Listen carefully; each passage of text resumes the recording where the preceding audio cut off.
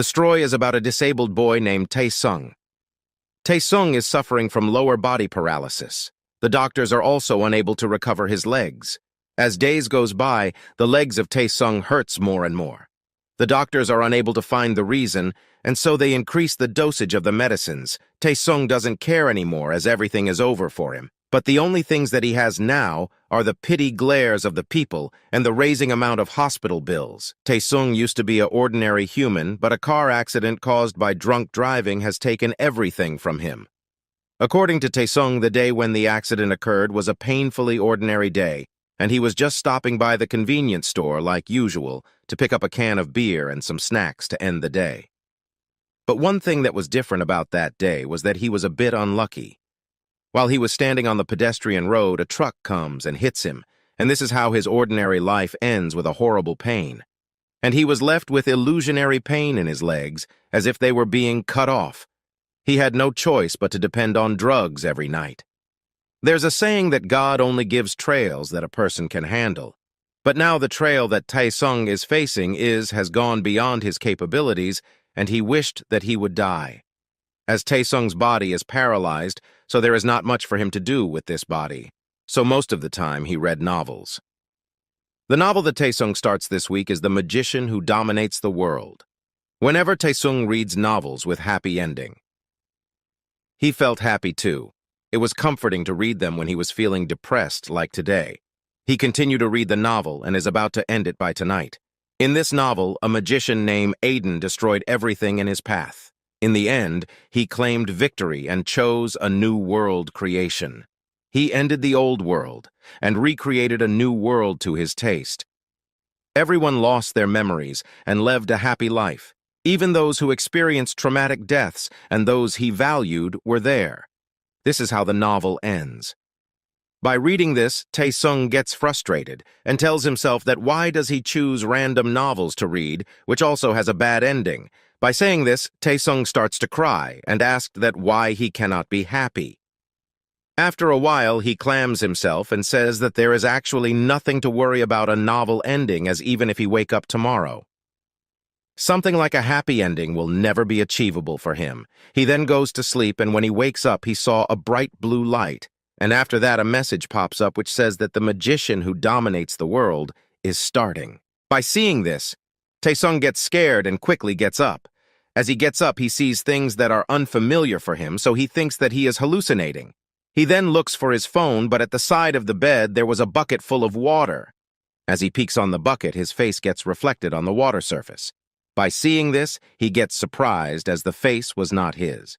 He then gets that the full body is not his own, and he can move his legs. At that time, the blue panel again appears and says that the world of the magician who destroyed the world, and from now on he must live as the character Mord Vernars. As Tae-sung reads the message, he gets that this is the novel that he has read last night, and the Mord character is an extra of the novel. After that, another message comes which says that if the character Mord dies, he will also die. Tae-sung thinks if all of this is real. So to test it out, gets stands, and after that he can feel all the structures under his feet. At that time he feels a sharp headache, and the blue panel appears and says that the contents of the novel will be registered in his brain. The memories of the character Mord and the language of this world will all be registered in his brain. After that, one by one, all the memories of Mord comes to his mind. He can see the life Mord has lived up until now, and also how his life ends. Mord Vernars is the son of the strange Archduke Vernars family. He's a bastard son of the Vernars family's patriarch, means he is an illegitimate son. Mord is someone who is so powerful that even if the protagonists were to gang up against him, it would not be guaranteed that they would win. But in the midst of a magic ritual to gain full control over his psyche, he was ambushed and killed by the protagonist and his group. In short, he is an extra. He only has a supporting role. But Tae-sung, who is in Mord's body, cannot understand that why he is born as Mord. At that time, the A message again appears on the panel which says that if he change the fate of destruction, his wish will be granted. Tae-sung reads it and thinks that by the fate of destruction it is probably referring to the novel's end. He gets that he is here to protect this world from the protagonist who destroyed this world, and creates a new one. Tae-sung then thinks for a bit that if he is dreaming or not, as he was so tired on his half-paralyzed life. He hoped that if this is a dream, he would never awakes from it. Now Tae-sung didn't care if this is some god's prank or not. And as for the wish, he wants his body from before the accident. He then thinks that he has all the information of this storyline, and he also has the power and talent of Mord. So he decides that he will change the fate of destruction and will claim his wish. After that, we can see the story of Mord, who is a part of the Archduke Vernar's family's bloodline, and is also a bastard son. Unaware of who his mother was, he had to live a difficult life. A few days after his birth, his mother died, and he was called the bastard who killed his own mother. He lived a life of the weak, unable to resist the harassment of others. It was not because he was weak or because he did not know how to be angry. It was just that the guilt of being the bastard who killed his own mother was eating him alive. But Mord came to a turning point in his life. Those of the Vernar's bloodline awaken powers when they turn 15. They call it the New Blood Awakening. You have to endure pain comparable to your entire body burning in flames, but after that, you are gifted with strong powers. But for someone outside the Archduke family, the chances of surviving the New Blood Awakening is less than 1 in 5. But Mord survives the New Blood Awakening and obtains strong powers. Mord's mother has kept a letter for him which says that if he survives his 15th birthday, he should head towards the Archduke Vernar's family. Mord listened to the last letter his mother left him and left to go to where the Archduke family resides. He goes there and agrees to take a test in order to be acknowledged by his father he had never even seen before. And as Mord is about to give the test, Tae-sung is reincarnated into his body. Mord is MWDW's extra, but Archduke Vernar's is one of the main antagonists. Tae-sung has a lot of information on the Vernar's family. The Archduke Vernar's family already had plenty of children of the direct bloodline, so it was unlikely for Mord, a bastardized son, to be accepted.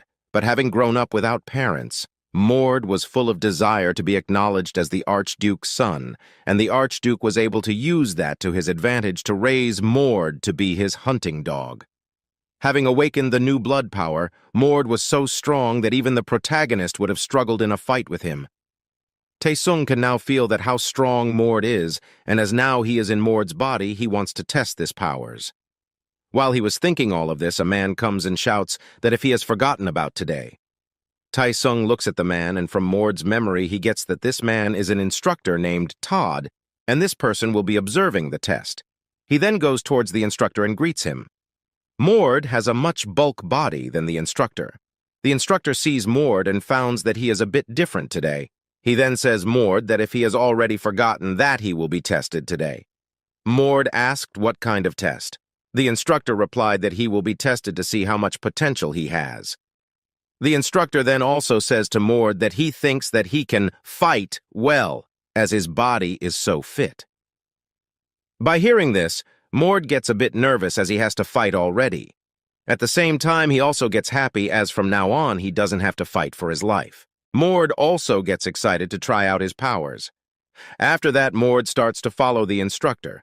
And while going, the instructor tells Mord that he should never tell that he is the Archduke's son.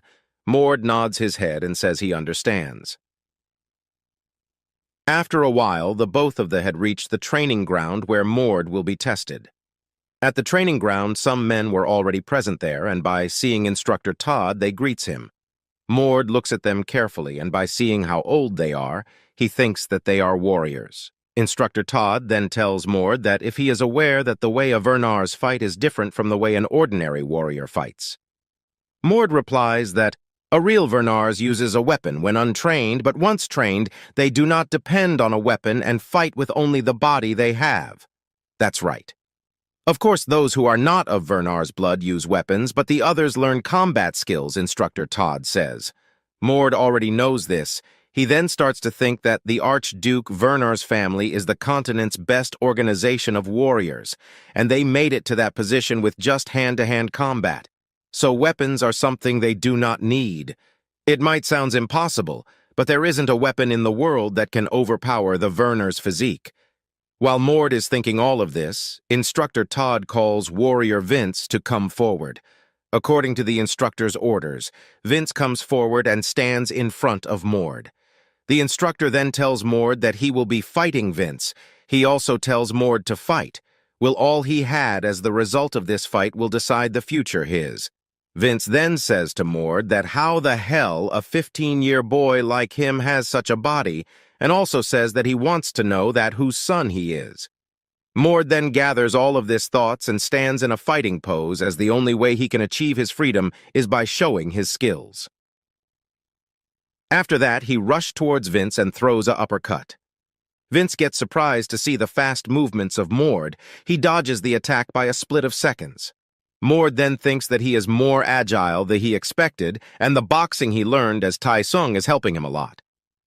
As Vince falls back to dodge the uppercut at that time, Mord launched a back kick, but Vince blocks it with his arms.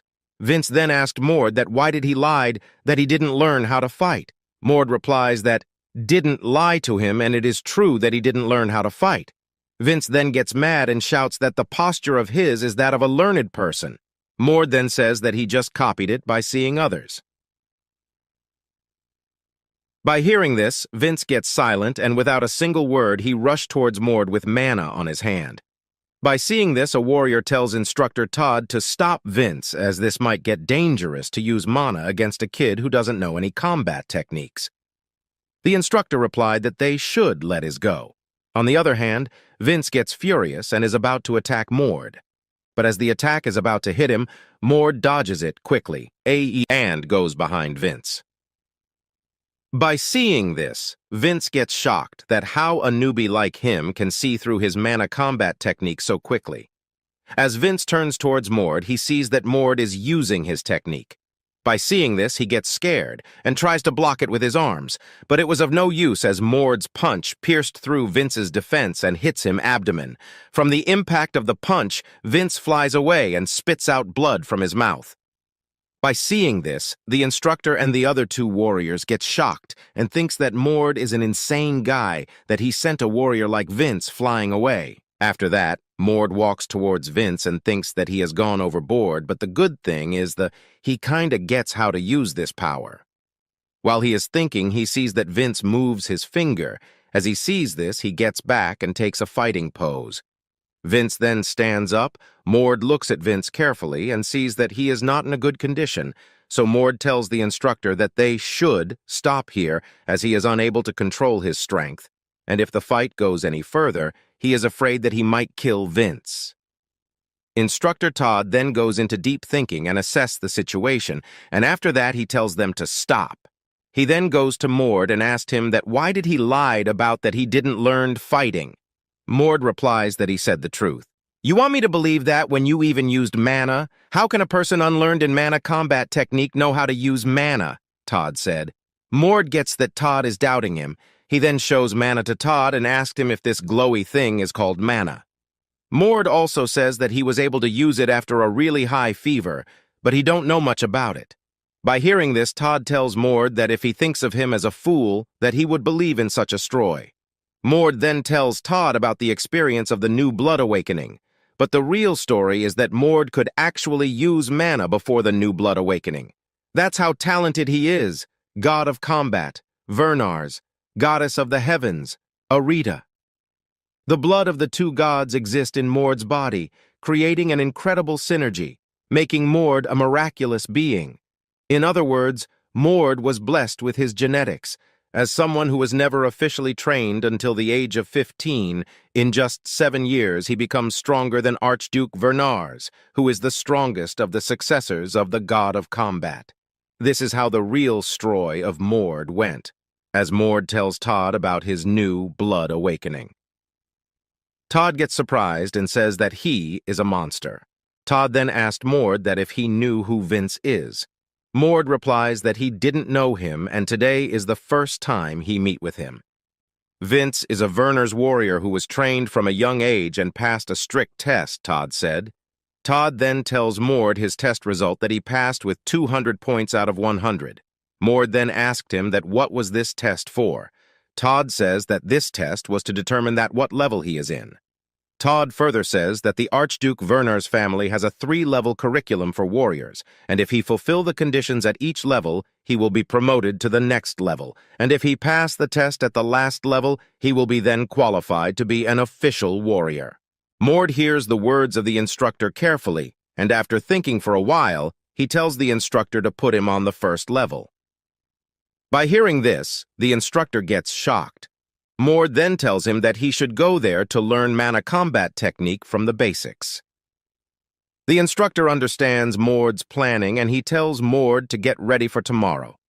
After that, takes his leave by saying he will send someone to guide him through the necessities on the first level tomorrow.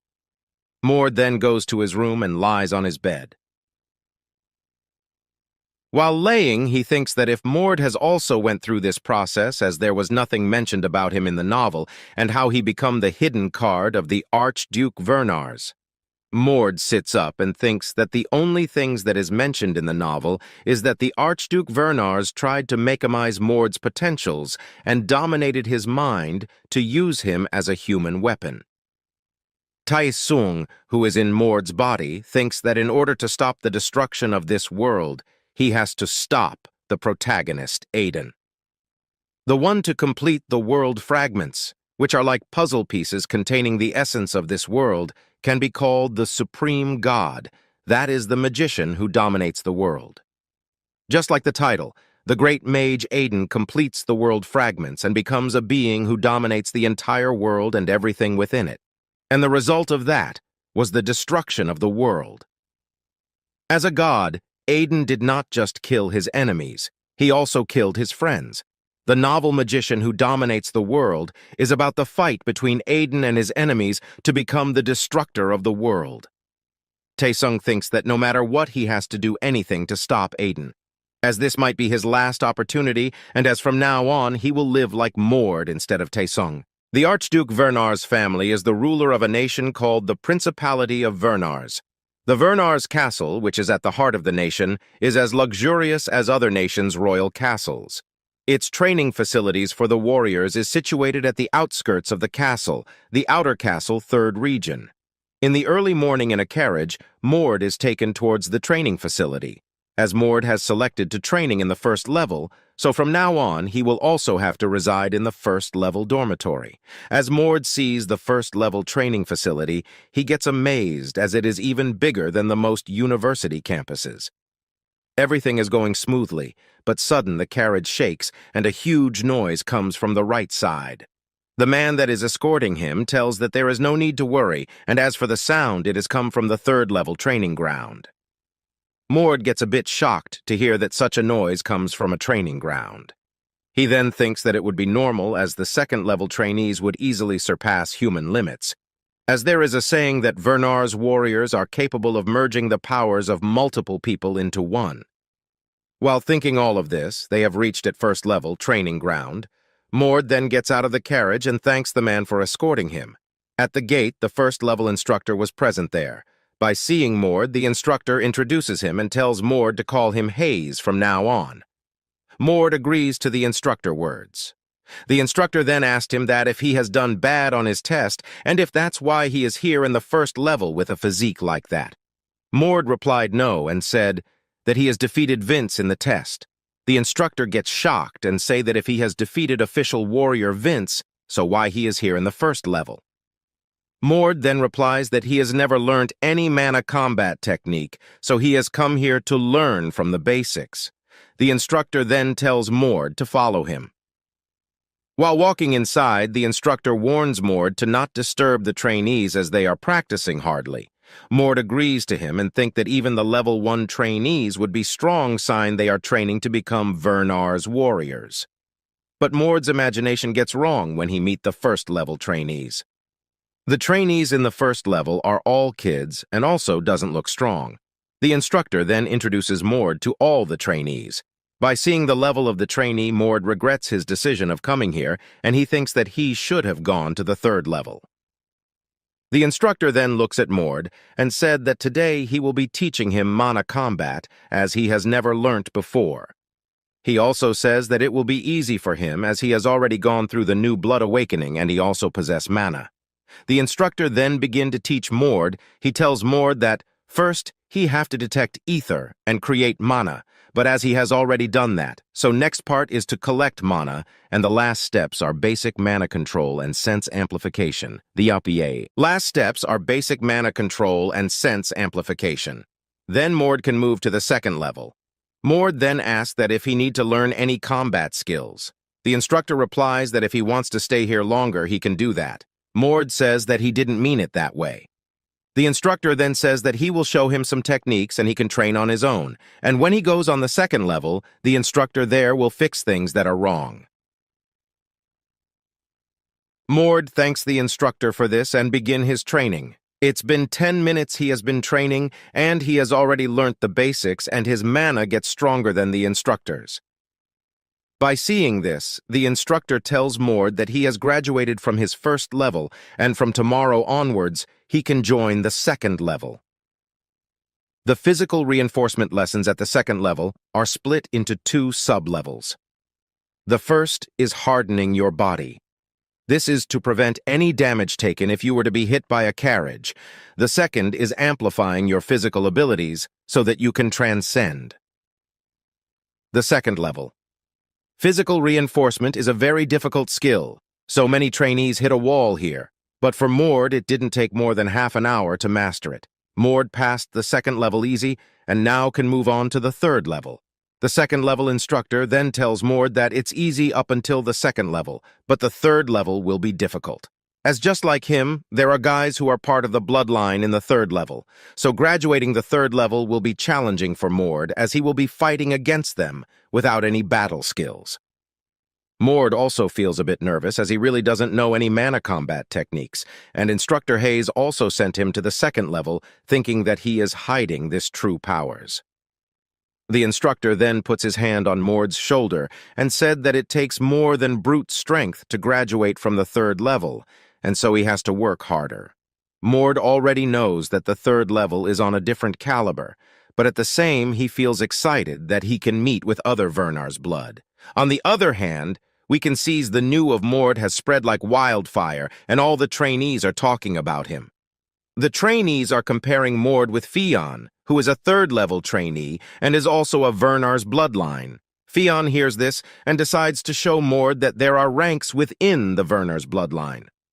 At that time, Mord has enters the training, and as soon as he enters, Fionn goes to him and asked if he is the new guy. Mord didn't reply him, and instead asked who he is. Fionn replied that he is Class 2's captain, and he is also of the Vernar's bloodline like him. Mord then introduces himself and says that from now on he will also be part of the second class, and he didn't know for how long he will be here. By hearing this, Fionn gets angry and tells Mord that if he thinks of this place as a joke. Mord then says, "Don't be mistaken, as if he thought that way, he would have never come to this place." As Fionn is releasing his mana, Mord says, "Owe him to clam down as he is not in a good mood." As expected of a Vernars, "I guess you can endure this much," Fionn said to Mord. Mord then said to Fionn that if he thinks that he would piss his pants or something if he tried to intimidate him with this type of stupid skill. By hearing this, Fionn gets super angry and attacks Mord by saying that he will kill him. As Fionn attacks, a huge explosion occurs by seeing this. The other trainees thinks that Mord is gone for good. But as the dust clears, the trainees set scared to see that Fionn is on his knees and bleeding from his mouth. But on the other hand, Mord is standing completely fine. Mord then tells Fionn that he thought he would be stronger, but now he sees that he is nothing but a village bully. Fionn then gets up by whipping the blood on his mouth and says to Mord that he just got lucky with that punch. Mord replies that he was not lucky. Rather, it is because Fionn is weak. After listening to this, Fionn gets mad and rushes to attack Mord. Mord easily dodges the attack and then kicks Fionn on the back so hard that he flies away and hits the wall. As Fionn hits the wall cracks and he falls unconscious. By seeing this, Mord gets a bit shocked as he thought that a third-level Vernar's warrior would be much stronger. After that, a friend of Fionn goes to him and wakes him up. As soon as he wakes up, he wants to fight with Mord. Mord said that he was out of 10 seconds. Fionn shouts at Mord that he managed to attack him when he let his guard down. Mord then tells that he is pathetic as he let his guard down in a fight.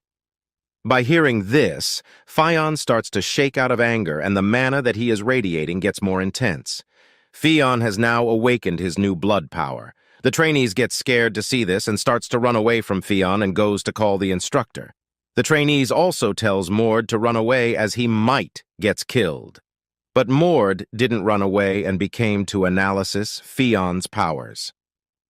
At that time, the third-level instructor Daisley come and ask the trainees about what is going on. One of the trainees tells the instructor that the new guy, Mord, and Phaon are fighting. The instructor then looks at them, and as he says nothing, a trainee asked if they should stop them. The instructor replies that he will keep watching for now, as Phaon's strength is comparable to a normal warrior, and instructor thinks that it would be a nice chance to test his skills, and as for the new guy, it would not be much of an issue if he gets killed. On the other side, Phaon gets ready and jumps to attack Mord.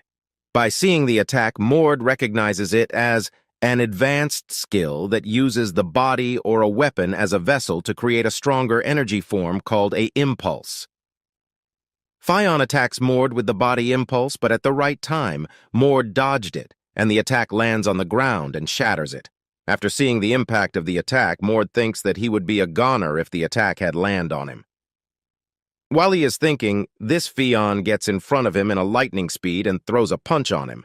But Mord sees the punch coming, so he quickly dodged it and throws a jab on Phaon's face. The punch hits the nose of Phaon and he starts to bleed. After that, Phaon attacks Mord a few more times, but all the time his attacks gets blocked by Mord, and instead he received hits from Mord. By seeing this, the other trainees gets shocked as a newbie like him is overpowering Phaon. The instructor also sees that the impulse of Phaon is getting weaker. While Phaon was catching his breath at that time, Mord rushed at him and lands a clear punch on Phaon's stomach. Phaon then flies away and holds his stomach to out of pain. Phaon then tells Mord to stop running like a coward and take his attacks head-on. Mord then makes an annoyed face and tells Phaon to come at him as he will not be dodging from now on. Phaon gets happy by hearing this and rushes towards Mord without thinking anything. He then throws a punch at Mord. Mord stops the punch with his hand. After stopping it, he tells Phaon that impulse doesn't do much if he is much weaker than his opponent. Mord starts to release his mana and condensed it around his hand. Phaon gets scared to see that he who is a mana user is getting crushed by a non-mana user newbie. Mord then punched Phaon, and he flies away and gets knocked out by hitting a wall. The instructor gets confused to see Phaon defeated. He has never seen a monster like Mord who has defeated Phaon without using impulse. In his whole life he has trained countless talented Vernars, but he has never seen someone this talented like Mord. Mord then turns around to all of the trainees and asked if anyone is willing to fight him now. All the other trainees stood silent. The instructor starts to walk away and tells the other trainees to take Phaon to the medical center. As he is going, he thinks that if he leaves Mord like this, the order of this place will start to crumble, and as he can't let this happen, he wants to tame Mord as he is a bastard who has no family support behind him. As Phaon gets heavily injured, he gets into coma and is now at the medical center. For this reason, Mord is put on a 4 days probation. In this 4-day, Mord was not allowed to train, so he reads tactics theory books, and he finds the tactics books are much easier as he has already studied up to grad school. While staying in the Doom, sitting and reading all day, he gets bored, and so he decides to do some mana combat training at that time, first level. Instructor Todd comes to him by hearing that he had done something in the third-level training ground.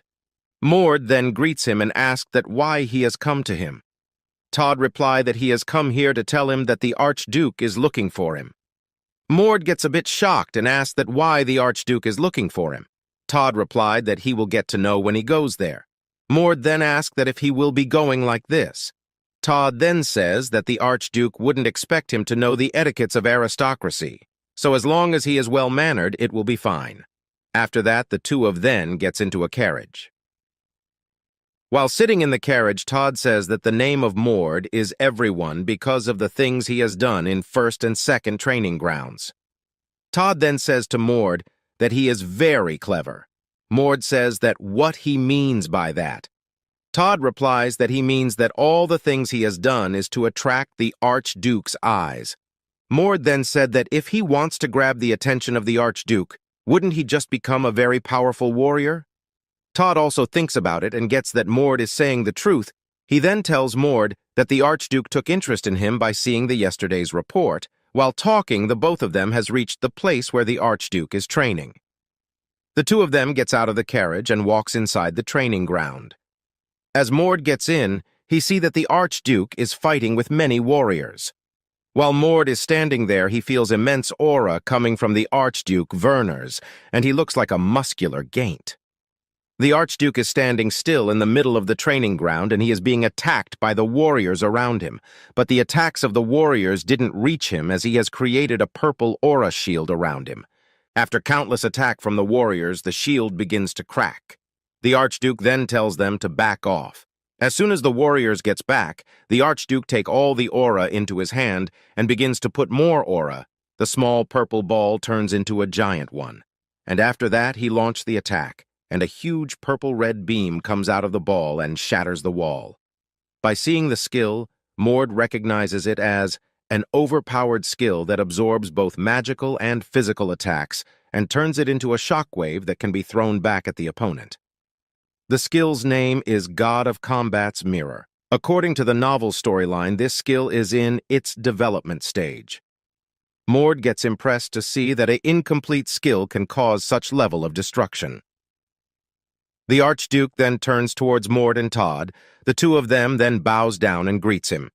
The Archduke then walks towards Mord and stops in front of him and says that he has heard that he has done something interesting in the training facility. As the Archduke stands in front of him, Mord feels intimidate. As Mord stands still, the Archduke touches his face and asks that who is his mother. Mord replies that Reyna was his mother. By hearing this, Archduke says he remembers her, and the face of Mord also resemble her more. He then asked Mord if he has gone through new blood awakening this year. Mord replies yes. The Archduke then says that he has heard that Mord has defeated an impulse user with just body reinforcement, and so now he wants to see how strong he is. After saying this, he calls his subordinate Kessner. After that, a yellow-haired man comes and kneels down in front of the Archduke. The Archduke then tells him that he will now spar with Mord. Kessner gets a bit shocked that he has to fight with a kid. The Archduke says that he is his son, who got here a few days ago from the outside, and so he just wants to see how strong he is. He also tells Kessner not to go too hard on him. Kessner replied that he understands, and he then tells Mord to get on the sparring field. As the two of them gets on the field, Kessner tells Mord that he can choose any weapon.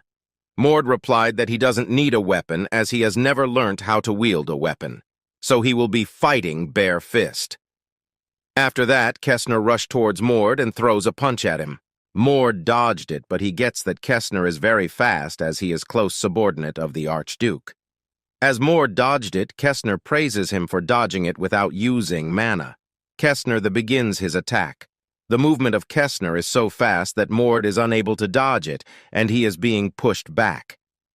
Kessner then gets a bit mad, as Mord is not giving his all even though he is facing him.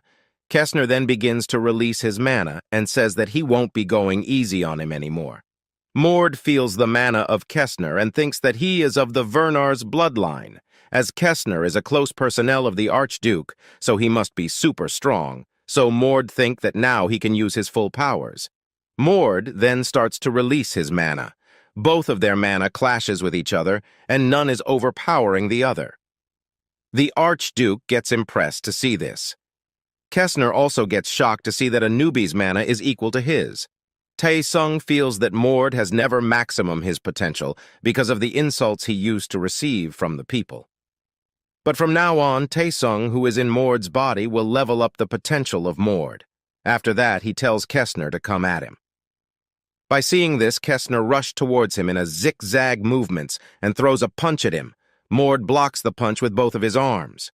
Kessner then says that he understands why the Archduke is interested in him, and the rumors about him are all true. He also says that blocking the punch is useless. As he says this, the strength of the punch doubles, and it pierced through the defense of Mord and hits his stomach. Getting hit by the punch, Mord flies away and lands after a few meters. He gets confused to see that the strength of the punch gets doubled. As he gets up at that moment, Kessner comes in front of his face and again punched him on the stomach, saying that he has a lot more to learn. Mord then flies away and hit the wall hard. By seeing this, Kestner says not to disappoint him as he hasn't started yet. Kestner then walks towards Mord and says to him that he is quite disappointed by witnessing Mord's strength. Mord perceives that the difference between their strength is quite large and worries if he really needs to rely on his new blood power to defeat Kestner. But Mord realizes that if he uses his new blood power, the opponent will also use his blood power, which would be quite the headache for Mord.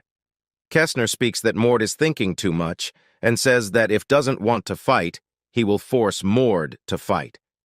Kestner charges straight at Mord. Mord punches Kestner, but Kestner dodges it. Mord's punch creates a huge impact on the ground. Mord plans that he would not show his true strength to Kestner, but it's really annoying to get hit by him, so Mord thinks he would at least get one attack in. Mord punches and Kestner dodges it. Kestner says to Mord that Aya's moves are sloppy. He is talented, but his combat abilities are still on a novice level. Kestner creates a fire aura in his right hand and punches Mord. Kestner reminds Mord that he told him it's useless to block this attack of his. Mord smirks and blocks Kestner's attack and at the same time attacks his opponent. Kestner gets astounded as he witnesses his own power, the double attack being used by Mord and perfectly. Kestner assumes that Mord offset his double attack and block it on purpose to copy his attack. Kestner gets furious as Mord was able to successfully copy Kestner's attack this quickly. Kestner says that the situation is getting more and more interesting and wants Mord to use this full power against him.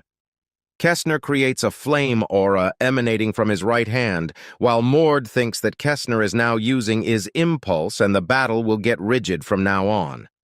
On the next moment, Archduke declares that the match has ended and orders Kestner to back off. Archduke compliments Mord for his astounding performance despite being a newly blood user. Archduke comes closer to Mord and tells Mord that he needs to check something. He accumulates his impules and releases his impulse ball at Mord. Mord gets angry while thinking that his current body can't take this much of an impact and wonders whether he would use his blood power or not. Mord suddenly reminiscent his fight with Fionn. He realizes that the fight he had with Fionn was indeed helpful even though Fionn was weaker than him. He conceives that it's impossible to deflect an impulses with the beginner-level body reinforces, but what will happen if he uses an impule to counterattack an impulse? The answer was sure to Mord that if he does that, he would be able to withstand this attack.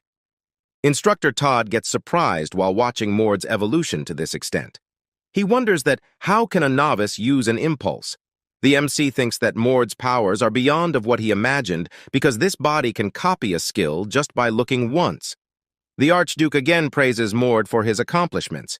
He says it was expected as Mord is someone from his bloodline. Mord thinks in his mind that the Archduke is a greedy person who only cares for the useful ones. He also thinks that someday he would punch him right in the face. The Archduke then says that he would reward Mord for his performance today. He says that he can give Mord the money which nobody could even dream of or a great mentor to train him. He adds that Mord just need to say it, and he would prepare it from Mord. Mord thinks that this is a once-in-a-lifetime opportunity as he already decided what he would ask for. Mord plans that he needs to collect the world fragments before Aiden does. This is something he needs to do in order to stop Aiden from destroying this world. Mord tells the Archduke that he doesn't want something like that, but he has one particular desire, which is to challenge the god of combat's grave. Mord explains that there are places called dungeons in the novel Manhwa. Like all dungeons in fantasy realms, they're dangerous places full of monsters. But this world's dungeons are a bit different from the dungeons of other fantasy realms because they are symptoms of the other world's erosion. He conceives that, in other words, dungeons form in places where this world and another overlap, and abnormal things happen inside. Most dungeons are overlapped with the demon realm, and this world's monsters are mostly from dungeons. However, the god of combat's grave, where the god of combat, Vernars, was said to have been created, has nothing to do with overlapping with another world. Mord concludes that he is where he would get the world fragment. Archduke questions Mord to know the reason from him to challenge to god of combat's grave. Mord answers that he heard that's where the traces of the god of combat, Vernars, are left behind. He wanted to see if for himself the root of his bloodline that he felt when he awakened. Kestner thinks that Mord is being immature for his age. Kestner concludes that the god of combat's grave is where the coming-of-age ceremony for the direct bloodlines is held, and Mord's request is like a direct challenge to the direct bloodline. The Archduke agrees to Mord's request. The Archduke looks at Kestner and asks him whether he wants to go with Mord. The Archduke conceives that Kestner definitely wants to go.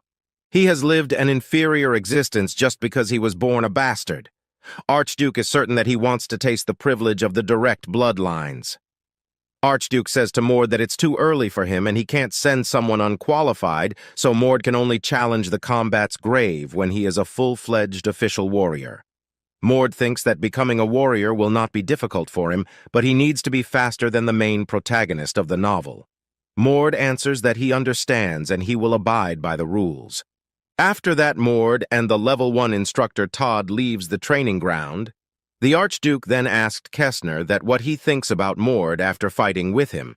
Kestner replies that he feels that Mord is hiding a lot, and he is certain that when he was fighting with him, he didn't give his all. The Archduke then says that he gave his all when he was blocking the impulse ball, and at that time he also learnt body impulse. Kestner then says that he knew that some people are capable of learning this on the spot. But what he finds most surprising is Mord's mana. He also says that Mord didn't know how to control his power yet, but the level of his mana is incredible. Archduke then says that Mord's mana is comparable to Erna's. After that, he was about to say something, but he stops. So Kestner asked him that what he was about to say. Archduke replied that it's nothing. He then thinks in this mind that the eyes of Mord is weirdly void of desire, which he finds a bit unusual, as all the eyes of his bastard sons that he has seen were full of desire to get validation from him. Archduke smiles as he finds Mord interesting, as he has taken after his mother Reyna. After that, we can see Mord has reached the training ground of the 3rd level. As he enters the training ground, he sees the trainees are sparring with each other. By seeing this, he feels happy, as from now on, he will be able to learn something. While he is watching the spar, he heard 2 trainees talking. The trainees were saying that, for the god of combat's grave, the family is going to choose 5 people out of the Vernar's bastard children. And as there's Sir Kestner and the Viscount Owen, so basically there are 3 spots left. The trainee also further says that it's an expedition to figure out a pattern analysis of the god of combat's grave, right? Since its pattern changes once it's cleared instead of disappearing, though it probably lessens the risk for those of the direct bloodline, the other trainee said. By hearing this Mord that he has to hurry up and become a warrior quickly, as even Kestner is about to challenge the god of combat grave. After that, Instructor Daisley comes and tells everyone to prepare for the usual training. All the trainees then run towards the training ground. Instructor. Daisley stops Mord and goes near him. He then tells Mord that he cannot participate in this lesson as he is a newcomer. He further says Mord that he should later ask other trainees to help him catch up the lesson. Mord gets a bit confused and said, as he is not going to teach him, he should at least tell him that which trainee would be a good choice for him to seek help from. The instructor makes an angry face and says that he is a thick-skinned, that he is making demands from him even after injuring the captain. Mord replies that he was punished accordingly for that, and also it was clearly the captain's fault. The instructor then shouts at him and says that he has no manners of speaking with an adult. Mord that said him to get it right, as he is not talking back. And it's a reasonable request, and it's his duty as the instructor. By listening to this, the instructor gets angry and kicks Mord, and then quickly grabs his collar and orders him run laps around the training ground until Toadie's training session is over. The instructor also says that he will have to run at a constant speed while listening all the lessons. And after the session, he will ask him questions, and if he fails to answer correctly, he will be punished. Mord gets furious and gathers mana in his hand. The instructor sees that Mord is extruding mana. He thinks that his authority is being challenged, so he again punched him on the face and shouts that how dare he is to bare teeth in front of the instructor. Getting hit from the punch, Mord was forced to fall back. The instructor walks towards him and says that the authority of the instructor is absolute here, and he will kick him out of this place if he resists. Mord then wipes the blood coming from his mouth and thinks if he should punch the instructor. He then stops by thinking that if he caused conflicts here, it might interfere with his test of becoming a warrior. So Mord decides you'll hold in as he need to go to the god of combat's grave. Mord then agrees to the instructor's orders. By hearing this, the instructor tells to start running. Mord makes an annoyed face and starts to run. As Mord is running, the instructor looks at and thinks to make him pay for disrespecting him. After that, Daisley seemed to hold a grudge and kept punishing Mord for every petty little thing. Daisley was crazed with the authority he had. If he thinks his authority was being challenged even a little, he punishes them verbally and physically without mercy. But he called the punishments training, so no one was able to resist. And this was how Daisley ruled over this place. After Mord finished running, Daisley again punished him for not running at a constant speed. He made Mord stand on one hand and asked him why he is disobeying his instructor's words. Mord did reply anything, as he was thinking that why the instructor is so insistent on abusing him. He then that the reason for this could be because he extruded mana in front of all the trainees. As Mord didn't says anything, the instructor takes his leave by saying him to stay in that pose for the whole day, and if he even moves 1 inch, he will again punish him. As the instructor leaves, Mord thinks that the reason he held his anger in is because he thought the instructor has something valuable to teach him, but now it seems like it's about time he should get some real training. On the other hand, we can see the instructor is sitting in his room and is still angry on Mord. He also thinks that the punishments he gave him would have destroyed anyone's body, but he endures until the end as if to rebel. The instructor also thinks that how did some bastard child without any real blood or training become such a monster? While thinking this, the instructor gets angry and punches the wall and starts to think of a way to break Mord. Then in the next day, we can see Mord has come to the training ground, and he tells the instructor in front of all the trainees that he wants to take the test to become a warrior. Everyone along with the instructor gets shocked, and the instructor asked Mord if he is in his right mind. Mord replied that he says it in his right mind. The instructor then tells that he is ridiculous as he didn't even learn everything he needs to become a warrior. That's because somebody neglected their duty as an instructor. And now that I think about it, that somebody isn't qualified to teach, Mord says to the instructor gets mad and shouts at Mord that what the bullshit he is spouting, and he is the one who decides who is fit to take the test to become a warrior. He also further says that he will never allow him to take the test. Mord then says to instructor Daisley that he doesn't have the right to say that. He also says that he official challenged Daisley to a god of combat spirit. Daisley gets super shocked to hear this. God of combat spirit. It refers to the sacred practice of duels. Like all those who respect power, they also had a barbaric tradition that he who is strong is right. The god of combat gifts a real warrior his blessing.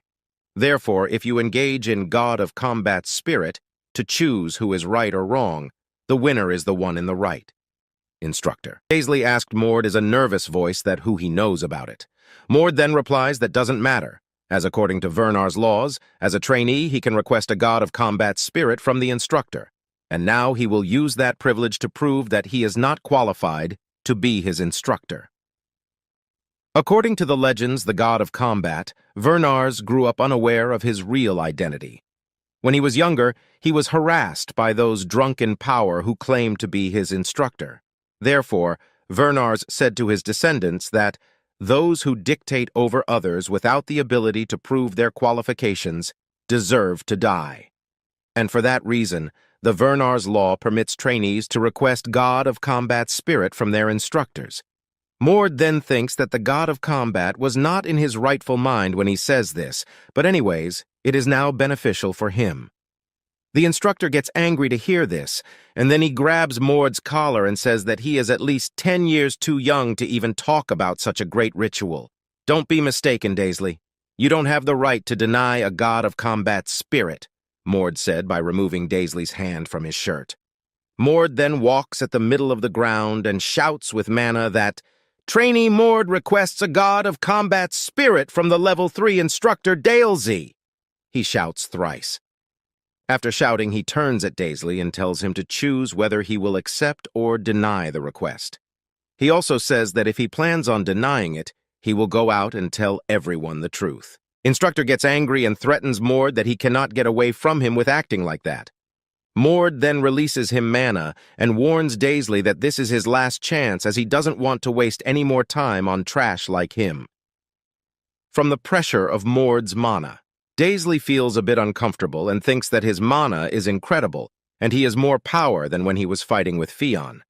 Daisley feels a bit nervous, but as he cannot back off from this, he accepted the challenge. And as he is about to tell the duel time, Mord stops him and said that the duel will held in 1 hour in this ground. Daisley asked that why he is choosing the time. Mord replied that the challenger is allowed to choose the time and place, and as he said before, he doesn't want to waste no more time on him. Mord then walks away by saying that he will not stop him if he runs away. Then at Sir Kestner's office, he has also heard Mord shouting about the duel. He laughs at this, thinking that Mord is not an ordinary guy, and he never fails to entertain him. He then tells his servant to get ready as they are leaving for the Level 3 training facility right away.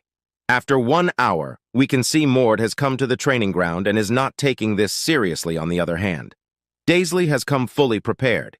He has worn a full-set armor and takes a sword and a shield on his hand.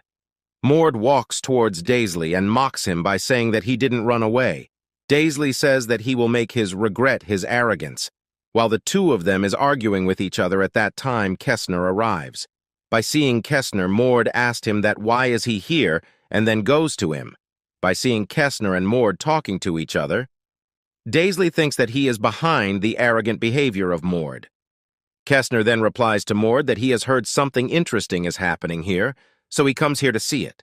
He then asked Mord that what was he think to challenge an instructor for a god of combat spirit. Mord reply that he has no other choice, as the instructor neglects his duty and has rotten thoughts in his mind. Hearing this, Kestner laughs and asked Mord if he is confident that he can win. He also tells him that Daisley may be a retired warrior, but he is not someone who can be underestimated. Mord thanks him for showing concern for him and tells that he will win. By hearing this Daisley tells that he wants to punch Mord right now, but he has to wait as he has called for another instructor to be the witness. If the instructor's not here yet, may I take over the role of being the witness, Kestner said. Hearing Sir Kestner words, Instructor Daisley gets shocked and asked him that what he means. Kestner replied that he will be the witness of the god of combat spirit. He also asked Daisley if he thinks that he is not qualified for this. Daisley gets scared and says that he doesn't mean that, he just said that as Sir Kestner is a very busy person. Kestner gives an angry look and asks Daisley if he is talking down on him. He also says that just because he respected him as an instructor, is he saying that he is equal to him, the Viscount of Windsor? Daisley lowers his head and apologizes to him. Mord then interrupts them and says that it is time for the duel. Kestner then walks away, form the ground, and says to Mord that he is looking forward to this fight, and also says that he hopes he didn't come all the way here for nothing. Mord looks at Daisley and tells that now they should begin the fight. Daisley also agrees to him. Daisley then says to Mord that he will regret if he only has body reinforcement that he used to beat Fionn's impulse body. After that, Daisley begins to release his mana and wraps his sword with it and tells Mord that if he can handle his sword impulse. Mord looks and says how funny it is that he thought he would go all out in a fight with a trainee. By saying this, Mord also releases his mana and uses the body impulse technique. Daisley gets shocked to see Mord using body impulse and thinks when did he learnt it. Mord then rushed towards Daisley by seeing this. Daisley swings his sword, but Mord stops it with his body impulse. After a while, Mord's body impulse pierced through Daisley's sword impulse and force him to fall back. Daisley gets confused to see that Mord has pierced through his attack and sent him flying. Mord approaches Daisley and throws a punch at him, but Daisley blocks it with his shield. He then says to Mord that he agrees that Mord is fit to be a warrior, but he still cannot beat him. By saying this, Daisley pushed back Mord using his shield. As Mord gets pushed back, Daisley attacks him with his sword. Mord dodged the attack, but he cannot dodge it fully and cuts his face. Daisley then says to Mord that how dare he is to request a god of combat spirit with the opponent like him who has survived countless battlefields and near-death situations. By saying this, he, aging, charged at Mord, but Mord jumps to avoid his sword. Mord then moves backwards to create some space between them. He also feels that he is a bit lacking in experience and skills. Kestner, who is watching the match, also gets that Mord is talented, but his fighting style is of the beginners. And the experience is also something that cannot be ignored, and if he loses this match, he has to leave this place, as Dalesy will make sure of it. As Mord is standing silently, Daisley asked him what's wrong, and if has finally nothing to say. "You're expired trash, but your skills aren't bad," Mord said. Dalesy then says that his arrogance is astounding, and he bet it's because he can't handle this situation without pretending to be strong. "Do you really think so? You're really cementing yourself as the unqualified instructor," Mord said. Daisley then tells that he will train him right here and now. That an impossible wish, Mord says this, and after that he began to release enormous amount of mana that begins to affect Daisley. While releasing this amount of mana, Mord's hair has turned silver. By seeing this, Daisley recognizes it as the new blood awakening. Mord then opens his eyes, and his eyes also has turned silver. He then begins to walk towards Daisley and says not to resent him if he ends up killing him, as he is fighting in this form for the first time, and he doesn't know how to hold back his powers. In the case of the Vernus bloodline, after going through divine blood awakening at the age of 15. From now on, we will be calling new blood as divine blood. After awakening the divine blood at 15, they are able to use the divine blood powers. However, most of them stop at using divine blood powers to increase their mana pool. While that allows them to gain incredible power, if someone were able to control divine blood in its entirety, they could gain immense power comparable to none. Kestner gets shocked to see this, that a 15-year outsider managed to awaken his divine blood power. Even though Kestner was considered to be the most talented amongst the children, it took him 4 years to awaken my divine powers, and yet despite only being here for 8 days, Mord has already reached that state. Daisley cannot believe his eyes, but the silver eyes and hair are the proof of awakening divine blood power. Mord advised Daisley to quit now, as if he quits now, the only thing he will be losing is pride. "Don't make me laugh! Even if you can use divine blood powers, there's no way I would lose to a beginner like you," Daisley said. Hearing this, Mord rushed towards Daisley and starts to gather mana on his right hand. Daisley says that his attack will have no effect, and also he will not fall for the same trick twice. After that, Daisley puts his shield in front of him. Mord didn't says anything and swings his right hand vertically, getting hit, but Mord's hand. Daisley flies away and falls on the ground. Mord gets impressed to see that the power of divine blood is so strong. Daisley also gets scared and thinks that he will lose to this 15-year-old boy. He then gets up and feels that his left shoulder is broken and he cannot use his left arm. He then uses sword impulse and rushed towards Mord. Seeing this, Mord also rushed towards him. But Daisley used some movement technique and gets behind Mord and swings his sword. The sword hits Mord and a huge explosion occurs. Kestner praises Daisley for using the chance when Mord let his guard down. But however, the strongest weapon and defense of the Vernar's family is their physical bodies, and for a sword impulse that relies on weapons, it would be a mere tickle for those who have awakened their divine blood. The sword hits Mord, but it didn't even do a single damage to him. Mord turns to Daisley and says he has no right to be an instructor. Daisley gets broken to see that the sword impulse that he trained on the battlefield for decades has no effects on Mord. Daisley then starts to swing his sword madly at Mord, but the slashes of the sword has no effects on Mord. Mord then gets closer to Daisley and says he is disappointed in him, that despite being this weak, he still acted all high and mighty. Daisley gets furious and says Mord that who is he to talk to him like that. By saying this, Daisley swings his sword hard. But Mord catches the sword with his hand and asked Daisley that if he really thinks an attack like this will work against him. As a being of the bloodline of the god of combat, he fight with his bare hands because there is no weapon that is stronger than his own physical bodies. Mord then inserts mana into Daisley's sword, and the mana also gets inside Daisley. He then starts to scream out of extreme pain and also starts to spit blood out of his mouth. He then begs Mord to stop. After that, Mord releases the sword and Daisley fell on his knees. Mord then tells Daisley to accept his defeat and he will let him live, but if he refuses his loss, then he will really kill him now. Daisley feels the huge power gap between them and thinks he can never win against him, so he lowers his head and accepted his defeat. By seeing this, the trainees gets excited and shouts out that Mord has defeated the instructor. Kestner looks forward to see how strong Mord gets, because as a bastard of Vernar's, he has awakened his divine blood after 8 days of joining the Vernar's family. And not only that, he managed to kill his instructor's will with the god of combat spirit. Kestner then smiles and leaves the training facility. The trainees are all cheering for Mord, and we can see a girl who has watched the fight thinks that Mord is pretty amazing and she never expected to see such monster like him here. The girl's name is Erna Vernars, and she is the 7th traditional bloodlines of Vernar. Then, in the castle of Archduke Vernars, we can see Mord is standing in front of the Archduke. The Archduke then says to him that he heard that he has officially become a warrior, and he has also easily passed the god of combat spirit.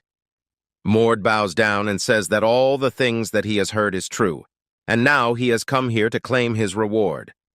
The Archduke says that he is pretty ballsy, and also asked him if he has requested the god of combat spirit just to become a warrior. Mord replied that he couldn't continue to watch the instructor give up on his duties. The Archduke gets up from the throne, and as he climbs down the stairs, he says that he has no issue with his action, as the strong one are those who are right, is the mentality of the Vernars. He then comes face to face with Mord, and by exuding his mana, he asked Mord that why did he hide his strength from him in the past. Mord replies that he was merely being more careful with the utilization of mana when he was using the impulse, and it was the first time he had used it. The Archduke gets that it is a clear lie, but he decides to let it go and smiles.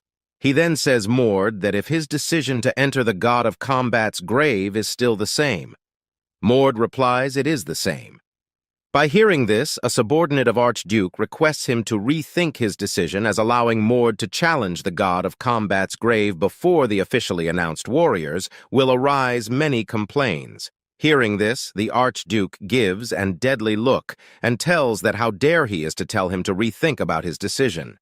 The subordinate gets scared and lowers his head and asks for the Archduke forgiveness.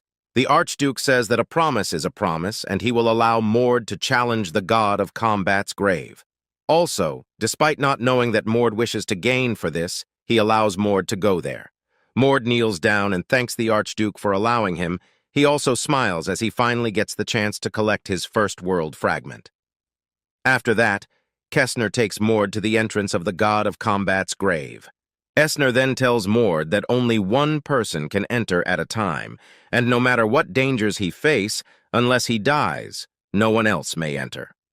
Mord knew that the entrance of the god of combat's grave is in the basement of the Archduke's basement, but he didn't accept it to be this big.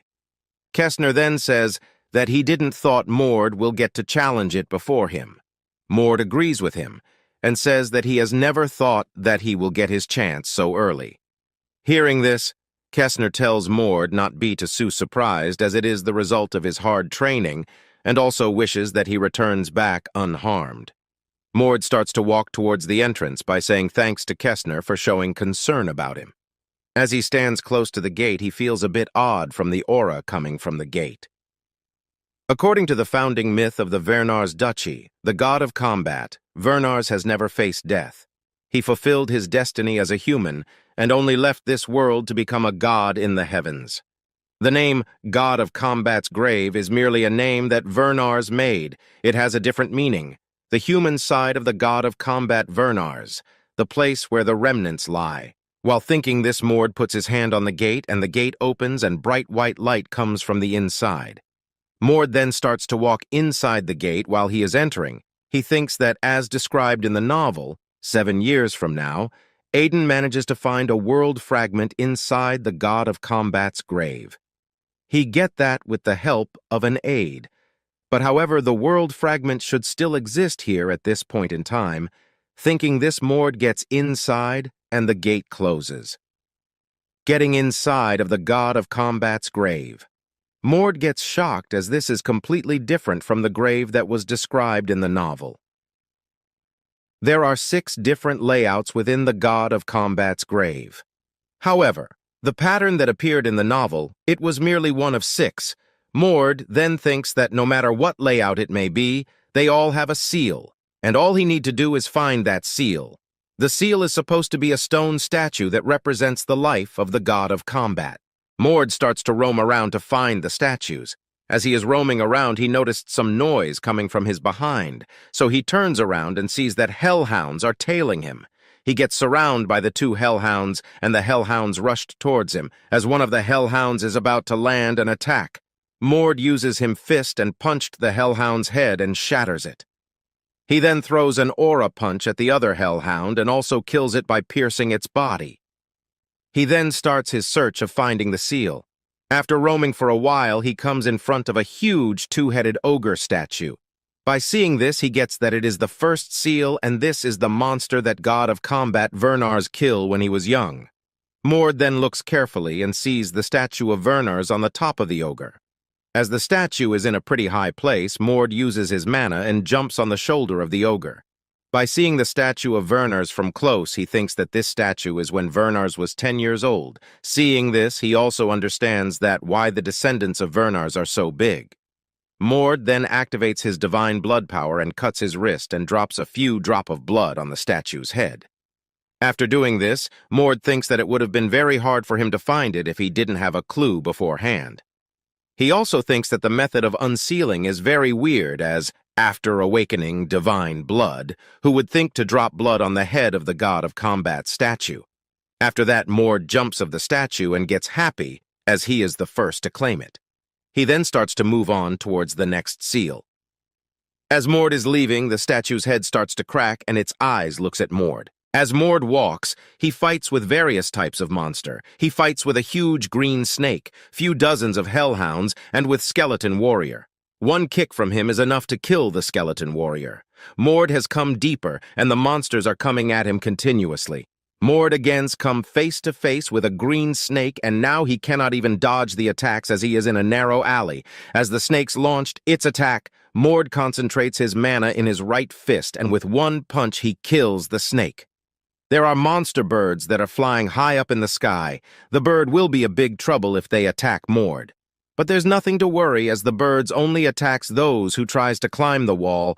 Mord is safe in this case, as he is walking on the ground. So far, Mord has managed to find 5 seals, and all he need to find is the last one, and then he can finally gain the world fragment. Mord walks on and goes deeper. The deeper he goes, he can sense more mana.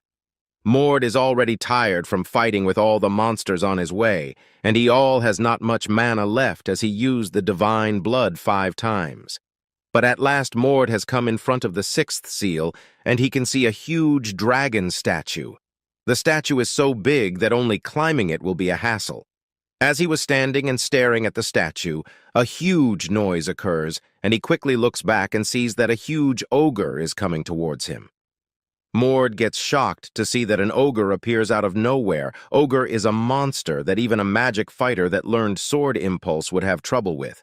And they're also dense in mana and have a physical body on par with bodies enhanced with physical reinforcement level 1. The ogre then shouts and attacks Mord. Mord quickly dodged the attack, and the attack lands on the ground and cracks it. Ogres are normally 4 meters in size, but this guy is taller than 5 meters. The ogre again attacks Mord, and he again dodged it.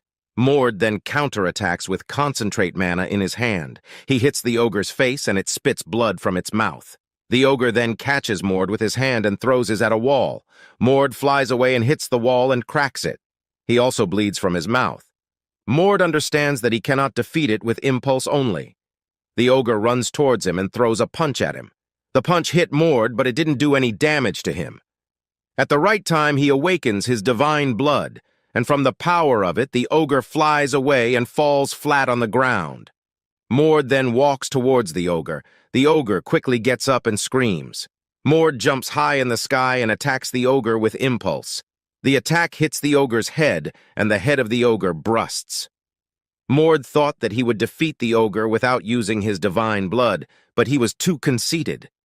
He then gets down from the ogre's body and jumps to the head of the dragon statue. He sees the statue of the god of combat at the top, the dragon, and finds it odd about the height of the statue. Mord finds it a bit odd as the height of the statue is smaller than Archduke Vernar's, who is 2.5 meters. He then decides to leave this matter aside and starts to unseal. He drops his blood on the head of the statue and gets excited to think that finally the world fragment is going to be his. He waits for a while, but nothing happens. He starts to think that if he has done something wrong, according to the novel, Mord should have get the world fragment by now. Mord then starts to leave as he wants to check if the other seals are unsealed properly. As Mord is about to leave, he hears a voice from behind which says that he expected Mord to be hot-tempered, as he is his descendant.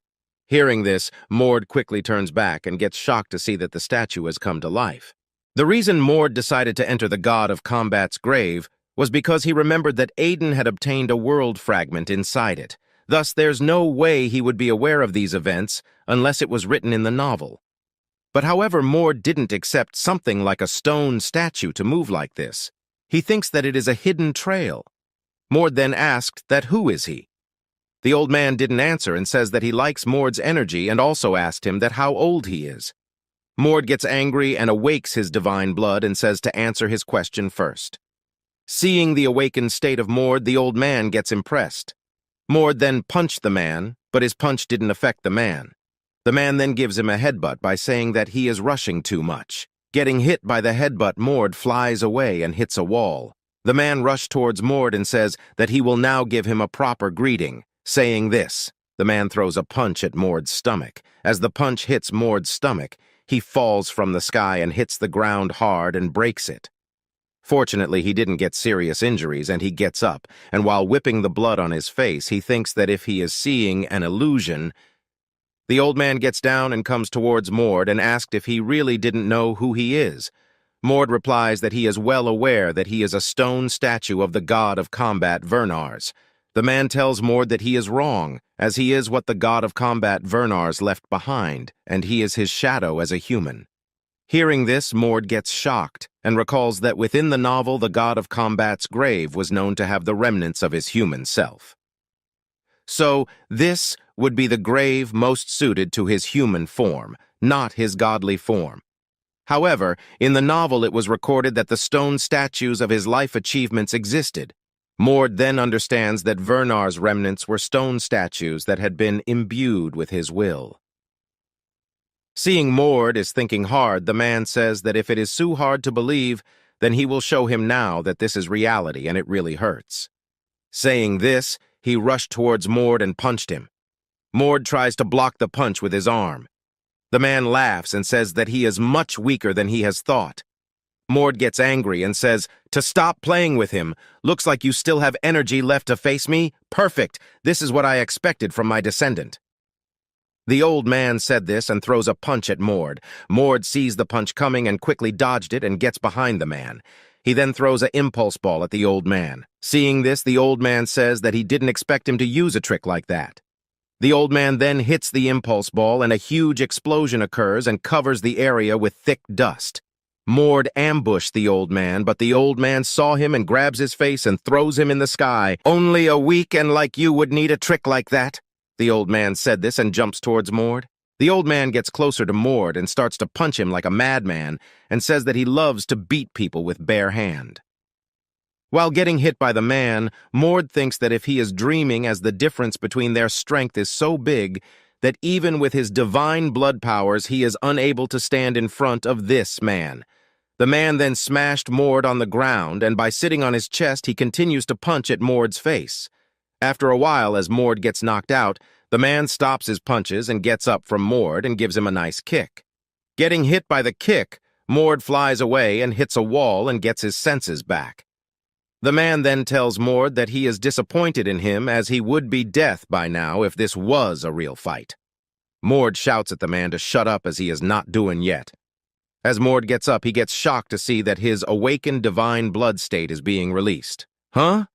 That's all it took to kill your divine blood state? Are all my descendants as weak as you? The old man asked. The old man then walked towards Mord and said that it's enough for the introduction, and asked Mord that if he believes who is he now. Mord says that if he really is the god of combat, Vernar's shadow. The old man replied that he is and says that he can treat him as Vernar's is here. The man then says that he has seen plenty of faces who has challenged this dungeon, but he is the first one to awaken him.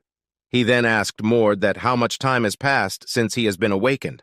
Mord answered that it's been 500 years. The man gets shocked to hear that so much time has passed away, and it's not like that the riddle was so hard to solve. It's most likely that nobody has been able to awaken you. Because after you reached the heavens, there had been a conflict between your two sons regarding the successor as the god of combat. The loser took most of his subordinates and a few artifacts of yours, and while the losers were unable to get their revenge, one of the artifacts Set lost, and that artifact had the secrets to this place. Mord tells this to the man. Mord then thinks that as recorded in the novel that, in the far future, someone finds those artifacts within the ruins of the god of combat, and that person becomes Aiden's aide and helps him gain a world fragment. Hearing the story from Mord, the man feels ashamed, and then he asked Mord that if he is aware that what it means to awaken him. Mord straightforwardly answered that he is not aware of it. Hearing Mord's answer, the old man gets shocked and asked Mord that why did he had spilled blood onto the stone. Mord replies that he had done so in order to obtain the world fragment. He then thinks that what is going on, as according to the novel, Aiden has obtained the fragment in the same location, but he didn't meet with the god of combat, Vernars. Mord then runs his own calculation and comes to a conclusion that the god of combat can only be awakened when he is offered blood from his own bloodline. The shadow then tells Mord that the meaning of him waking him up and the reason why he left behind the shadow is to teach him divine blood embodiment. Mord thinks that if he is going to teach him how to properly utilize the divine blood power.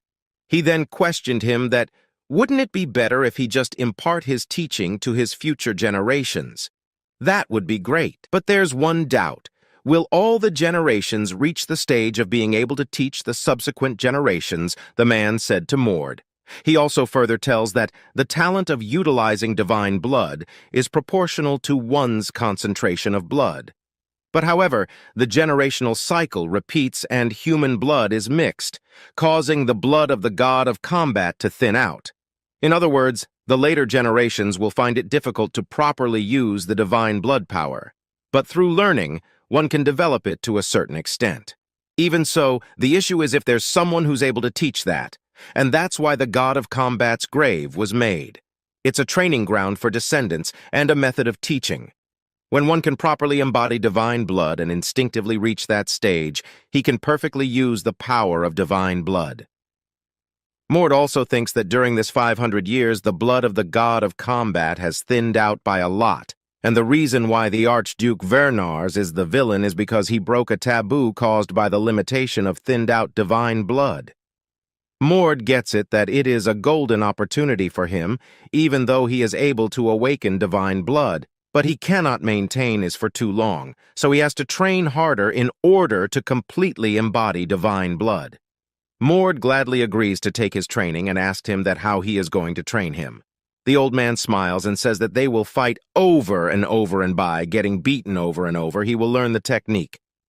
Mord makes an annoyed face and says that if he is basically saying that he is not going to teach him anything other than fighting with him, the old man replies that that's how he learned how to fight and tells Mord to stop making that face. Don't you think I'll die before I learn how to do it? My ribs broke just before Mord says this to the old man. The old man asked Mord to check if the pain is still there. Mord taps his chest and gets surprised, so see that there is no pain in his ribs. The old man then says to Mord that he has two good news for him. The first one is that as long as they are in this area, both injuries and mana will regenerate immediately. And secondly, he will not be his opponent. At that time, a young man jumps from the top the dragon and lands on the ground with a huge impact. The young man then gets up and looks at Mord and laughs. Seeing this young man, Mord recognizes him as the 10-year-old god of combat, and by seeing that his hair is not silver, Mord figures out that at that time he hasn't gotten to the stage where he can completely use divine blood. The old man tells Mord to fight this 10-year-old god of combat, which is a bit suitable for him. What do you mean, suitable? He won't be able to withstand one punch, the 10-years-old Werner says this. He also further tells Mord to run away, as it will be quite embarrassing for him to get beaten by a 10-year-old kid. Seeing the 10-year-old Werners, Mord gets impressed as he has such a nice physique in this young age. But however Mord thinks his physique is superior of this kid, he then tells Werners to shut his mouth, as there's a saying that empty vessel make the most noise. Then by unleashing his divine blood, Mord tells Werners to unleash his own and get ready to fight. Werners tells Mord that he don't use divine blood, as if he does, that he will be killed. Hearing this, Mord gets angry and attacks Werners. As he attacks, Mord found that Werners was not bluffing about his powers, as soon as he attacks Werners, knocks him out within 10 seconds. The young Werners then asked the old one that if he is really his descendant. The both of the Werners talks to each other about Mord's lacking of fighting experience and thinks that they now have to teach him how to fight. Mord has come to his senses, and as he hears this, he feels ashamed of him. The old Werners then asked Mord that even though he has unleashed his divine blood, so why he is unable to fight properly. Mord replies that he has never learnt how to fight. Werners founds it a bit confusing, because as a descendant of the god of combat, how come he has never learnt how to fight? Mord then explained him about the processes he went through to get here, and the way the Archduke's blood was being managed. Hearing this, Werners gets angry, as he didn't like the way the family is running, and says that if he gets out of here, he would have gone to rampage. The old Werners then tells Mord to leave this matter aside, and tells him to follow his instructions, as he will guide him so that he can go against the 10-year-old Werners. After that, 11 rounds has finished, and in this rounds Mord was unable to lay a single blow on the young Werners.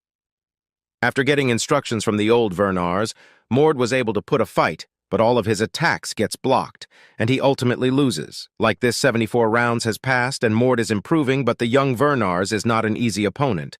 Mord learns how to punch properly and to change the trajectory of his punch.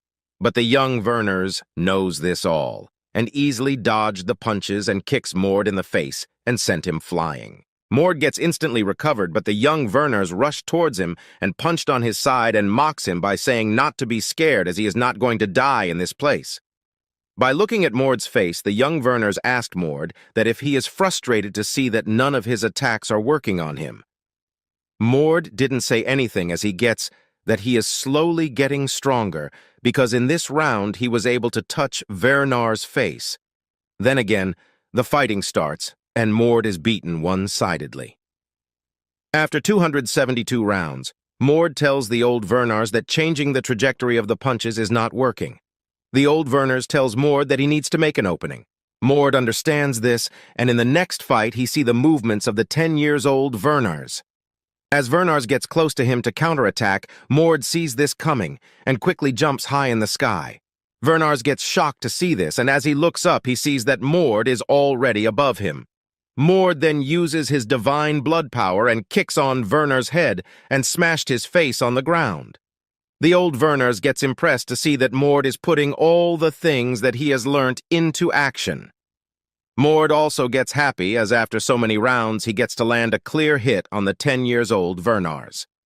After that, the 10-year-old Werners gets up with sudden outburst of mana, and he makes an impulse ball in his hand and tells Mord that as he is getting used to it, he will no longer go easy on him. Young Werners throws the ball at Mord. Mord tries to stop it with his hands, but he is been pushed back, and if this goes on, his body will be shredded into pieces.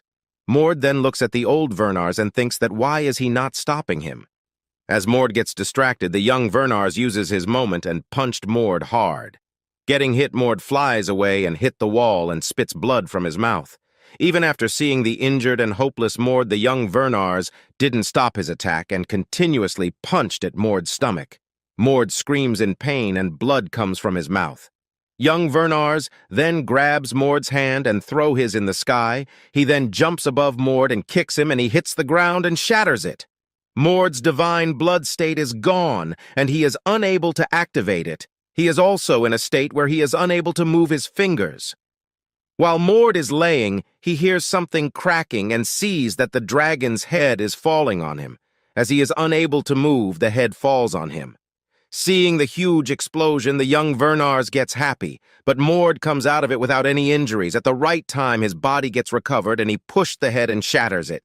Seeing this, The young Werners admits that Mord has guts. Mord gets up and sees that the part of the stone is over his leg and he is unable to move his leg. The young Werners jumps from above and starts to fall towards him. Mord gets panicked as he is unable to use divine blood power as his mana is completely drained. He needs 8 seconds to replenish his mana. As young Wernars is falling, Mord starts to count down the seconds. Now Mord needs 4 seconds, but Wernars is close to him. But Mord didn't panic and puts a smile on his face and takes a small stone and shoots it in the Wernar's eyes. Mord's attack landed accurately, and Wernar's eyes gets red from getting hit, but the stone. Werners is unable to see with his eyes, so his punch landed on the wrong place. Werners gets angry and activates his divine blood and punched at Mord with his full strength. At that moment, the time needed for Mord to activate his divine blood gets completed, and he actives his divine blood and quickly dodged the punch. The punch hits the ground and leaves a huge dent on it.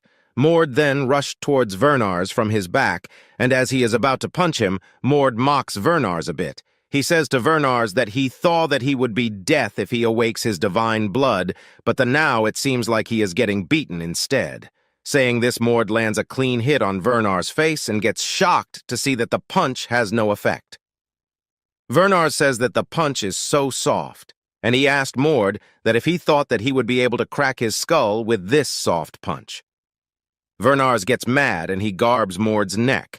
And on the other hand, he creates an impulse ball and tells Mord that he will now show him what he needs to do. As the impulse ball is about to hit Mord, the old Wernars told them to stop. As the young Wernars didn't stop, he steps in between them and he pushed Mord back and blocks the impulse ball with his hand. Seeing him, the young Wernars tells him to move aside. The old Wernars then questioned him that what he is doing, as he sure explained him before, that their role is to teach their descendants. The old Wernars then declares the end of the training.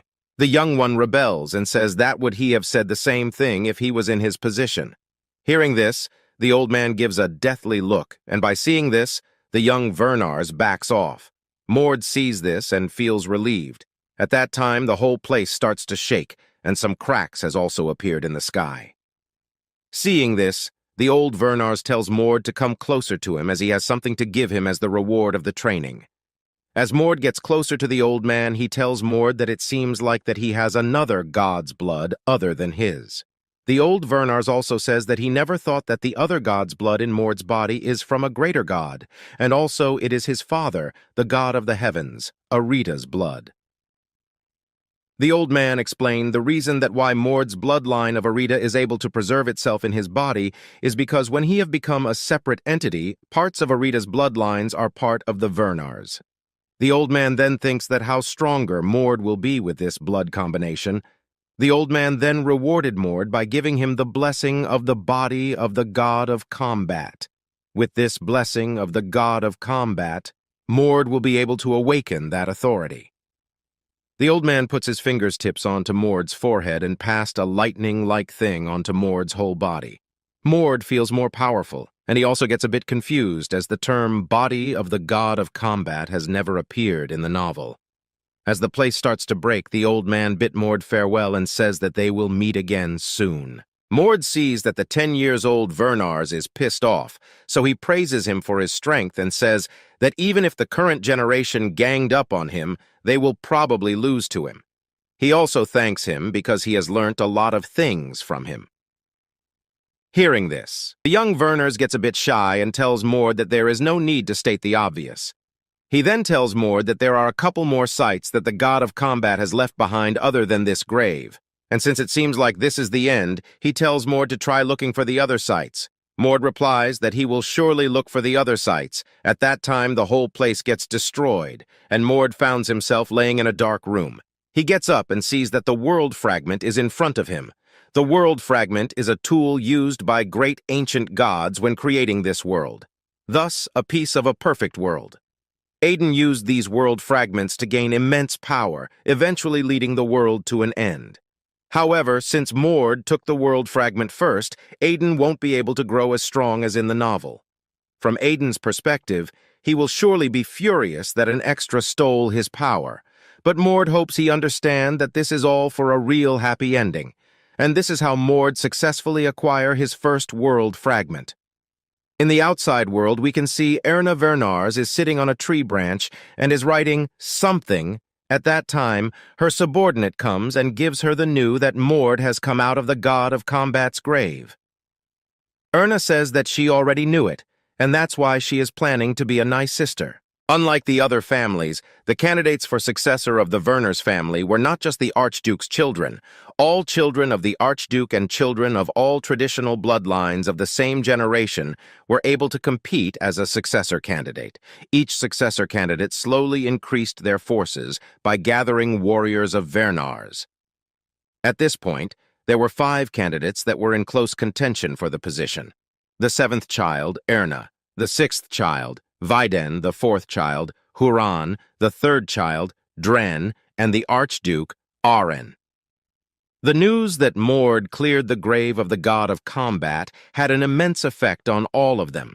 We can see the 6th child, Weiden, is drinking his tea and tells his subordinate that the other successors will surely force Mord to join them. He orders his subordinate to bring Mord on their side before the other successors.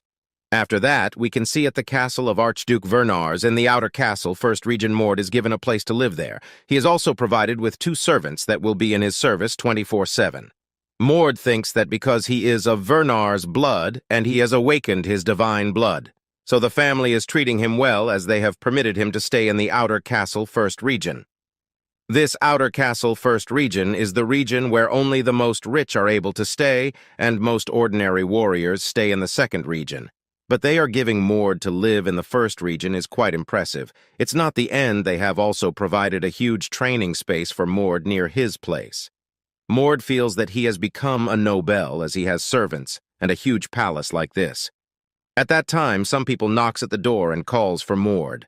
The maid opens the door and 2 warriors gets inside. Warriors can be split into 4 ranks: normal warrior, intermediate warrior, advanced warrior, high warrior.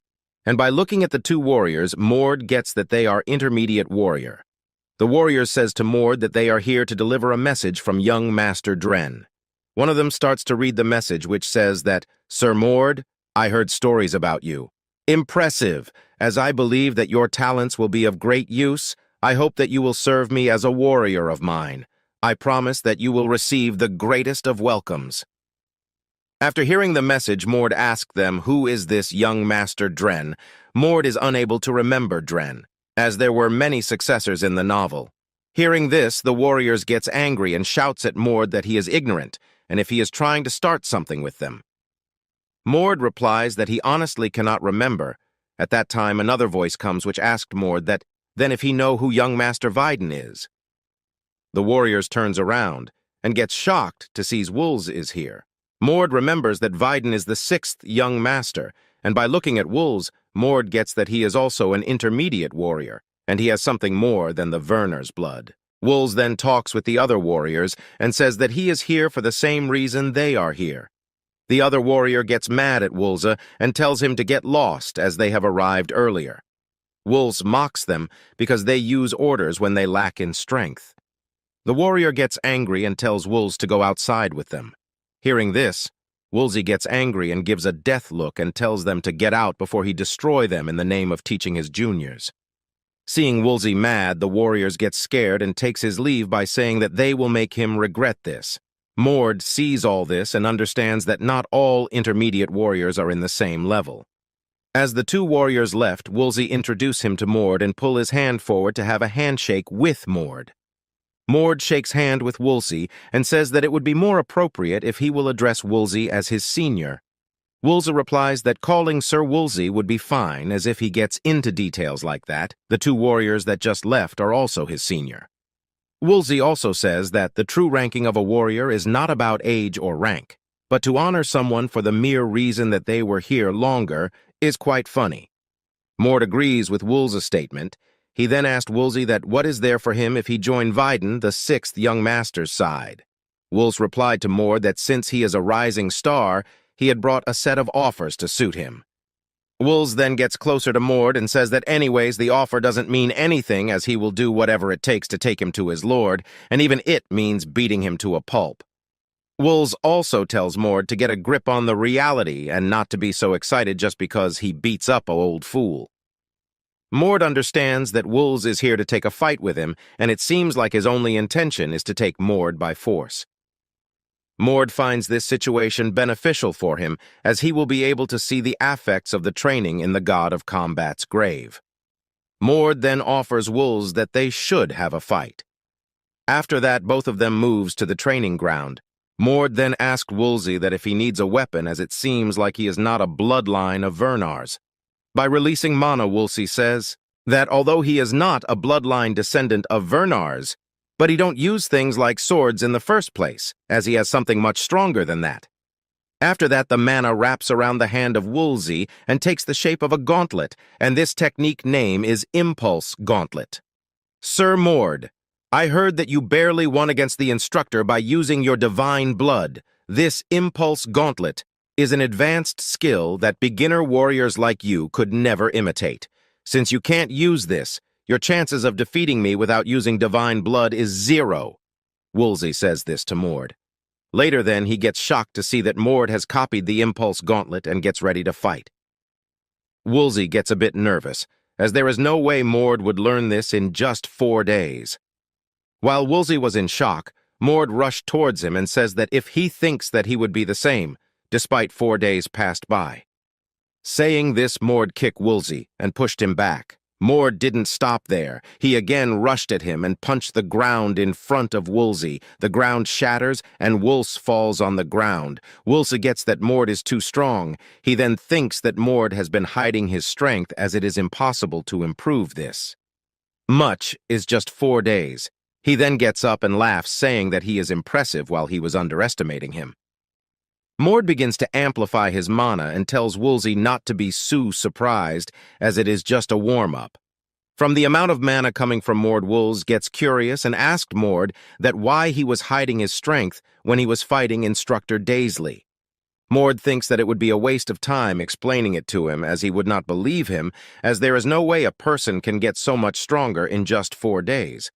But however, for Mord, there are 2 things that make this possible. First, the blessing of the body of the god of combat. This blessing not only allows him to use authority, but brings out his innate talent. As a result, both his physical abilities and mana are able to grow dramatically. The second is using the world fragment as a mana source. From his memories of the novel, he was able to figure out how to use it, although he hasn't used the world fragment yet. As Mord stays silent, Woolsey gets that he has no intention of answering him. Woolsey then tells Mord that as he has underestimated him, so he will show him his full power. Saying this, Woolsey begins to release mana, and his body also begins to change. Mord sees this and gets shocked as the body of Woolsey starts to turn into a wolf. Mord remembers this phenomenon as within the novel, there are people who have been afflicted with the full moon curse. While most of them change under the full moon, attacking humans as they are consumed by rage, but there are those few individuals that have overcome the curse are able to use that power whenever they please. A fused form of human and beast, they are called lycanthropes. Woolsey gets a lot bigger, but in terms of mana, Mord is still above him. Mord then attacks Woolsey, but his attack has been blocked and he has been pushed back by Woolsey. Woolsey then tells Mord that even though he is better in mana than him, but he has gotten a lot bigger and stronger. Saying this, Woolsey pushed Mord, and as he is about to trip over Woolsey, punched him in the face and sent him flying. Mord flies away and hits the wall hard and makes a dent on it. He also bleeds from his mouth. While whipping the blood, Mord thinks in his mind that Woolsey is stronger than he thought, but not to the point where he need to use his divine blood. So to sum it up, he is above him in terms of mana, but Woolsey is stronger and has a better build than his, so this balances out. Mord gets up and tells Woolsey that they should end this. Hearing this, Woolsey laughs and says that if he is submitting because he thinks he is going to lose to him without using his divine blood. Mord replies that if he use it, he is not confident that he won't kill him. Woolsey then said Mord to stop bluffing and quickly release his divine blood. Mord says that he will not do that and he will defeat him in one go. Woolsey laughs and mocks him, saying that he is getting beat up until now, so how it is possible that he will defeat him without using divine blood. Mord then tells him that he can defeat him in one go as he hasn't gone all out yet. Saying this, Mord starts to use the world fragment. The person who possesses the world fragment is able to use it by drawing out their mana. And after Mord cleared the god of combat's grave, he was successful in drawing out the fragment's mana with the training method he read in the novel. Since he only have one fragment, he can only be blessed with the god of combat's body for 20 seconds. Mord starts to draw mana from the world fragment by seeing this. Woolsey gets a bit scared and says to Mord that he really a monster. Woolsey then rushed towards Mord and launched an attack. Mord easily dodges all the attacks and moves towards Woolsey. As he gets closer, he kicks him, but Woolsey blocks it. The kick was a trick so that Woolsey uses his both arms to block it. Mord then creates an impulse ball and throws it to Woolsey. Getting hit by the impulse ball, Woolsey flies away and hits the roof of Mord's house and breaks it. The other warriors that were present there gets worried about Woolsey. Woolsey is laying on the floor and thinks that he has lost, and now he cannot show his face to his master Viden. While thinking of his master, he recalls the conversation between him and Viden. Viden tells him that Mord will be a huge help for their position, so Viden requests for Woolsey's strength to bring him over on their side. Recalling this, Woolsey gets up and again comes in front of Mord. But this time his appearance has changed a bit and he has grown a bit bigger. Seeing the sudden power of Woolsey, Mord thinks that this is his last trump card, so Mord also wants to take this seriously and starts to awaken his divine blood. As the fight is about to begin at that time, Erna Vernars comes and hits Woolsey and knocks him out.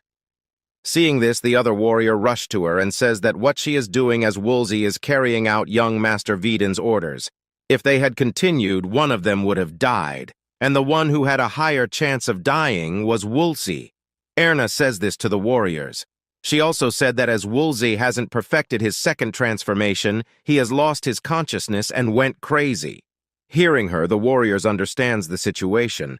She then orders the warriors to take Woolsey to the recovery room.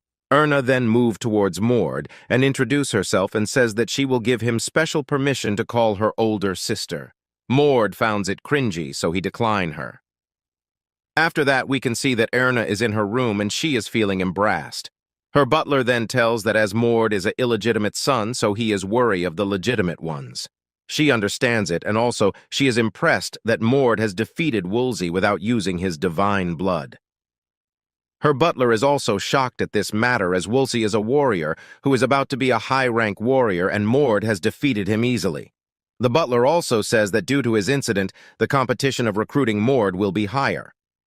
While they were talking about this, a warrior came rushing in and tell that Viscount Winsel has announced that Mord will accompany him on the Manhwa obstruction mission. Hearing this, Erna gets shocked. After that, we can see that the house of Mord is completely repaired, and Woolsey is the one who provided all the repairing cost as a compensation. While Mord is standing in front of his house, he notices that Sir Kessner is waiting for him in his house. Seeing him, Mord quickly gets up and sits in a room with Sir Kessner. Kessner tells Mord that why he is always causing a scene. Mord replies that he has nothing to do. All the people wants a piece of him. Kessner then tells Mord that in 10 days, he and his subordinates are going to complete a task and if he would like to join them. Mord asked about the details of the task, and Kessner replies that it is to prevent demonification. While the existence of monsters within demonified dungeons and normal dungeons remain the same, they are different in terms of their origin. Most ordinary dungeons are merely natural occurrences or accidents. However, demonification is a purposeful act of demons trying to take over the humanity. Not only do monsters appear in the dungeons, but strong demons as well, playing a vital role. Demonification can be categorized into 3 stages of progression. Stage 1 is when an unknown vortex appears. Stage 2 is when the vortex solidifies and it becomes possible to enter. Stage 3 is when the nearby land gets corrupted and beings of the demonic realm become much more powerful if the demonification progression isn't stopped by Stage 3. That is when a dungeon break occurs. Once a dungeon break occurs, both worlds will be fully connected and demonic beings will start entering the human world. Since Stage 3 is when damage is caused to the human world, it is ideal to stop things during Stage 2. Also, only those who have awakened their divine blood are able to reach the heart of the stage, 2 dungeons, and destroy its core. That is the reason why the Vernar's family, who possess the god of combat's blood, is considered precious.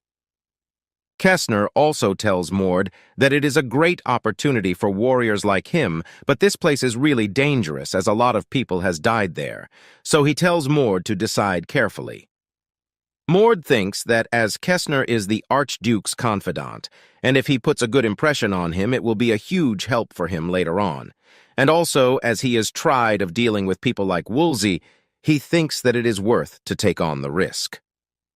After thinking for a while, Mord decides to go with Kestner and his subordinates. He then asked Kestner that when will we start training. Later on, Kestner takes Mord to the training ground where all the other subordinates of his are training. He introduces Mord to all of them and tells all the achievements of his, such as defeating Woolsey and Instructor Daisley. Mord looks at them and thinks that as they are Kestner subordinates, so all them must be an advanced level warrior. So he thinks that they will not accept him as he is just a new warrior. Mord decides to prove his strength. At that time, a brown-haired boy comes in front and holds his hands and greets him nicely, and saying that he has heard rumors about him being the super rookie. Mord gets totally confused to see them accepting him so easily. All the other subordinates all greets Mord Kestner, then stops them and tells them to focus. He tells them to focus on team working for the next 10 days, as he will be leaving for the god of combat's grave. He then tells Eriksson to take care to Mord. As Kestner leaves, Eriksson goes to Mord, tells that he is Eriksson, an advanced warrior. He so introduces Mord with another advanced warrior, Reki. He further says to Mord that Riki and him are both from bloodlines that are not of the Verners. So his role will be to work with Reki and support Sir Kestner at the center of our formation. After finishing the introduction part, Eriksson tells everyone to get ready for some training. 10 days later, we can see Kestner has successfully completed the God of Combat's grave. People congratulate him for clearing it successfully. Kestner thanks them and quickly comes to the training ground. As he arrives, he sees that Mord is training by seeing his strength. Kestner gets shocked as how quickly he gets this powerful. Seeing Kestner, Eriksson comes running to him and greets him. Kestner asked him about Mord's training. Eriksson replies that they have managed to teach him the important formations, but since he's not training in magic combat, they are focusing on his basic abilities first. They are also teaching him how to utilize his physical reinforcement to nullify venoms. Hearing this, Kestner asked Eriksson that what he thinks about Mord. He is quick on the uptake. However, what's more impossible to believe is the time he's able to keep his divine blood awakened. He's able to maintain it as long as Riki Eriksson says this to Kestner. Kestner gets shocked as increasing the amount of time one can last in that state is not something one can achieve within a short period of time, and despite having only awakening his divine blood recently, he's on par with Reki, who awakened 12 years ago. Mord is sparring with Riki and finds it really fun, as every time he learns something new, he can feel himself growing stronger. Then in the next morning, everyone is ready to go to the mission area. Kestner then again asked them if they are fully ready for his mission, as it will be a really dangerous one. Eriksson replies that they will be fine with Mord around them. Kestner then looks at Mord and asked him that if he is sure that they can return safely. Mord answered yes with a confident face. After that, all of them depart towards the mission area. After that, all of them reaches to the mission side and gets shocked to see that the second demonification has already started. At that time, a warrior comes to Kestner and greets him. Kestner praises for working hard on watch. He then asked him that what happened as the erosion is earlier than expected. The warrior replies that there is another sign of demonification in this area, and although the erosion hasn't started yet, but it seems like a matter of time before it starts. If the demonification occurs in 2 places in proximity to each other, the possibility that they will fuse increases. After fusion, the process of erosion gets faster, and the danger also increases. Hearing this report, everyone gets tensed as they have to hurriedly wrap things up. Kestner tells them to get ready as there is no time for a break. They will quickly get into the dungeon and immediately target the center. After that, all of them gets into the dungeon. As they successfully enters, they sees a huge castle in front of them, which seems like a picture. The castle is the center, and from there tons of monsters come rushing towards them. There were groups of hellhounds and ogres. Seeing this, Kestner tells Riki and Mord to quickly awaken the divine blood. Kestner then orders everyone to move out, except for Mord and Riki, as they will be with him to perform the divine blood trap technique. The other three rushed and attacks the monster. The boy with the long sword and the white-haired girl swiftly begins to kill the monster. On the other hand, Erickson uses his spear and throws it hard that it kills bulk of monsters in one go. Kestner was seeing all of this, and he finds it a bit unusual as compared to the monsters' number. Their pace is too fast. Riki speaks up and says that it is occurring because of the demonification fusion. The three of them awakens their divine blood. Kestner then tells Mord and Riki to handle the Cyclops as he will be handling the Eaten. Hearing Kestner's order, the two of them move quickly. Mord comes in front of the Cyclops, and by using his mana, he throws a punch at them. One punch for Mord is enough to kill tons to Cyclops. Riki looks at this and thinks that Mord is really something. In front of Riki comes a huge red demon. The demon gathers mana into its mouth and is about to launch it. At that time, Mord come flying and punched the demon in the face. The attack of the demon gets destroyed as its jaw gets broken from the punch. Mord then signals Reek to attack from the right. Both of them launch their combo attack on the demon. Getting hit from both of them, the demon falls on its knees and screams in pain. Mord approaches closer to the demon and hits it in the eyes. Riki gets shocked to see Mord's strength, and this time he thinks of Mord as the real monster. From the punch of Mord, the demon explodes. Riki uses his mana shield to cover Mord and himself. Mord thanks Riki for covering him. Riki tells Mord that they should hurry up and go to Kestner as he is already on his way to the center. As they gets there, the both of them sees Kestner is surrounded by 5 flying demons. At that time, Mord gets teleported to an unknown house. He gets confused as he didn't know what just happened to him. At that moment, a voice comes to his ears which says that it is impressive to think that he is still fine after falling from that height. Mord then looks forward and sees that a being is sitting on a huge throne and is radiating huge amount of mana. Behind the throne there is a huge gate. Seeing this, Mord gets that this is the gate that connects the demon world and this world. Mord also understands that he is currently at the deepest part of the dungeon, and the being that is sitting on the throne is the dungeon core. The demon stands up and says that he is Baron Ultaz, the one who has been chosen by the root of the formidable darkness. On the other side, Riki gets shocked to see that Mord is gone. He tells Kestner about this. Kestner asked him that where is the exact spot when Mord was vanished. Riki tells Kestner to follow him. As they walks a bit, the both of them gets shocked. On the other hand, Mord asks the demon Baron Ultaz that why did he bring him here to the deepest part. The demon replied that there has been a merge between 2 dungeons and another Lord-class demon flew in, and they both have been itching to fight, so they both made a bet that the loser will have to protect the core here and the winner will go out and enjoy their dinner. So the reason for Reek and Kestner being surprised is because the Lord-class demon that won the bet gets in front of them. The demon Ultaz also says to Mord that as there were 3 divine blood, so he summoned the youngest one, as it's more of his style to catch a kid rather than an experienced one, as they're more delicious because their meat is softer when they're young. Mord gets nervous as he has to fight one-on-one with a Lord-class demon. The stronger the demon is, who is the core of a demonized dungeon, the more demons can appear inside the dungeon. The ranks of normal demons are low-class, intermediate demons. The ranks of the upper echelon Lord-class demons are divided into Marquis, Count, Viscount, Earl, and Baron. Above them are the Monarch-level demons, the Duke and Grand Duke. Among them, a Baron is a powerful demon that can kill most advanced warriors at once. On the Kestner's side, he is very angry as he is worried about Mord. As the demon is about to move, Riki comes in between them, and he tells Kestner that he will assist him in this fight. Kestner tells Riki to move as he is enough for this fight. By saying this, Kestner awakes his divine blood state, and the fight between him and the demon starts. Inside the castle, the Mord also awakens his divine blood, as he cannot take it easy when he is fighting a Lord-class demon. Seeing the awakened state to Mord, the demon says there is no use of it.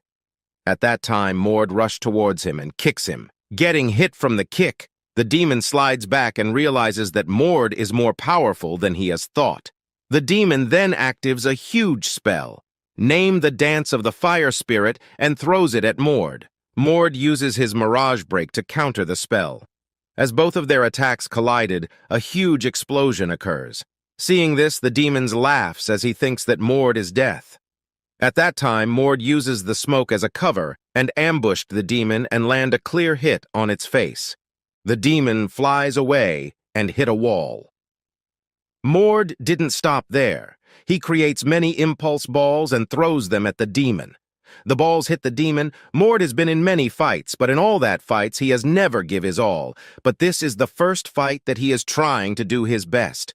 The demon uses his mana to get out from the impulse balls. The appearance of the demon has changed a bit, and it is radiating more mana. The demon then rushed towards Mord. Mord begins to use the power of the world fragment, and he also moved towards the demon. Both of them clashes, and no one is overpowering the other. The demon brings out his long sword and swings it at Mord. Mord barely dodged the attack and jumps towards the demon and lands a clean punch on its face. Getting hit from the punch, the head of the demon shatters and the body on it melts, and a red orb-like thing comes out of the demon's body. Mord recognizes the orb as the core of the dungeon. Outside the castle, Kestner has also killed the demon and is about to depart towards the castle in search for Mord. Rike also wishes to go with him, but at that time, Mord comes to them. Seeing him, Kestner gets surprised and asked him if there was no demon. Mord replies that there was one, and he killed it and brings its sword with him. Seeing the sword, Kestner gets that the demon was a Lord class. He then asked Mord that if he really defeated it. Mord replies that he had good luck, and he was able to win because the demon was underestimating him with its carelessness. Kestner gets impressed as, no matter how careless the opponent was, to think that a young man like Mord who just awakened his divine blood was able to defeat a Lord-class demon. He also praises Mord for this use's achievement. The reason why Kestner had Mord accompany them in this mission is all for Mord, because he didn't want a genius like him with a bright future get caught up in the competition for the succession and be trampled on. So he was intending to become a fence for him until Mord has enough knowledge and experience to choose his own future. Kestner thought that it would take at least 5 years for Mord to be able to choose his own future, but now he thinks that 1 year is more than enough for him. After the first demonization mission, several more missions were given to Kestner and his group, and thanks to that, they weren't able to return to the Grand Duchy until a month and a half later. After they returned to the duchy, Kestner asked Mord that if he know about the banquet that will held in 5 days. Mord questioned, "What is that?" Kestner then tells Mord that it's an event where people who completed missions outside are gathered and officially awarded. It is held every 2 months, and only warriors can participate. The awards are also given by the Grand Duke himself.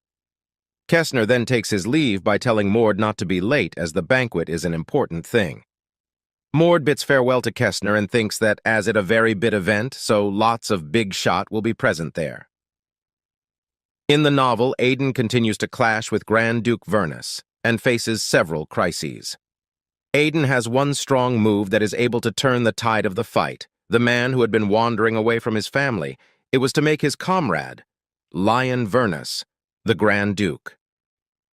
After that, the War of Succession revolved around Lion Vernus, and ever since Lion succeeded to the throne of the Grand Duke, the Grand Duchy of Vernus was transformed into a powerful ally of Aiden's. 5 days goes by easily, and today is the banquet, so Mord is getting dressed up. Mord thinks that as eventually he will be facing Aiden as an enemy, so he thinks to bring the Grand Duchy by his side. He goes to the banquet place, and as he arrives there, he sees Erickson is waiting for him. The two of them greets each other and walks together inside the place.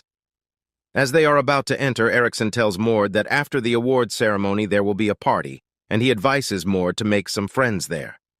The two of them enters the banquet room and everybody starts to talk about Mord as he has defeated a Lord-class demon. As Mord walks, everyone is mesmerized by seeing the physique of his as he is so big even though he just turned 15. While they were walking, they comes face to face with Prince Dren, who is successor candidate and the three-thought child. Erickson bows and greets the prince. Prince Dren tells Erickson so, leave them alone as he has something to talk with Mord. At that time, the sixth child Viden comes and tells Dren that talking like this is not considered a good manner. Dren asked Viden that what does he means. If you want to talk to him, isn't that quite obvious? You want to recruit Sir Mord? Viden said this to Dren. Hearing this, Dren laughs and says to Viden that he is wrong as he is here to apologize to Mord for the misbehavior of his subordinates. Hearing Sir Dren's statement. Everyone present in the banquet gets shocked. Dren then apologized to Mord for in front of everyone, and he gives Mord a present as a token of apology. Mord understands that Dren is forcing him to accept his apology in front of everyone in order to improve his own image. Mord then happily accepts the present. Dren thanks him for accepting it. Seeing this, Viden gets angry as he thinks that if this goes on, he will lose Mord. So Viden approaches Mord and tries to start a conversation with him, but at that time Erna comes and Mord starts to talk with. Viden gets angry and asked Erna that why she is interfering between them. Erna smiles and says that she is not interfering him as she only saw Dren talking with Mord. She also tells Viden that he didn't even greet Mord. Viden shouts at Erna and tells her to drop her arrogance as he will not leave her alone just because she is younger. With the way you're talking, someone might think that you're an older brother who cares about their younger sister, despite you being the one who broke my arm. Erna says this to Viden with an angry face. Viden then says that it was his mercy that he just broke one arm while she the one who broke his leg. The two of them starts to argue. At that time, Mord analyses all of them and gets that Dren Vernus is strategic but not a trustworthy person. Viden Vernus is not in his right mind, so he is excluded. And lastly, Erna Vernars, she's a little strange. But he haven't seen her skills yet, so he will have to put her on hold. While the two of them are arguing at that time, the fourth child, Hurian Vernus, come and tells them to stop. Seeing him, Erna asked that why he is here as he was supposed to be working. He replied that he has left this subordinate behind who will handle all of the work in his absence. Hurian, I wasn't aware that you liked banquets, though. Viden says this. Hurian replies that he didn't come here to enjoy the banquet. He is here to see the main character of all the rumors. Saying this, Hurian goes towards Mord and introduces himself as a Hurian, a high-ranking warrior. The both of them shakes hands, and Hurian asked Mord that if he defeated the Lord-class demon with his firm hands. Mord replied yes. Hearing this, Hurian, this Mord is amazing, and he wants to have a fight with him. Mord thinks in this mind that Hurian is one of the two candidates that survived in the novel until the end, and he's someone that has a sad-looking face but possesses great talent. At that time, an announcement comes which says that the Archduke Ha arrived, and before the award ceremony, he will say something. The Archduke gets up on the stage and congratulates everyone for working hard for 2 months and spreading the name of the Vernars. He then starts the award ceremony. First he calls Kestner and give him the award, then the next person he calls is Mord. Mord gets up on the stage and kneels down in front of the Archduke. Archduke praises him for achieving this and is 15 years old. He also says that from today onwards he will appoint Mord as intermediate warrior. Everyone in the hall gets impressed and talks good about him. The Archduke gives the trophy to him and says that he wants to see his skill one more time. After the award ceremony is over, Mord and the subordinates of Kestner is sitting together in a dinning and is calling with each other. At that time, Kestner comes to Mord and tells him to come with him for a moment. Mord follows him and the both of them stands in a corner. Kestner tells Mord not to drink so much as they are leaving early tomorrow as his teacher wants to meet with him. Then, in the next day, we can see Mord has come to the place where the teacher of Kestner resides in. He is shocked to see that only one person lives in this huge house. The gate of the house is so big that Mord is unable to open it. At that time, a voice comes to Mordhead, "You're here." Mord gets shocked to see that the huge gate is opening and the person that is opening it is using telekinesis to open it. As the gate opens, Mord sees an old man radiating a dense amount of mana is standing in the middle of the room and greets him. Mord gets that the man is very strong. The man's name is Ilden Vernus. He is the general of the top elite legion called the Gatekeeper Legion in the Principality of Vernars. He is the older brother of the current Archduke and was referred to as the first young master. He was defeated in the God of Combat spirit against his half-brother, the current Archduke, and lost everything. After that, he did not show himself to the public again. So Mord gets curious, so know that this person who hides from public has called him personally in his own palace. Sir Mord, I'm sure you heard about me from Kessner. As you can see, I'm blind. Do you mind if I touch your face? Ilden tells this to Mord. Mord also agrees to Ilden's wish. He then touches Mord's face and tells that he doesn't take after his father. Mord replies that the Archduke, his father, also thinks that he resembles his mother. Iden then asked Mord that if he know why he has called him here today. Mord replied that he didn't know anything about that. The only thing he knows that he is here because Iden wants to see him. The old man tells Mord that he has called him here because he have an offer for he. But before telling anything about the offer, the old man requests Mord to have a spar with him as he would like to check his skills beforehand. Mord thinks that in novel, Ilden was looking for someone to help him bring down the Archduke, and he found Leon, who had a lot of potential because of Aiden's support. Mord decides to show his potential so that he has been chosen by him. Mord activates his divine blood and release a huge amount of mana that Ilden was pushed back. Seeing this, Ilden smiles, and on the other hand, Mord gets ready to fight.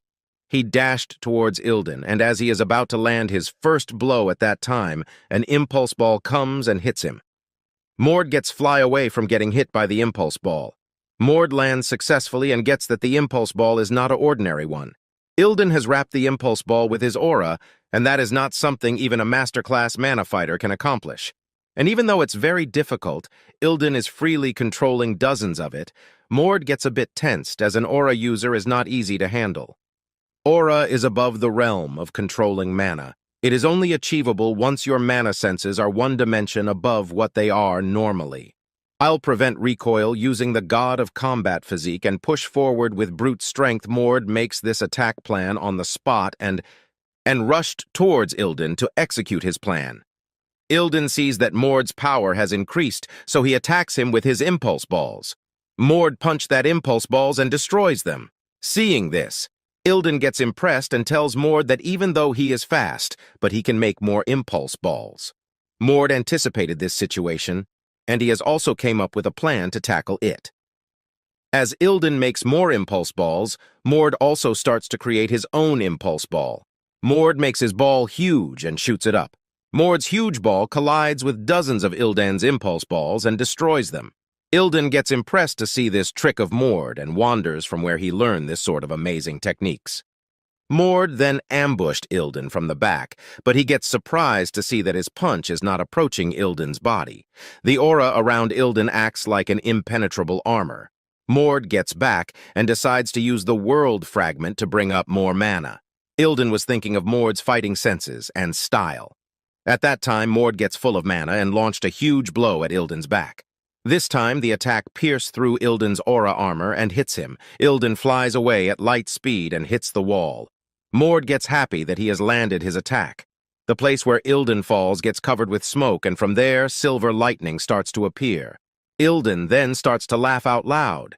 Seeing his, Mord gets a bit nervous. There are several levels to divine blood opening. The first level changes your hair and eye color to silver. At the second level, silver lightning begins to surround you. This means that your existence is closer to the realm of the divine. Ilden actives his second-level divine blood he gets behind. Mord is a flash, and as he about to throws a punch at Mord, Mord also turns around and punched him. Both of their punched clashed and a huge outburst of mana occurs. But in front of Ilden's power, Mord was unable to stand in front him. Ilden's punch power overpowers Mord punch and Mord gets pushed back and hits a wall. Ilden says to Mord that he has impressive reflex, and even though he is in second-level divine blood awakening, he managed to damage him, and on top of that, he is not intimidated at all. Ilden also says that it is enough as he didn't know what will happen if he gets more excited.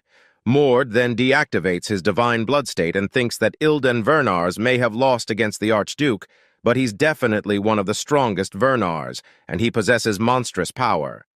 Ilden walks towards Mord and says that he has seen enough what he is capable of. He then tells his offer to Mord, and the offer is to join the Gatekeeper Legion. In the Vernus Grand Duchy, there's a unit called the Gatekeeper Unit. Along with the Guardians, they're called the most elite unit of the Vernus Grand Duchy, where all members are veterans who honed their skills to the extreme and gained extensive real-life fighting experience. In the southern part of the continent, there is the Great Magic Barrier, and on the northern part, there is the White Magic Barrier. The Great Magic Barrier has been completely transformed into part of the demon realm, and it serves as the vanguard base for the demons, and those in charge there are known as the Guardians. The White Magic Barrier hasn't completely transformed into a part of the demon realm, but it is a gray zone where continuous demonization happens. It also serves as the base of operation for the Gatekeeper Unit, becoming a battleground where power struggles for dominance over the continent take place, known as the rival of the Vernus Grand Duchy. They are another major military force, and the two are known as the Twin Mountain Ranges, the inheritors of the divine blood, the House of Ordas. One of the reasons why the Gatekeeper Unit is deemed to be dangerous is because of the death rate during their operations are high due to the frequent clashes with them. Mord, for all candidates for succession, you are not just someone who they desire to have, but also someone that they don't want to hand over to their rivals. Threats and enticements will not cease until you decide on where you want to go. Although Kestner is guarding you right now, there's a limit on how long he can hold out, Ilden says. Ilden also tells Mord that the Northern White Magic Barrier is a territory that the candidates for succession can't touch, and that means he can concentrate solely on nurturing his skills. Mord finds the words of Ilden true, and he also needs to bring the Northern White Magic Barrier on his side. Mord agrees with Ilden's offer, but he puts two conditions. Ilden asked Mord about the conditions first. The first condition is that Ilden will have to fight with Mord for a period of time starting from today onwards. Ilden gets a bit confused and asked Mord that if it means he will be teaching him. Mord replies that he does not need teach him, he just has to spar with him. Ilden hears this and asked Mord that if he is sure he can get stronger with just fighting. Mord replied yes. Hearing Mord's reply, Ilden laughs a bit and says that he is quite an interesting fellow. He then says that he can only be his sparring partner only for 20 days, as after that he has to move to the north. Mord then tells Ilden his second condition. The second condition is that Mord wants a 1 year of freely roam outside under the pretext of a secret mission for the Gatekeeper Unit. Ilden gets surprised and asks Mord what he is thinking about. Mord replies that he has some personal matters to attend to. Mord thinks that during this time when Aiden is carefully building up his strength, he must strike preemptively before Aiden discovers the existence of the world, fragments, and starts moving in earnest. Ilden then tells Mord that he can only give him 8 months. Mord expected this from Ilden, as he is very generous to the people who he thinks have great potential. He was the same in the novel. He showed an obsession, bordering into madness, on defeating the Grand Duke and creating a suitable heir for the Vernus bloodline. So he did everything in his power to make Leon into the Grand Duke. Mord then properly thanks Ilden for showing such generosity. Ilden smiles and thinks that even Grand Duke Harden wasn't strong as Mord at this age. And since Mord is not from the formal lineage, he can't become the Grand Duke, but he thinks that's actually better that way. As after all, there have been instances where illegitimate children served as the Grand Duke's shadow. After that, Mord gets out of there and goes to his place. The servant of his welcomes him. As he was walking, he notices some warriors in the training ground. Mord asked his servant about them. The servant replies that the warriors are Erna Vernus' subordinates, and Ms. Erna is waiting for him inside. Mord gets inside and sees that Erna is waiting for him. Erna says hello to him and tells him to talk comfortably as she is also not from the formal lineage. Erna then pushes a box towards Mord and tells him to take this. Mord asked her, "What is this?" Erna didn't replies to Mord and asked that if the thing that Dren G sevi him is a good one. Mord takes the box in his hand and says that Dren gave him a quite expensive healing potion. Erna smiles and tells Mord to open the box as there is a better one inside the box. Mord opens it and sees a blue color elixir and gets surprised. The blue elixir is a treasure that transforms humans into a powerful being. For martial arts practitioners, it's a once-in-a-lifetime test for an opportunity for a breakthrough. The tears of the martial arts god. In the novel, when Aiden gave this treasure to Leon, it instantly strengthened his power. However, when another extra consumed it, they died due to their own power. It's a gift that I received for my 10th birthday. It's an extremely precious object, but if you can't handle that, it'll be just poison for you. So I recommend that you don't consume it immediately, but to drink it once you feel ready. Of course, you're capable of finding a way in overcoming it without dying, but there's no harm in being cautious. Erna says this. Mord this for a bit and asked her if she had consumed it. Yup, 2 years ago I almost died when I attempted clearing a demonization zone without knowing anything about the world's affairs. But then I was able to save a noble who was about to be killed, and as a gift they gave me one. It felt more meaningful than any birthday gift that I received, so I consumed it and kept this one for later. Erna replies this. Mord accepts the gift with gratitude.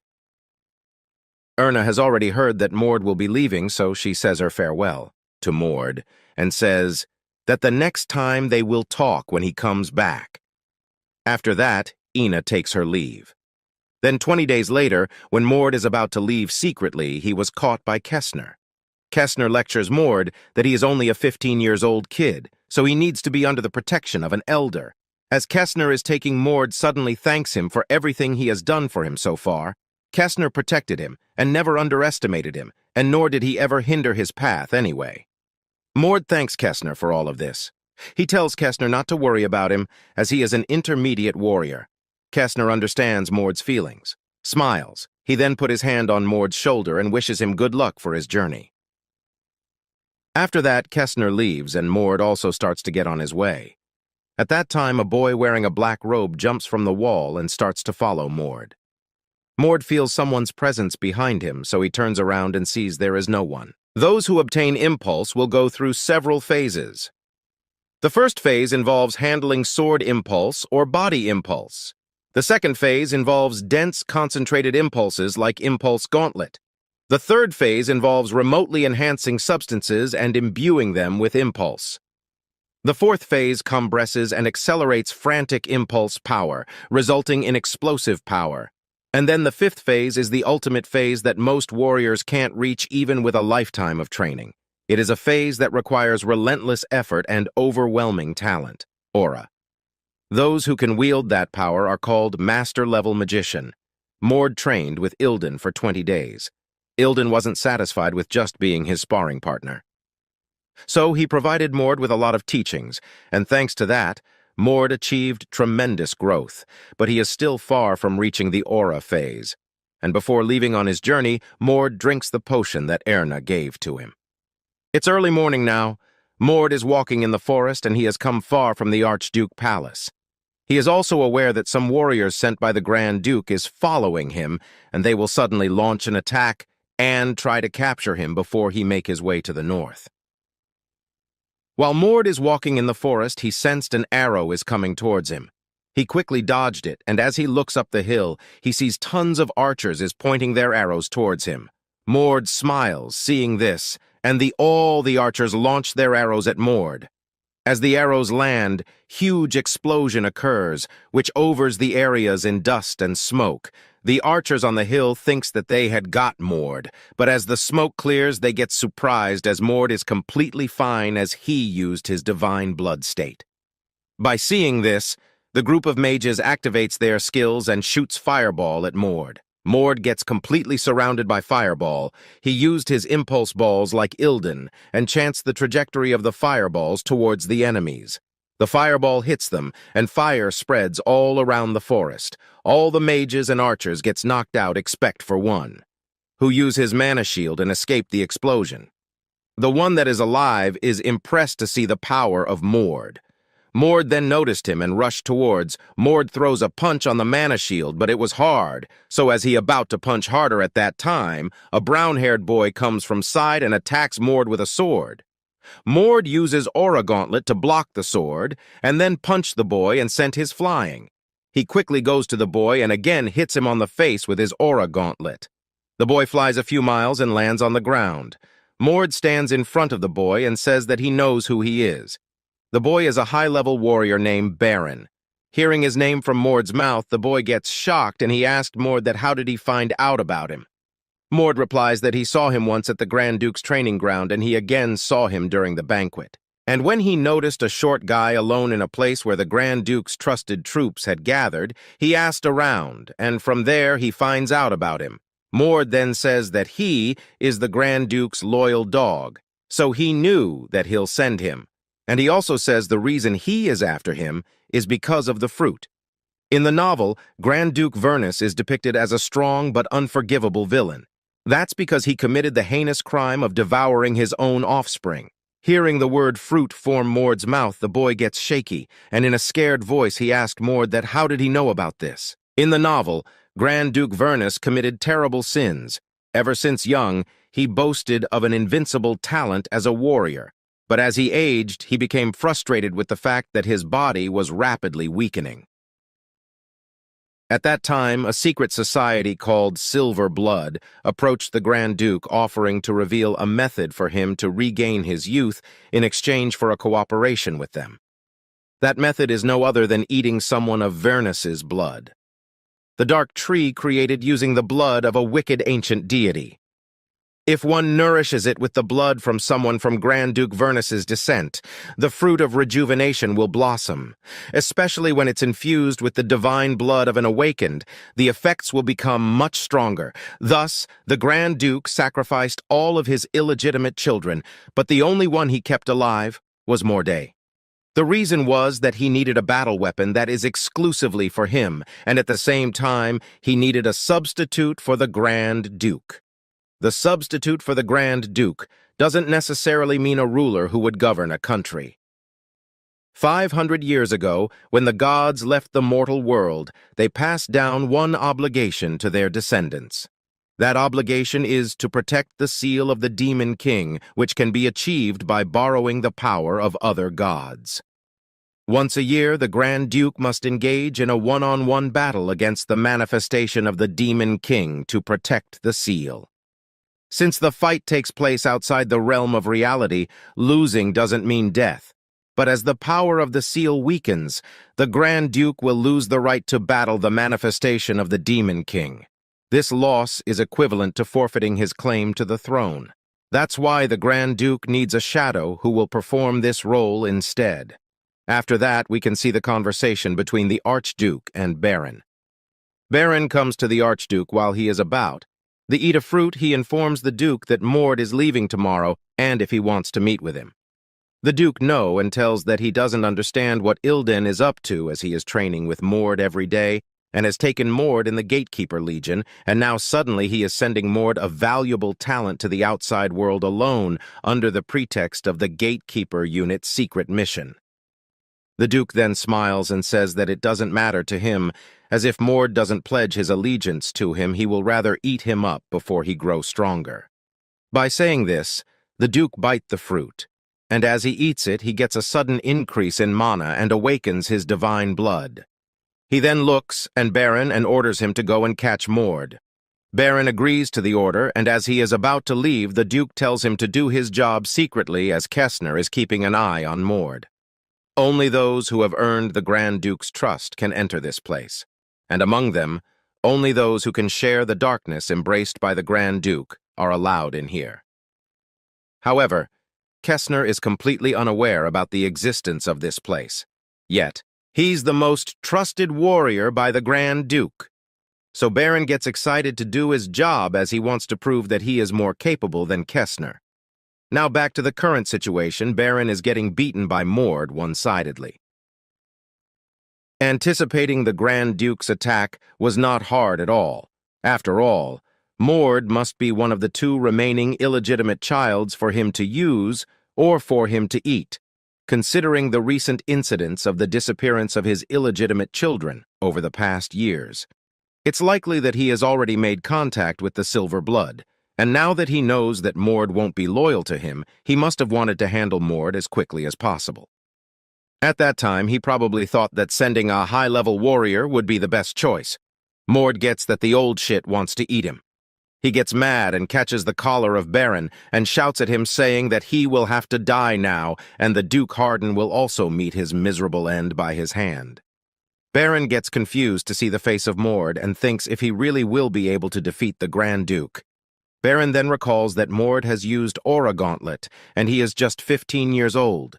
Baron has seen lots of genius, but he has never seen someone like Mord, who has an overwhelming growth rate, and his growth rate may be more than the Archduke. Baron gets that if he let Mord grow any further, he will be the demise of the Archduke, so he decides to give his all and finish him today.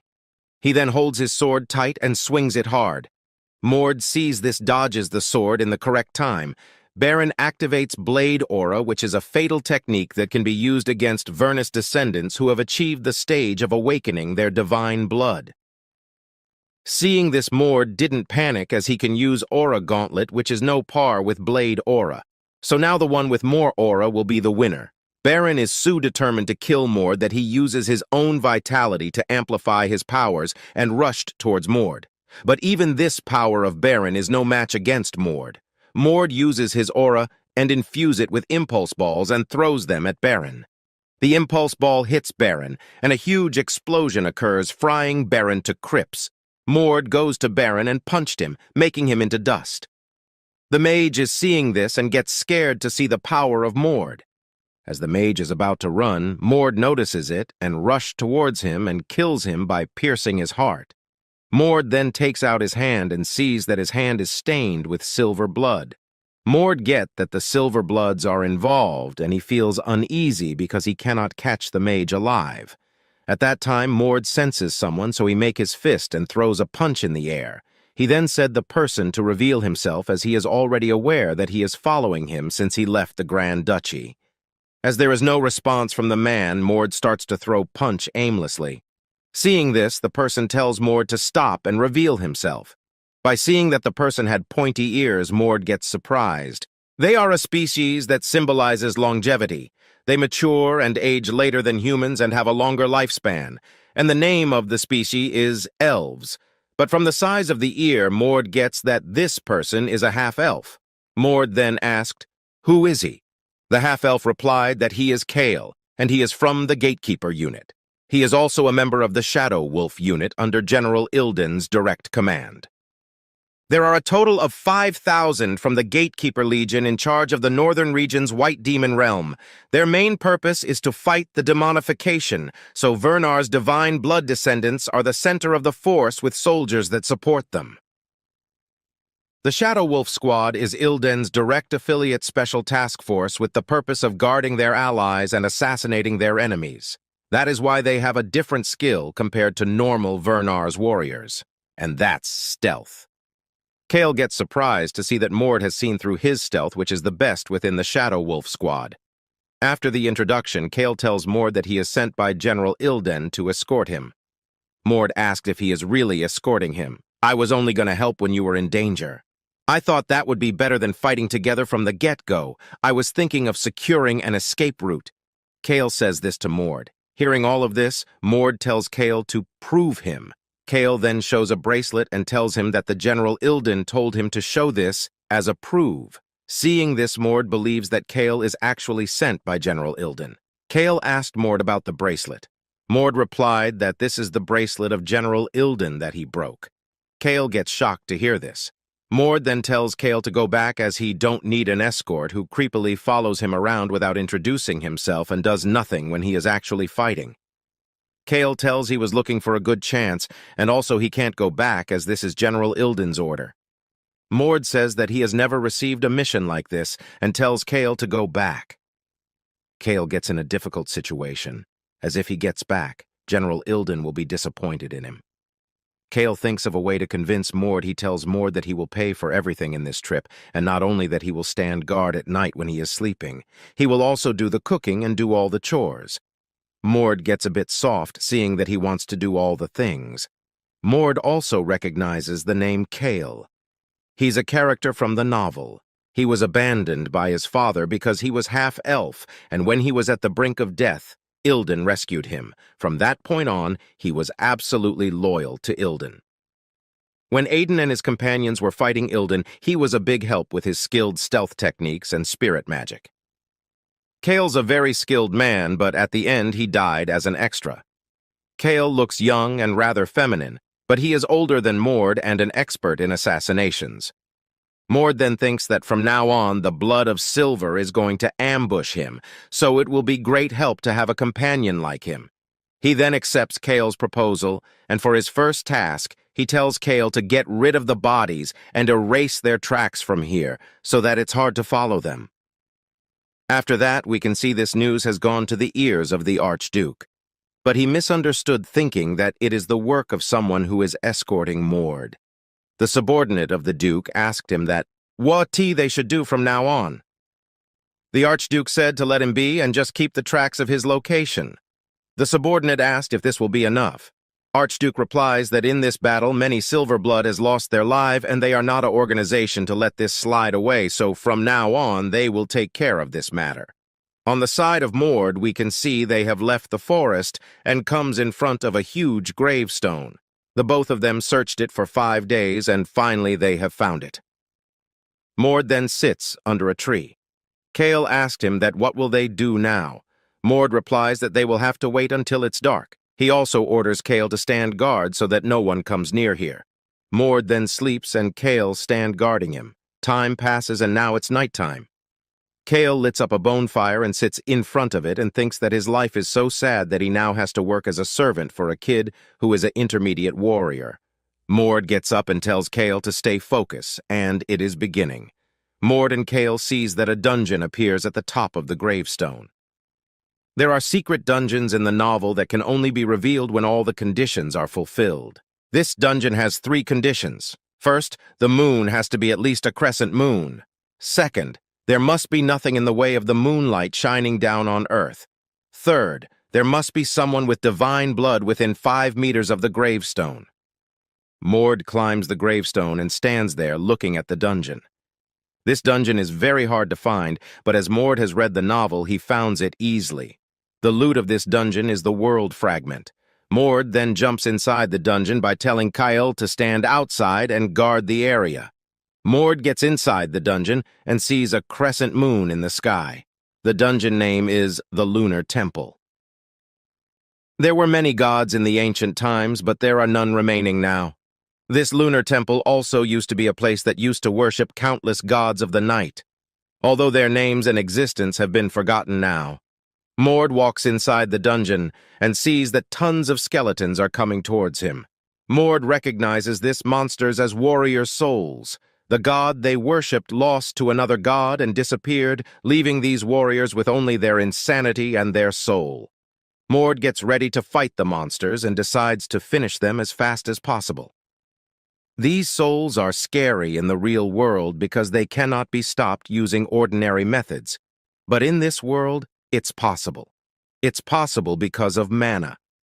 Of course, that does not mean that they're easy to deal with, especially since these souls were warriors in their past lives. However, for Mord, it is easy as he is much stronger.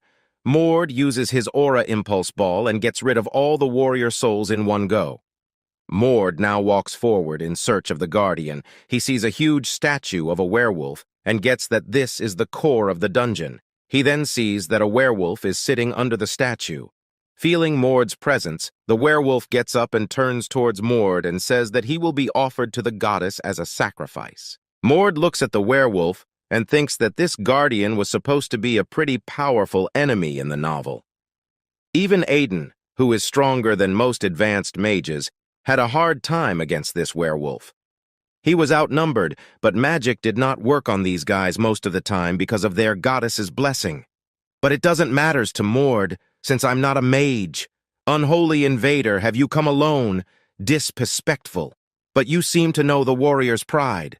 Then we will treat you as a warrior, would the guardian says this to Mord. At this time, many wolves and werewolves comes out and surrounds Mord. Hearing the speech of the guardian, Mord asked him that if he means they will be fight one-on-one. Fights between warriors ape a sacred thing. You came here with the pride of a warrior, so we will respond accordingly, the guardian replied. Mord finds this situation unfamiliar as it never happened with Aiden when he comes here with his companions. The reason behind this unfamiliar situation must be because he has come here alone. Mord then tells the guardian that he also prefers a one-on-one fight, and he also hopes that they don't waste each other time. Hearing this, Guardian asked, that does he mean? In the novel, the Guardian was resurrected with the goddess power each time Aiden and his friends killed it. So, Mord thinks that it would be better to just fight it starting from its third phase. That's why Mord provoke it to transform it into its third phase. The werewolf gets angry and asked Mord that how is he to order him to transform. Mord then awakens his divine blood. The Guardian feels the incredible mana of Mord and gets that Mord is also a divine blood holder. He then thinks that Mord is worthy of for his third phase. The Guardian then sucks the power from his fellow werewolf brothers and gets more powerful.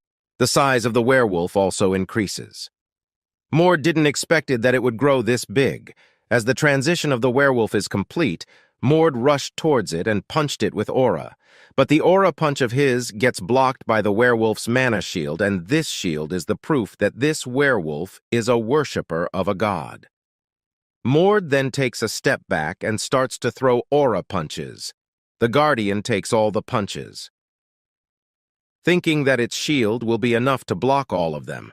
But after a while, the shield breaks, and the werewolf was spent flying from getting hit by the aura punch. The werewolf feels that Mord is very strong. At that time, Mord comes in front of him and throws a punch at him. It dodges the punch and lands a clear hit on Mord's stomach. As the punch lands on Mord's body, the werewolf gets shocked to see that it has no effect of Mord as the shock of the punch has been absorbed by Mord's muscles. Mord grabs its arm and throws it in the sky. He then jumps and punched it on the face. The werewolf flies away and hits the goddess statue and falls on the ground.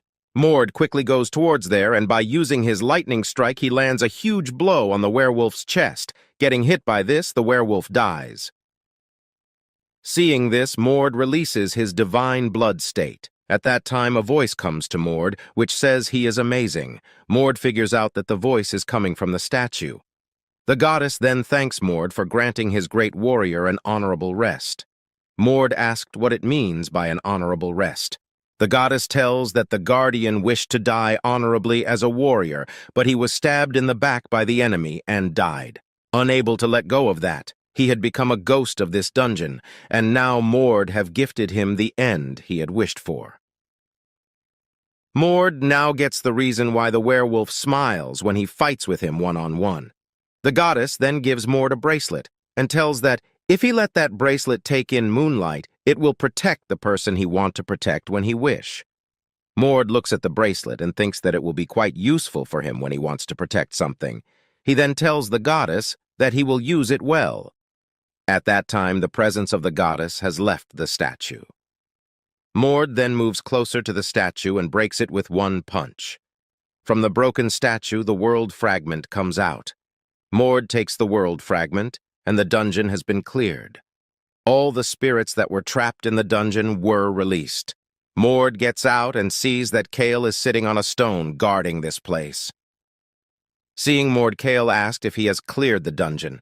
Mord replied yes. Kale gets down from the stone and requests Mord to go on a village so that he can sleep. We've got a long way to go anyway. We'll stop by some villages and towns. Mord tells this to Kale. Hearing this, Kale asked him that where he is planning to go. Mord replies that he can't really say, since they will going to multiple places, but first, they will go around all over Lutvan Kingdom. Mord and Kale then goes to the commercial city of Reline. Kale is very frustrated and tells Mord that they should rest properly for a bit, as it has been 20 days they have left the Grand Duchy. Mord didn't care about Kale's word, he was in his own thought. In this 20 days, Mord has managed to collect 2 world fragments. After the Wolf Goddess dungeon, Mord attacked another dungeon, but there weren't any additional rewards like in the Wolf Goddess dungeon. But still, he was able to acquire the world fragment and artifacts imbued with divine power. There are two reasons Mord has come to Reline. One is to look for something in the Reline's black market, and the other is to clear the underground dungeon. After that, the both of them goes to an inn. Mord gets Kale to rest here until it's night, but Kale has his own plans, so he requests Mord that he wants to go outside. Mord lays down and tells Kale to go and quickly finish his reporting to Ilden, and he will waiting for him till sunset. Kale says that he is not going to report anyone. I already know that you make those reports every time we stop by a city. No need to hide it. If it had bothered me, I wouldn't have even brought you along with me. Mord said this to Kale. Kale gets surprised to see that Mord has figured it out. He also says to Mord that he has to go out to replenish his funds. Due to Mord's extreme appetite, Kale has lost all of his money and now he is completely broke, so he needs to gather some money, and for that he has to go outside. After that, Kale goes out saying Mord to stay quietly in this room and not to make a fuss. As Kale gets back, he gets shocked to see that the whole inn is on fire. At that time, Mord was still inside the inn, checking out the powers of the world fragments. The world fragments are pieces of the complete world that the ancient gods used to create this world, where each fragment contains different elements. Some contain lava fields, where fire elementals can dance in, while others contain hot and desolate desert fields. These fragments were like puzzles, and unless they were fitted together, they exist separately. However, when they are combined, they possess immense power to be harnessed. Another remarkable aspect of the world fragments is that the acquired fragments become integrated within oneself, forming an imaginary world that one can access any time. When one's consciousness is projected, the imaginary world will almost look like the real world. That's why it will be possible to train physically, and the experience gained will be fully reflected in reality as well. Although other people may perceive it as someone just meditating, Mord sits in a lotus position and gets inside the world fragment. The first fragment Mord obtained from the war god's graveyard contained a massive mountain rising above the clouds, and the fragment obtained from the second dungeon contained a dense forest beneath a pale full moon. Luckily, the two fragments were able to combine, greatly expanding Mord's imaginary world. But unfortunately, the fragment he obtained after the Wolf Goddess dungeon didn't match and remained as a fragment. So the power Mord can draw from the world fragments and greatly increased, and he is curious to try it out. While Mord was inside his thought, he heard a lady shouting to help his child. Mord hears this and takes the child from the inn and gets out of there and safely hand over the child to his mother. Mord looks at the surrounds and sees that the whole area is in chaos. Seeing this, he gets angry and notices two men escaping. Mord sensed their magic power and gets that they are the ones who caused his explosion. Mord gets mad and decides to kill him. As the men are jumping on the roofs, Mord followed them and eventually caught up with one of them. He throws a punch, but the man dodges it and falls from the roof. As the man falls, he hurts his hand, and as Mord stands in front of him, he asked, "Mord, who is he?" Mord is extremely angry and tells the man there is no need to exchange their names as he will be death soon. The man shouts that he would never be defeated by a young lad like him. While the man was talking, Mord gets behind him and punched the man on the face and sent him flying towards a wall. The man hits the wall hard and shatters it. As Mord is about to finish him at that time, the man's companion distracted Mord. While Mord was looking at that, the yellow-haired man at that time, the other man eats some pill and gets bigger and stronger. The man then mocks Mord, telling him that a greenhorn like him will never beat him. Mord didn't give a crap about it and quickly kills the man by blowing his head with a single punch. The yellow-haired man gets scared to see him. Mord tells the yellow-haired man to get down. Seeing the angry face, Mord the man gets so scared that he cannot even run away. Mord then gives a flying kick on the man's back and sent him flying towards a wall. Mord slowly walks towards the man and tells him to kneel down and obediently answer all of his questions. At that time, Kale arrives at the scene and grabs the man's neck from behind and knocks him out. Later on, the man wakes up and found himself inside a house and sees Mord and Kale is standing in front of him. The both of them give an angry look and warns the man to only open his mouth when he is only answering their questions. Mord then asked who was the guy who was chasing him and if he is from the Second King organization. Hearing the name of the organization, the man gets shocked and he replied to Mord that he didn't know anything. Mord gets that the man is lying, so he punched his head and tells him to speak the truth.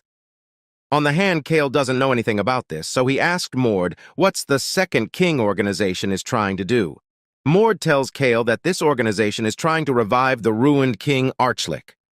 The criteria for naming mages is crystal clear. Second circle's beginner-level mages, fourth circle's intermediate-level mages, sixth circle's advanced-level mages, eighth circle's senior mages, and those within the domain of the ninth circle are called top mages. The title Archlick is the name given to top mages who turn themselves into the undead, and they're called monarchs, to symbolize their command over the army of the undead. The Archlick of the returning monarch group had a secret backup plan in case he would be annihilated. He fragmented his soul into several pieces and sealed them, in a way that putting those pieces together could revive him, and the returning monarch group is looking for those fragments right now. Mord explains all this to Kale. He then teases the yellow-haired man, saying that he belongs to a pathetic group. The man bites Mord's bait and gets angry and says that he is not someone from a pathetic group. Mord then asked him about the identity of their group. The yellow-haired man gets a bit nervous as he figures out that Mord is from the Vernars bloodline, and if he tells him about them, the Archduke Vernars might turn his back on them. But in front of Mord's anger, the man has no choice but to reveal his group's identity. The man says that he belongs to a group named Gramolder. They are a group that aim to stop the 3 prophecies of doom for this world. One of those prophecies they are trying to stop is the returning monarch. The man also says that the returning monarch group is very powerful, as even if just the upper tiers of that group unleash their power right now, they could easily turn this whole nation upside down. And the Archlick that those guys worship is practically a god of death, and if he is revived, this world will meet its end. Mord understands the situation, and he again asked him that why he was been chased by that group. The man replied that he has stole something precious to them. At that time, Kale takes out a ring and says that he found this in his pocket. The man tells that this is the item he stole, and it's the key to opening the doors to the underground ruins of the Archlick in this city. Mord is a bit confused, as in the novel, neither the group Gramolder nor this key made an appearance. In the novel, the Archlick was resurrected and was easily defeated by Aiden, so this might be the reason the name Gramolder is not mentioned in the novel. Mord takes the key in his hand and thinks that the Archlick was resurrected at the later parts of the novel. And even though the Archlick is defeated by Aiden, it took thousands of life as sacrifice. Mord decides to save all the lives, so he needs to defeat this group. Mord puts the key in this pocket and tells the man to leave quickly. Kale gets surprised and he asked Mord if he is really thinking of letting this guys go away. Mord says that their group is not strong, so he doesn't mind if he goes away. Kale again asked him that what he is going to go to the returning monarch group. Mord replied that he will crush them, but first he needs to destroy all the soul fragments so that the Archlick cannot be revived. Mord decides to go to the underground ruins to destroy the first soul fragment. At night, he can see Mord has come to the black market and looking for some item. He bought a cheap old dagger and a book. Kale sees this, and he cannot figure out that what Mord wants to do with them. Afterwards, the both of them goes to the gutter of the city. Mord tells Kale that in this gutter there is the hidden passage to the ruins. Kale said that he will never get in there to search that. Mord then tells Kale to use this spirit magic to find the location. Kale replied that he can't do that as he is an wind spirit magic user and he cannot use water spirits. Kale then uses his wind spirits and tells them to search for any markings.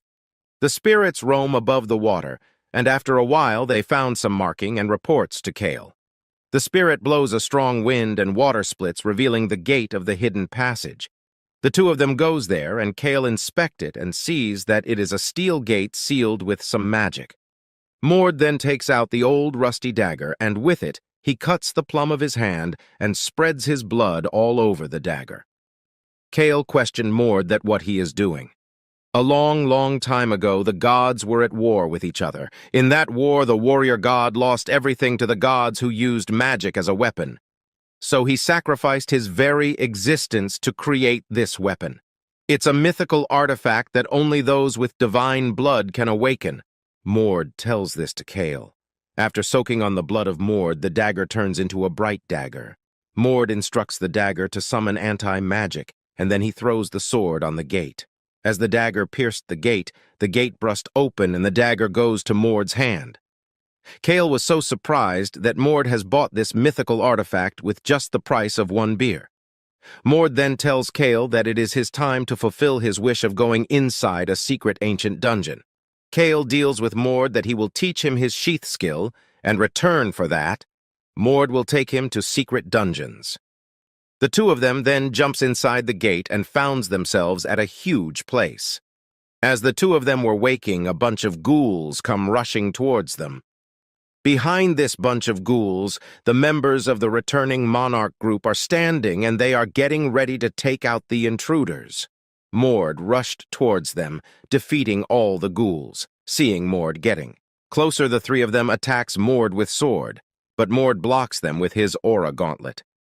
Seeing Mord using aura, the three of them get scared as they didn't expect Mord to be a master rank. Mord pushed the swordsman away. Seeing this, magic unit starts to launch their attack, but at that time Kale uses his wind spirit and makes the magicians fly away. The one magician that is still standing looks back and sees that Kale is waiting for him with his wind spirits and a sword on his hand.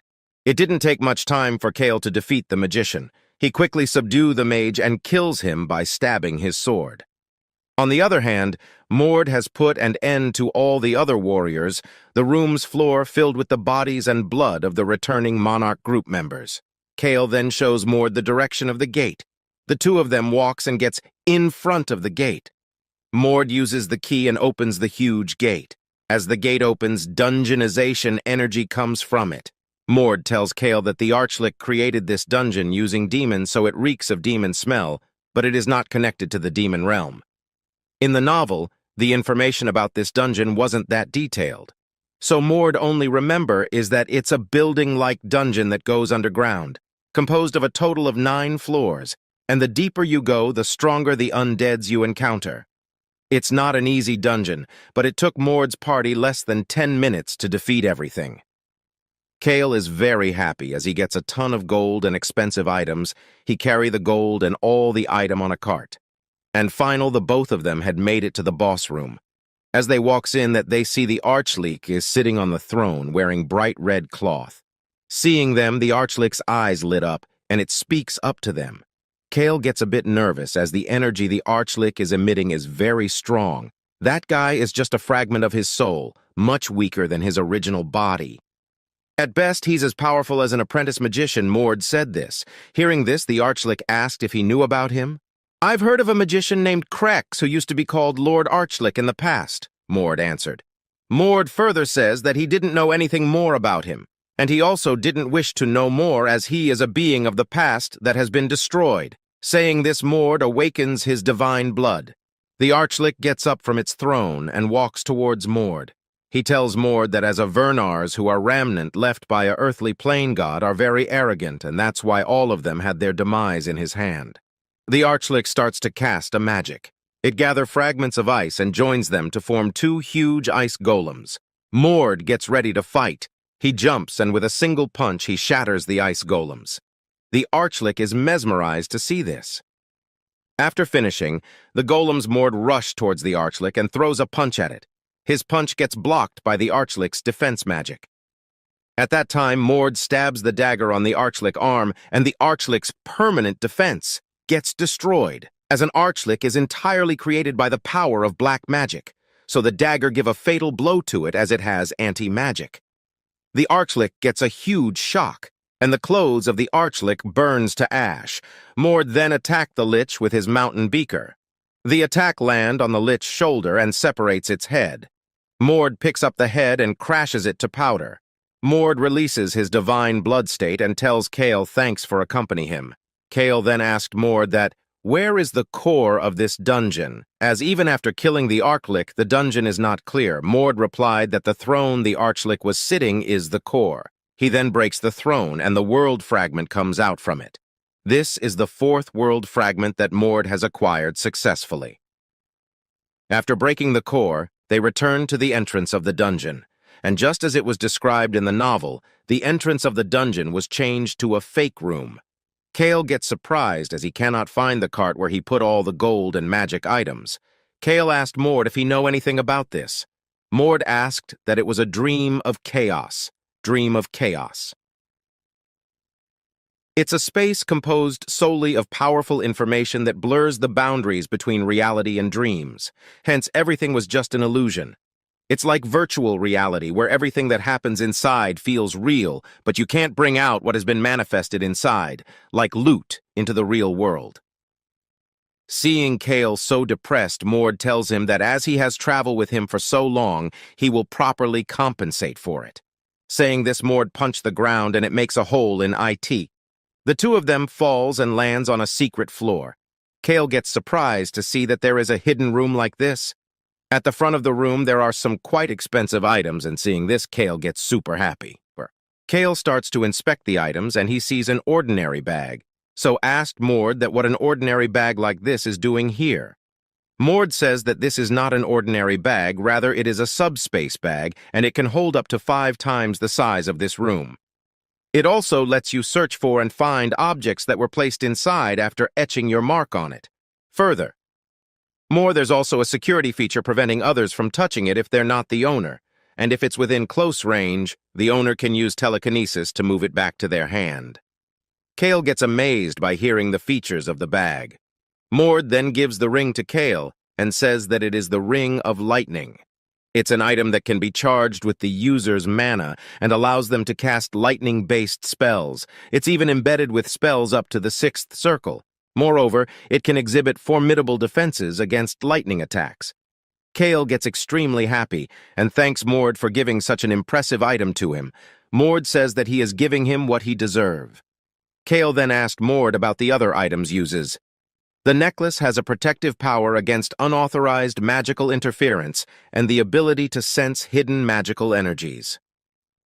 The golden key serves both as a physical key and as a map that can guide you to the place where it can be used. Mord tells all of this to Kale. Hearing this, Kale further questioned that if it's a key and a map, then could it be that there's a place with another piece of the Archlick monarch? Mord replied yes. Kale gets curious and asked Mord that how many pieces does the Archlick has. Mord replied that there are 7 pieces in total and they will be searching for all of them to prevent the resurrection of the Archlick. Mord also says that this is one of the reasons and the other reason that this 7 pieces are also the key to the world fragments. Saying this, Mord points towards the skeleton head and tells Kale that this is on of the 7 pieces. In the novel, Aiden and his party were unaware of this fact. They ignored this skull and dismissed it as a mere decoration, and as a result, the Archlick was able to fully resurrect. But now that's a tale of impossibility, as Mord crashes the skeleton with his punch. On the other hand, we can see the Archduke Vernars is eating the fruit, and this is the last one, so he asked his subordinate that if he thinks that the next person that will be buried here will Mord. The subordinate replied that it might be possible as the silver blood is officially on the move. While the world is teeming with secret organizations, those that have lasted for over 500 years are extremely rare, because it was during that time that marked the end of the world's myth and the beginning of the era of mortals. However, Silver Blood is an organization with a history of over 500 years, with the majority of its high-ranking members possessing the utmost power, being divine blood-bearers. It's the largest secret organization in the novel.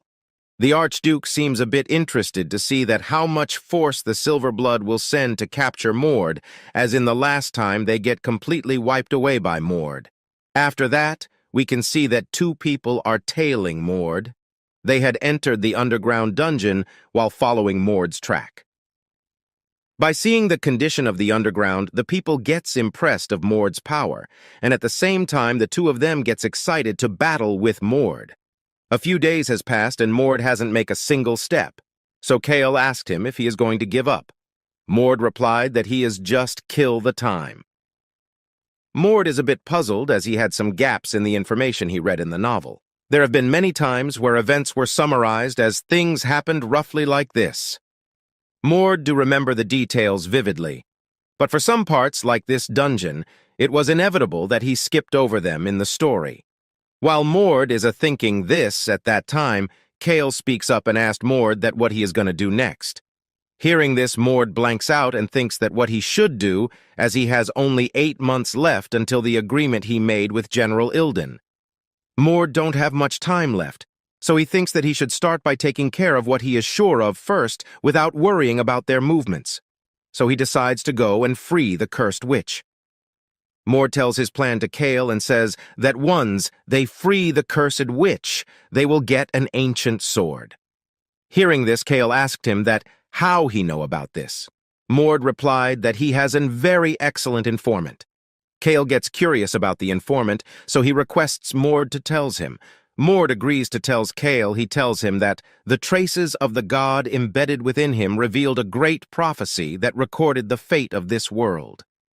Hearing this, Kale gives an annoying expression and say that Mord is mean and dirty. Mord smiles hearing this from Kale. Mord knows that there is no meaning telling the truth to him, as he will never understand or believe it. But Mord also hopes that he could have at least a person that he can share all this stuffs. After that, the two of them starts their journey towards the cursed witch. A few days has passed. They have come in a remote mountainous region in the southeast of the Rutban Kingdom. The forest is all covered with a dense magic fog. Mord tells Kale that this is a magic fog that will make them disappear their sense of direction. As they were walking deeper, Kale shouts that if they are going towards the swamp, he tells Mord that there's an old legend in their village. It's the story of the witch of the swamp and the fog. The swamp is the place where the witch resides, a wicked being that uses the fog to capture and devour people.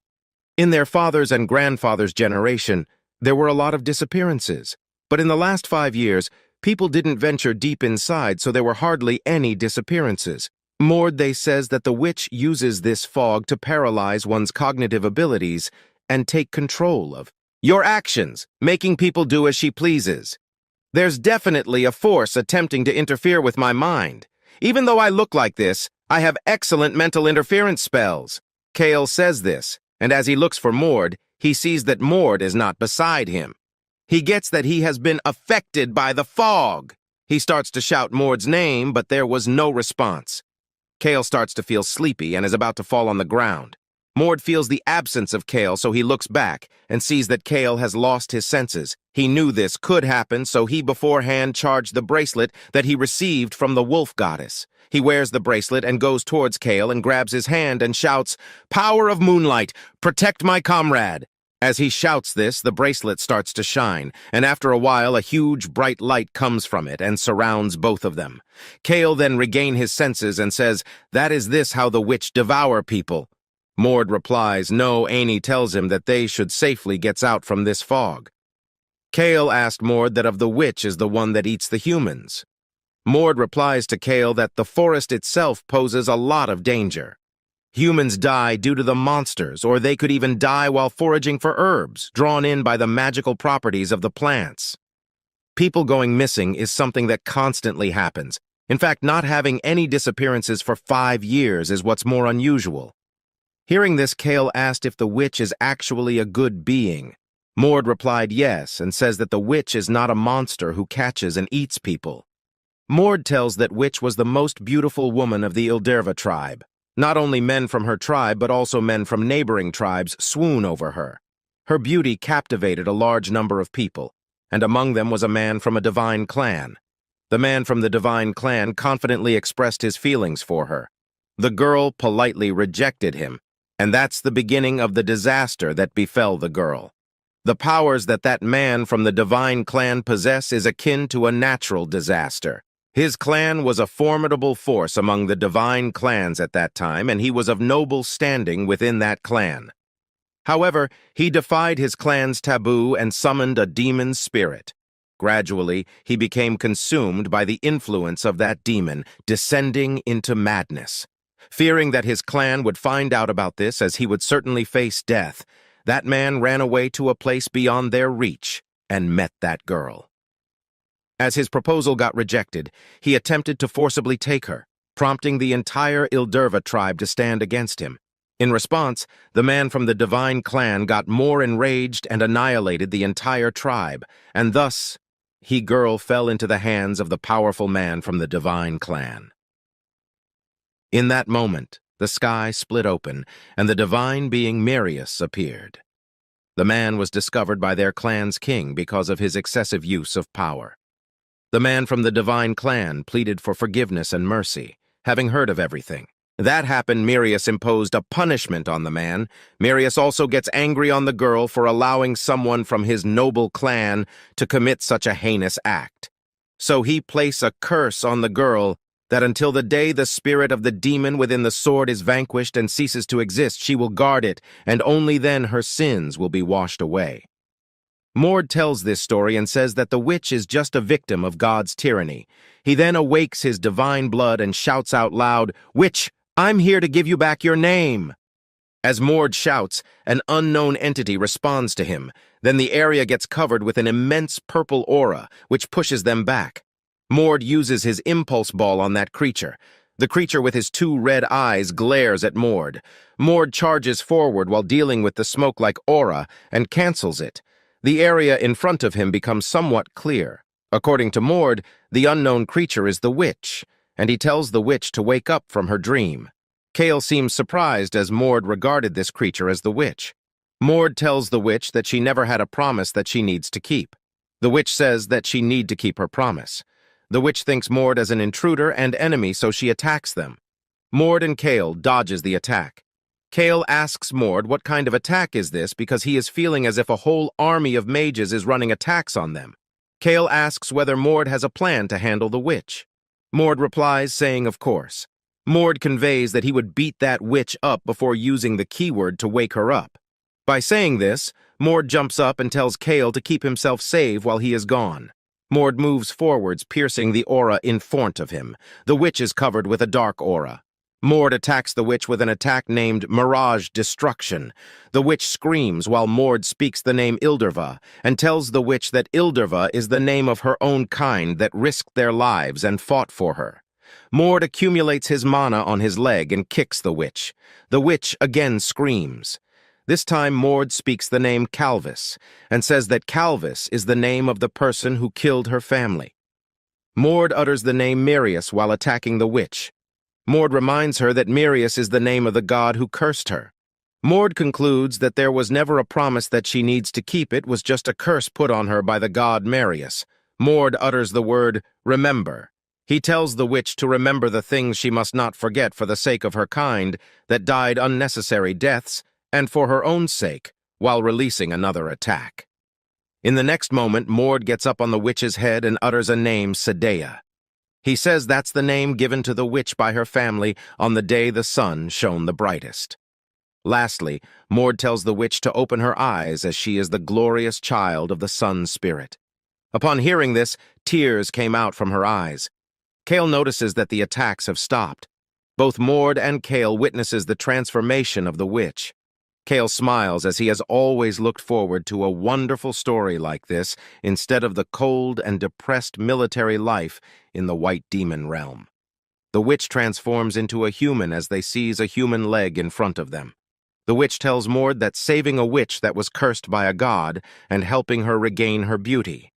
He is the savior of an unknown god's blood as he has freed the witch from the evil god's curse. The witch asks politely how she can repay Mord for this and wants to know her savior's name. Both Mord and Kale perceives that the witch tribes were all giants. Mord introduces himself saying that he is Mord, a descendant bearing the blood of Vernars, the god of combat. The witch says that she has never heard of any god like that, but she says that she would consider him as a very wonderful god because Mord is also a good person. Mord replies that God Vernars earned his divinity when the age of the legends came to an end, so of course the witch wouldn't know about him. The witch questions Mord what he meant by saying that the age of legends is over. Mord replies that, yes, it is over, and it has already been 500 years since then. He says that an era began where gods can no longer manage the world, and the only thing that remains of that age is this fragment world which is Mord showing now. "What is this?" the witch eagerly asks. Mord answers that, "It's a piece of the perfect world. The ancient great gods used to create this world." When the Age of Legends came to an end, it was split up all over the world. Mord feels that this one's environment is a foggy swamp region, night skies and high mountain combined with thick fog below that floats over the swamps. Mord says that now the 3 fused pieces of world fragments and the 2 individual world fragments have come together. Mord tries to talk with the witch about his repayment, but suddenly 3 intruders barged in. The leader of the group threatens Mord that they has come here to kill him. The 3 intruders tells Mord that will capture him today and bring him with them. The boss of the intruders sees the huge giant lady and asked Mord, "What is that thing?" Mord didn't respond to his question, rather he asked them if they are from the Silver Blood. Hearing that Mord know about their identity, the intruder boss gets a bit surprised and questioned that how did he know about them as this is their very first meeting. Mord replied that he figures it out from the divine blood they possess. The intruder find it a bit strange, so he again asked Mord that how does he know where they are from just by seeing that they possess divine blood? The lady in their group says not to bother so much about it as they will eventually know all the things when they captures him. As the 2 of the subordinates are about to rush towards Mord, their boss stops them and tells them to awaken their divine blood and go all out from the start. The red-haired boy disagrees and says that there is no need for that, and he also wants to have some fun. The boss gives an angry look and tells them not to underestimate it as there might be other people beside them. Hearing this, the 2 of them didn't argue anymore and awaken their divine blood. The boss also awakens his divine blood and turns into a werewolf. He orders them to go and capture Mord without killing him. Mord sees their awakening and figures out that the boss is from the beast god lineage, and he cannot figure out the other 2's lineage, as all the divine blood transformation is same, which turns one's hair to silver. On the other hand, Kale is scared to see that the 3 of them has divine blood. The lady is an intermediate officer in Silver Blood, a high-ranking mage of the 7th Circle who has abnormally excellent tracking abilities. However, in her awakened state, her magic power rises to that of the level of a first-tier mage. But for a mage to be able to unleash their full power, they need allies to cover them, and that person is the red-haired boy with the blue sword. Mord then orders Kale to get Sadia out of here and then come back and join him. Kale refuses to go and tells Mord that even he is super strong, but going against 3 divine blood would be too much for him. Mord awakes his divine blood and shouts at Kale to quickly go away with Sadia. As Mord awakens, the intruders gets impressed to see that a 15-year-old boy has this amount of mana. As Kale and Sadia is about to leave at that time, the lady blocks their way and says to Kale that even though his stealth technique is good, but he cannot escape from her eye. Seeing that the escape route is blocked, Kale tells Mord that now they should fight them with their lives on the line. Mord replied to Kale that he will create an opening for them. So whatever it takes, they should quickly get out of here, as this is their problem, so they can't let Sadia be involved in this. The red-haired man they uses an advanced impulse technique called the Impulse Edge and rushed to attack Mord with it, the 2 of them. Clashes, and a huge explosion occurs, and they gets covered in somke.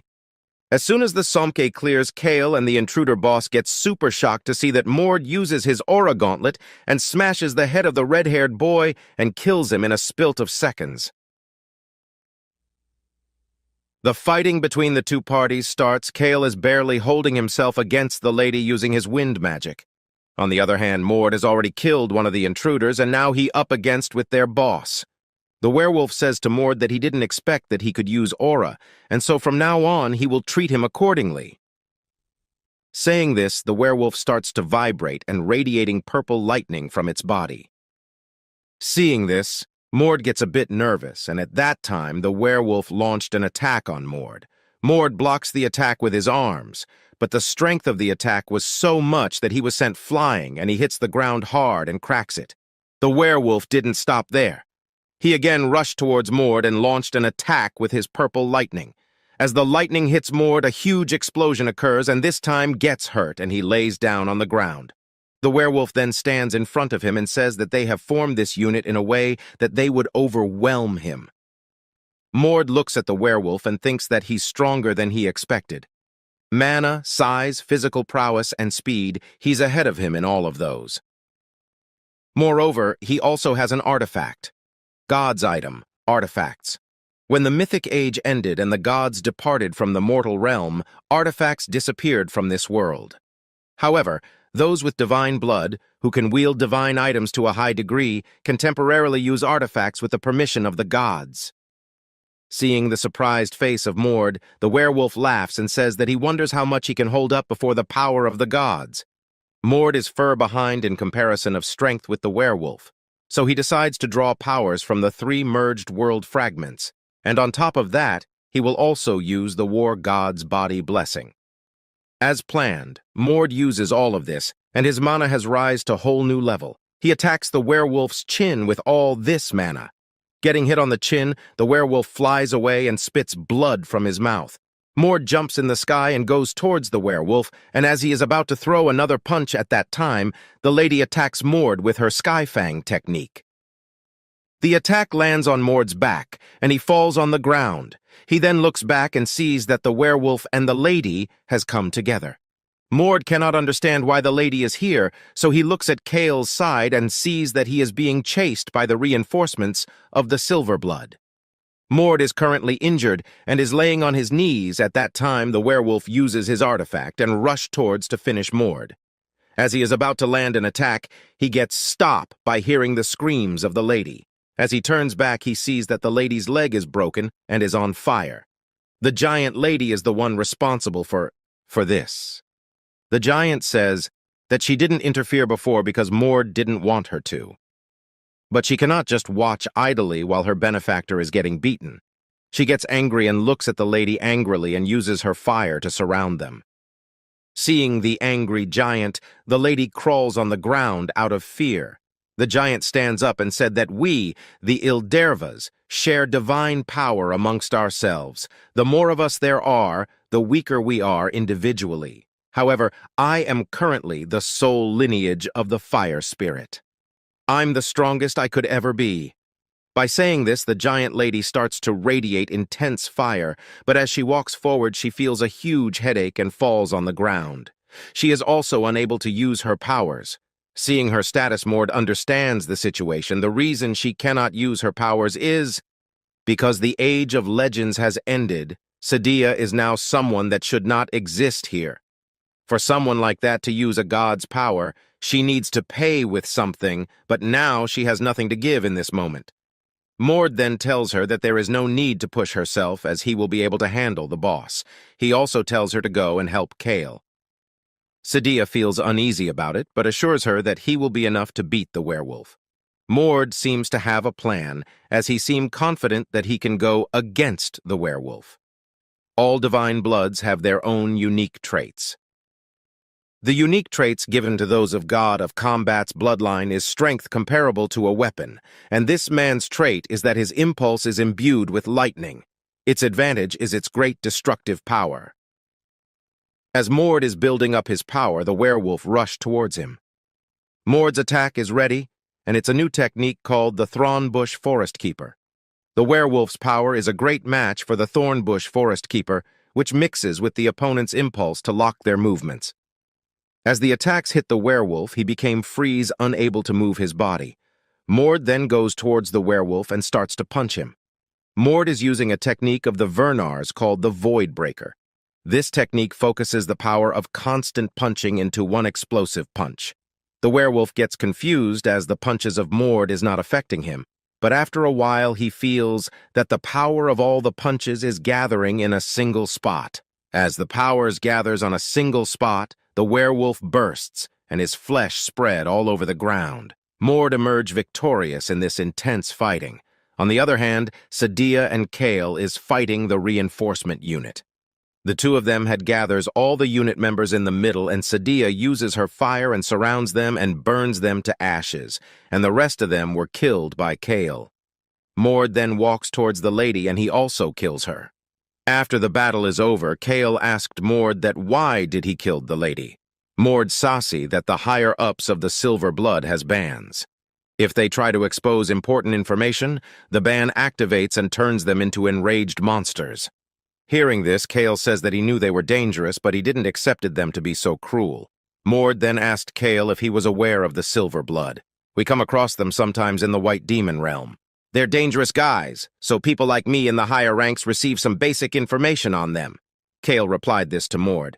Mord understand it as the Vernars is also a very powerful family, and they have excellent informants, so it is a basic thing that they will know about the Silver Blood. Kale cannot get that, how Mord knows so much about the Silver Blood, so he asked Mord about this.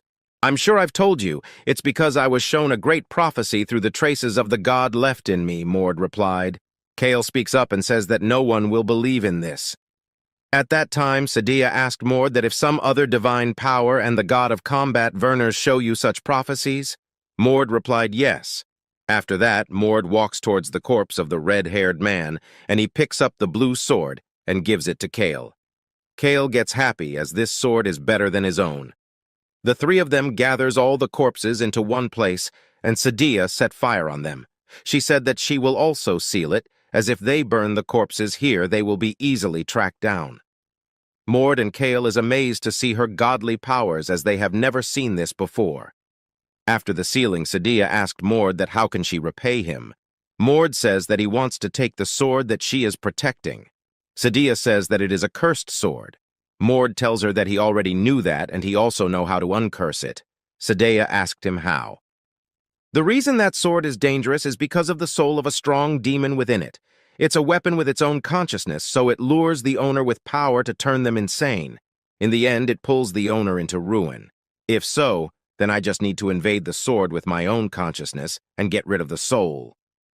Mord says this to Sadia. Hearing this, Sadia asked if it is possible to get rid of the demon in the sword. It wasn't back in the time when you were cursed.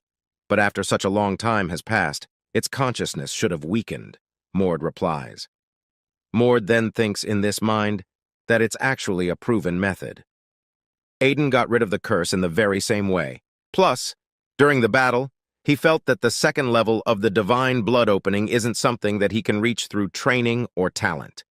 He did observe Kessner and Ilden since they've reached that level, but this battle has made it clear. He need to accomplish something great. What a human needs in order to become a god is an achievement great enough to be recorded as a legend. Proving yourself worthy is the only way to reach that realm. Only a meaningful battle and victory will bring light and glory to the divine power one possess. Mord had gotten closer to that realm with the battle today.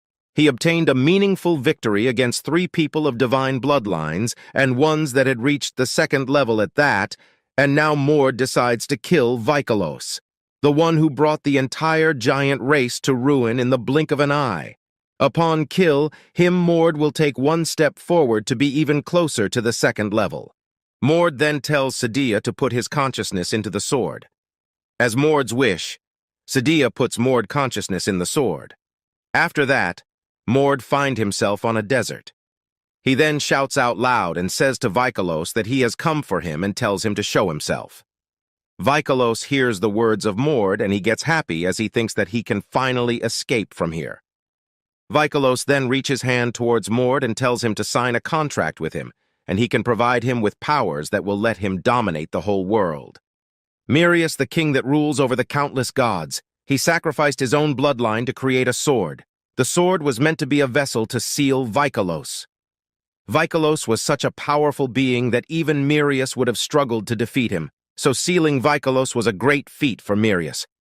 So as now Mord has come to him, he wants to possess Mord and take his physical body back. After that, he will kill Mirius who sealed him here, and later, he will establish himself as this world's demon king once again. But Mord knew about the plan of Vikalos, so he rejected his tempting offer, saying that his plan of gaining his physical body will not be accomplished as the body of his no longer exist. Hearing this, Vikalos asked Mord that what he means by that. Mord says to him that after Mirius sealed him here, both the demon realm and the world were faced with great changes, and his empty body was devoured by the other demons. Mord further says that he is just a soul without a body, and a soul that has been far from its body is bound to disappear. In other words, he is going to die sooner. Hearing this, Vikalos gets furious and throws a tantrum. He threatens Mord for tells such a nonsensical lie to him. Mord swears on his life that he is speaking the truth. Vikalos didn't believe on him, and asked that if he know that swearing and lying in front of the demon king means death. Mord replied that he know about this. Hearing this, Vikalos tells that he is arrogant and he will regret this. After that, Vikalos casts some sort of spell. A grim reaper appear behind Mord, and his neck, hands, and legs were tied up with a chain. Vikalos then again asked Mord to tell the truth. Mord again repeats that Vikalos' body is gone. After that, Vikalos begin to witness the scene, and he sees that tons of demons is fisting on his body. Seeing this, Vikalos breaks down and fall on his knees. Mord walks towards him and asks that, how did he feel witness the truth? Vikalos, it is amazing that he was able to protect his psyche for thousands of years. But once he realized that his body no longer existed in the world, his mind was completely broken by the shock. Mord grows huge, and now Vikalos is like an ant in front of him. He then crashes Vikalos with his feet and kills him, as Mord successfully uncursed the demon sword. Kale takes the sword in his hand and gets very excited. He wishes to take the sword to see. Asked Mord that what is he going to do with him? Kale thought that Mord would give it to him, but Mord's reply breaks it heart as Mord tells him that there is someone who is the rightful owner of that sword. Mord takes the sword and puts it inside the subspace bag. Kale asked about the identity of the rightful owner. Mord replies that he won't know even if he tells him, and he also tells Kale to stop his greed as he'd just receive a nice sword. Mord then asked Sadia that what she will do now. Sadia replies that she is not sure as she is a being that should not be here. She also don't know when she might die. Plus, she has nowhere to go, and no chance for revenge. As Sadia was about to speak further, Mord stops her and says that there is a chance for her to get her revenge as Mirius exists in this world as a member of the Silver Blood. Hearing this, she gets shocked and asked, how is this possible? He'll look much different than what you remember as it seems. Lot of things happened between your sealing and the end of the Age of Legends. Mord tells this to her. She understands what Mord said, and she tells that if he still exists in this world, then there is a reason for her to be here too. But as this world denies her existence, so she have no choice but to seal herself until the time comes. She tell Mord that she will be sealed once she enter this door. She requests Mord to hold on to the key of the seal for her. Mord and Kale seems a bit confused. Sadia tells them she has become the strongest witch of her kind, and she is sure that she can kill a god. But there is no point to such power if she die before she can even use it. So she requests Mord that the moment he enter a fight against Mirius, he should undo her seal and allow her to get her revenge. Hearing this, Mord asked her if she is sure of it. Sadia replied that yes, getting her reply, Mord promises her that he will make this happen no matter what. On the Silver Blood Castle, we can see Mirius is enjoying his wine and laughing. Seeing this, his subordinate come and asked for the reason of his laughter. Mirius replied that he felt his power be set free, and it's been a very long time since he felt that. In a place covered in swamps and fog, there were still traces of your power in this world. Then why did you leave it be instead of retrieving it? His subordinate asked. Mirius tells him that he might have died if he tried to retrieve it. So he had planned to retrieve the sword and the fragment once he had recovered some more. But it seems like someone has done the work for him. Hearing this, his subordinate asked, "Isn't that a loss then?" He replied, "No," and says that he is rather thankful as now when he goes to retrieve his sword, he can avoid seeing someone he didn't want to see. Mirius then takes a sip of his wine and says that he intends to give that person a reward.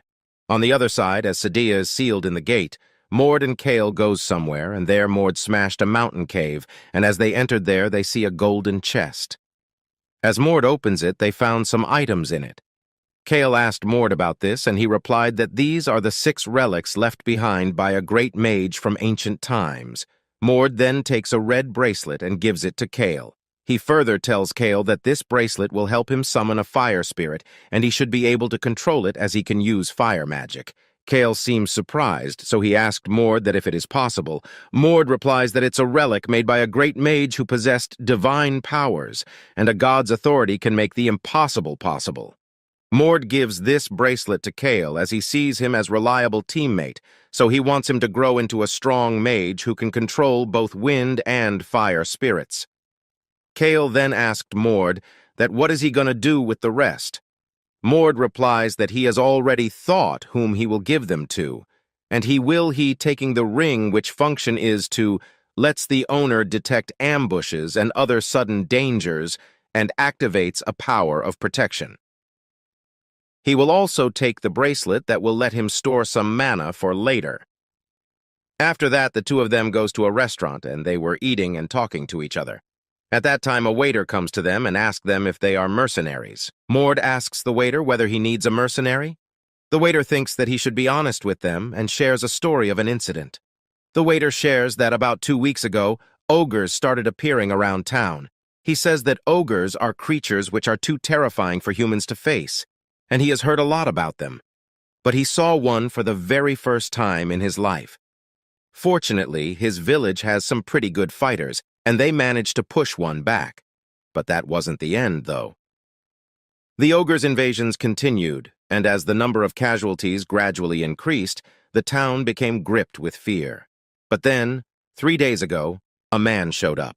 The moment that man heard of our town's plight, he gladly offered to help, and slaughtered all of the monsters around the town within a single day. Even the ogres that appeared again were slashed by his sword. Wait a minute, a sword? Mord thinks deeply.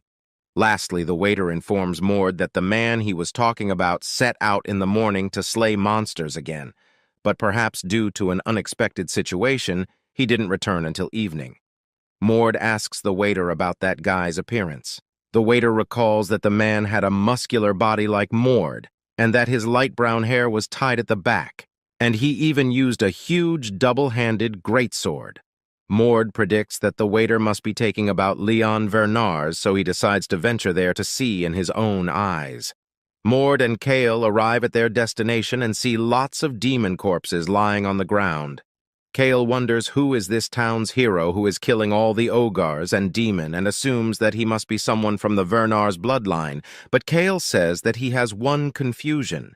If the person is a Vernars, then why he would a sword and a long one at that, he wonders.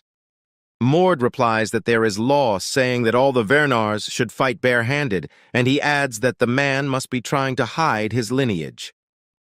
Mord remembers that in the novel, Leon said to Aiden that during his journey to a rural territory, as he stopped approaching danger, he coincidentally stumbled into the ruins where he's said to have received the god of combat's legacy.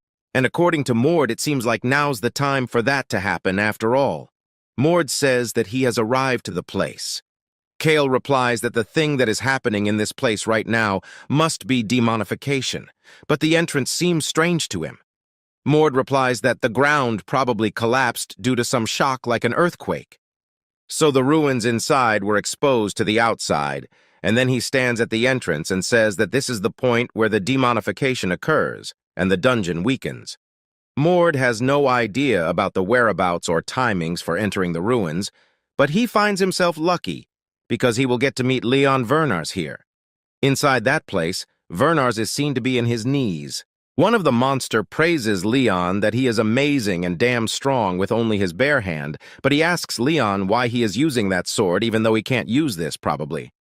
Leon, who is now in his divine blood awaken mode, questions the monster what's the point of him asking that. Leon thinks that these guys are way too strong. Not only is each one of them at the level of a high-ranking undead, judging from their similar combat skills, it's a guarantee that these ashes are from Vernars' bloodline. The monster says that he is ready for another round. The monster is using a technique similar to the Vernars to attack Leon. Suddenly, Mord makes an outstanding entry, breaking his skeletons into pieces. One of the monster asks Mord to introduce himself. The other monster regenerates himself. Mord doesn't find any reason for why he would tell them his identity. The monsters thinks that Mord is looking down on them and they decide to deal with Mord first. The monsters appears right in front of Mord in a matter of seconds. Mord quickly uses his aura gauntlet along with mirage destruction to damage all the skeletons in one go, and lastly he finishes them off with his 3 impulse balls. Mord didn't even have to use his divine blood to deal with the monsters. One of Skulls, who is still alive, says that he is Count Wirgun of the Demon Delm, and he would never forget the shame Mord brought upon his tribes. The monster couldn't finish his words because Mord smashes his skull into 2 pieces. Leon wonders who is that monster of a man that can defeat the monsters without opening his divine blood. "Meester, Leon Vernars, why are you here?" Kale asks. Leon slides back while asking whether they are Vernars. Leon says that he would not go to the main residence. Mord thinks that Leon Vernars used to be the 5th of the Vernars' successor candidates. But 5 years ago, he gave up on the competition and left the family. And in the novel, he met Aiden after leaving and became a dependable ally to him. Mord answers that he is here just because the village people asked him to look for Leon. Leon tells that he can hardly believe Mord's word. Mord replies that it pisses him off when somebody doesn't believe their savior's word. Then, Mord reminds Leon that he is not in the state to deal with the demonification all by himself because of his injury. Kale tries to ensure Leon by telling him that he recognized Leon just because he has seen him before, as he is an advanced warrior. Advanced warrior? How can a little kid like him be on the same rank as me? Leon thinks. Kale introduces himself to Leon and says that he is from the Gatekeeper Legion affiliated with General Ilden, and adds that the Vernars doesn't care about Leon, so they won't pry on his privacy. Leon understands the situation and tells thanks to Mord for saving his life. In the novel, it was said Leon was arrogant and gloomy, but in reality he is kinda different, Mord perceives. In the novel, it is said that Leon Vernars, from a young age, he had always been compared to his talented brothers, plus he lacked support from the family. As he grew older, there were less opportunities for him, and when his mother died from an illness, he was freed from all the ties to the family. He left the main residence and wandered around the continent. Meanwhile, he obtained an inheritance of the god of combat in the ruins. This allowed him to grow as strong as his other brothers, through the help of other advanced items and God's blessing. 5 years from now, he will meet Aiden. Aiden will see potential in Leon and will convince him to jump into the successor competition. Then, with Aiden's full support, he will take the Archduke position. At the same time, he would also pass over every world fragment to Aiden, fully believing that his savior would protect the world from evil. But at the end, that trust would be completely destroyed. Mord ordered Kale to escort Leon outside and provides him with a healing potion for Leon. Leon questions Mord why aren't they taking him into the demonification raid. Mord replies that it's better not to take an injured person in the raid. Leon tries to ensure them that he can still fight, but Mord refuses, saying that he would just get in the way. Do you want to be a hindrance to the same people that saved your life, just for the sake of your own ego? Mord questions. By hearing this, Leon realizes his mistake and tells them sorry for his stubbornness. Kale asks Mord whether he would continue on his own. Mord replies by saying yes, and tells Kale to put a wind spirit on Mord to find his location. Mord thinks that Leon fell into a trap here, and fell into the ruins underground. That's how he was able to obtain the god of combat's inheritance. So how will I find it? Mord wonders. Mord guesses that he would be able to find it if he destroys this whole place. Mord destroys the place, and arrives at a place where historic books are kept. The book which Mord is looking at right now is about the research and development of combat techniques, and these are all things left behind by the Vernars. Mord decides to take some books as he already had a bag with him. He finds a box which he remembered can only be opened by Vernar's bloodline, and this is where the god of combat's inheritance is. He opens that box and sees a world fragment on it. He thinks that this is the 8-1 that he acquired. He finds a stone plaque which he assumes was used to summon the god of combat in the novel. As he touches the stone plaque, Mord feels a strange aura covering him. Mord smiles because by only touching the stone plaque, it fills him with the desire to fight. It's definitely not a normal stone plaque. Mord conceives, and he is sure it's an object that offers the same experiences as the god of combat's grave. Mord looks at something and says that this is the god of combat's inheritance that helped Leon overcome his lack of talent. He says the word dragon, a mythical creature that no longer exists. And the object that was created using the head dragon that was hunted by the god of combat was a belt named the god of combat's belt. Kale arrives at that area and asks Mord whether this belt is a magical item. Mord replies that it's apparently an ancient relic made from dragon leather. Mord wears the belt, and Kale thinks that Mord is sharp for not letting Leon see this item. Outside that area, Leon is sitting under a tree and thinks that he is powerless, and suddenly he feels that somebody is approaching him. Mord and Kale meets Leon. Kale tells Leon that they didn't find any demons inside, and Mord asks Leon how is he feeling. Leon replies by saying that he is fine thanks to them. Leon asks for Mord's name. Mord introduces himself by saying that he is Mord Vernars from the outside lineage. Leon remembers that there was no Mord in the direct bloodline, so he must be from the outside. Then, Leon asks for Mord's age. Mord answers that he is 15. By hearing this, Leon gets totally shocked. Mord wants to leave this area and tells Leon that they should go, and Leon must take rest and eat well since he has opened his divine blood. Mord says that they have to stay here for a couple of days and then leave this area. Leon questions where are they going. Mord replies saying that it doesn't matter where he is going. Then Leon asks Mord whether he is going somewhere related to the family. Mord answers by saying no. Then can I come with you? Mord asks desperately. Mord asks Leon to state his reasons for saying this, but Leon cannot explain his reasons at first.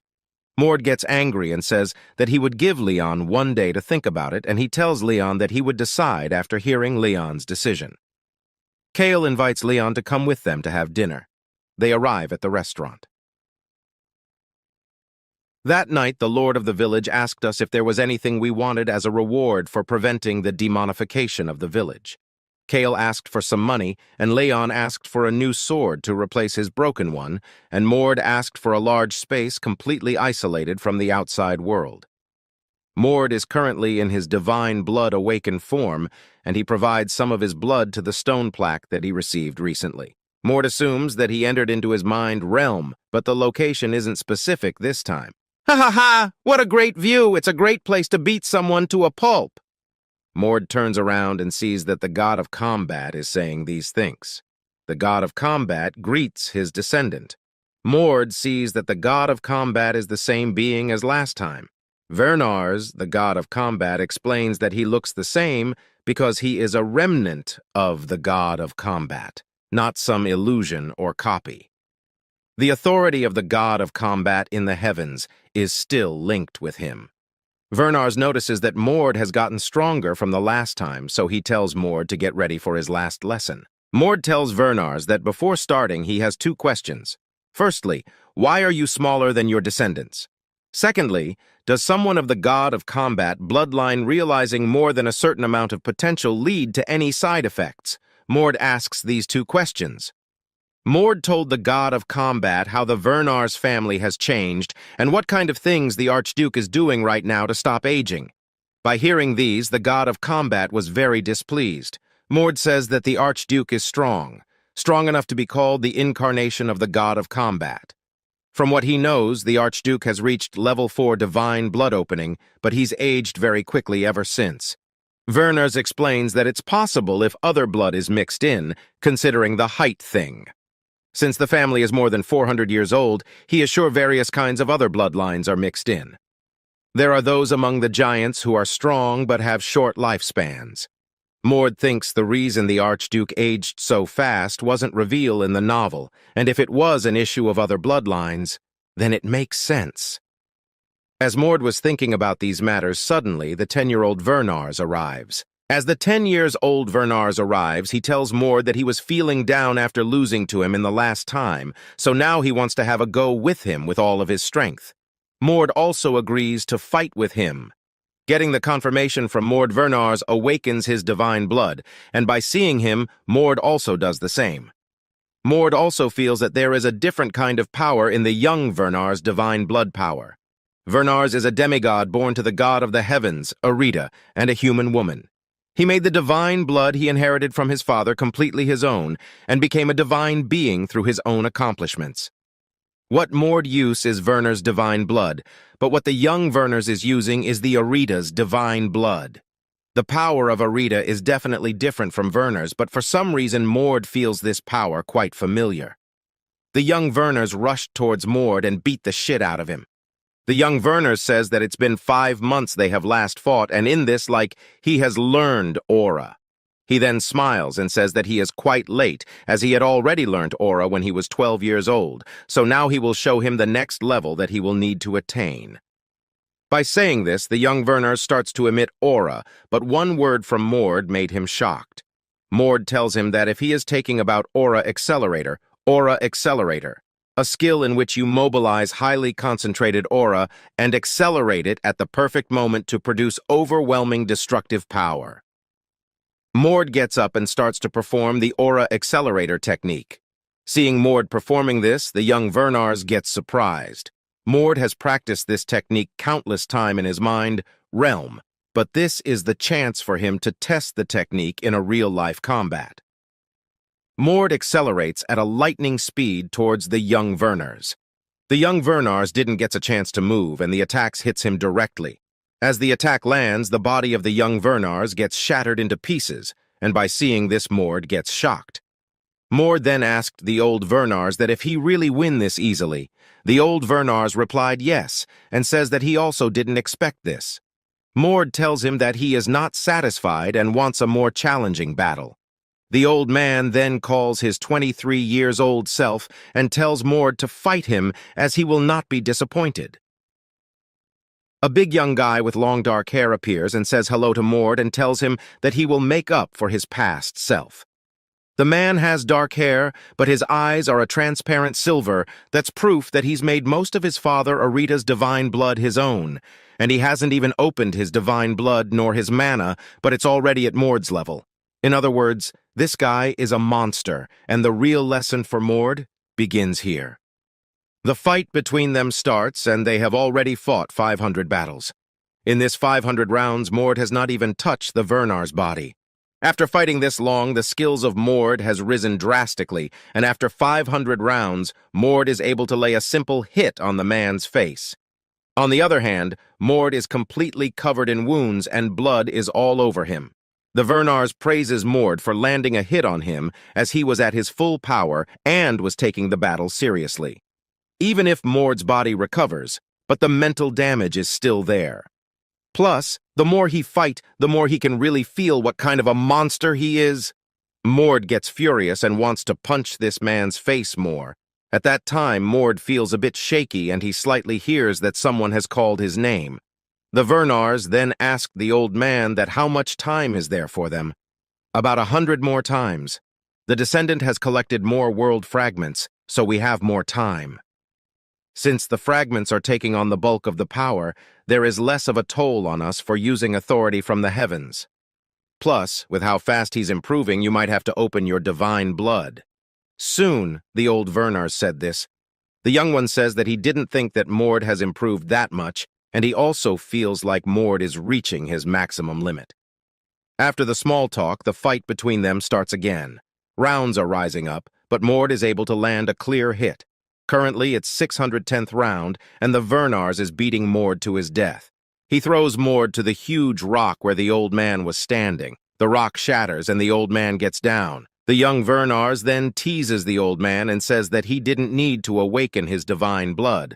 On the other hand, Mord is on the verge of losing his mind. Mord was going deep into his consciousness, and is about to lose himself in there. With the rising of mental exhaustion, Mord feels that something is boiling inside him. At that time, he hears a voice which says him to leave it. Mord opens his eyes and sees a spiral of white clouds, and from this clouds emerges a divine entity. The divine being tells Mord to stop thinking so much and leave it to his instincts.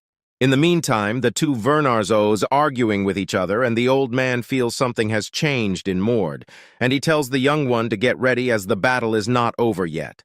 Mord gets up and is emitting huge amount of force. The young Vernars also feels the changes in Mord. Mord then rushes towards him. Seeing this, the Vernars gets tensed and awakens his divine blood. Mord gets closer to him and lands a solid him. But due to the man's divine blood, he minimized the damage and survives the powerful hit. But Mord didn't stop there. He jumps towards the man with a more powerful attack. As the attack lands, a huge explosion occurs, creating huge dust smoke. The man successfully dodged the attack, and if he didn't dodged it, Ao would be a goner. The smokes rise up in the sky and takes a spiral shape. Mord is completely drained out and is laying on the ground. Mord is also confused as he didn't know what he'd just do. At that time, the old Vernars comes towards him clapping his hands and congratulates Mord for awaking the divine blood of Arita. Mord asked him if this is the power of the God of Heaven. Yes, your instincts understood that this power was within you. Don't forget that feeling. It may have just opened its eyes, but when you finally manifested its true powers, and when it forms a balance with the power you have from me, you'll realize what it's like to have two divine powers within you, the old Vernars says. Mord also gets that maintaining balance is important, as this power from Arita is divine authority. It's strong, but it has the possibility of swallowing the human mind. Mord need to have the God of Combat's power be the basis, so that he can utilize this power without his mind being shredded to nothing. As the time is running out, the old Vernars blessed Mord with divine physique for winning against his old self.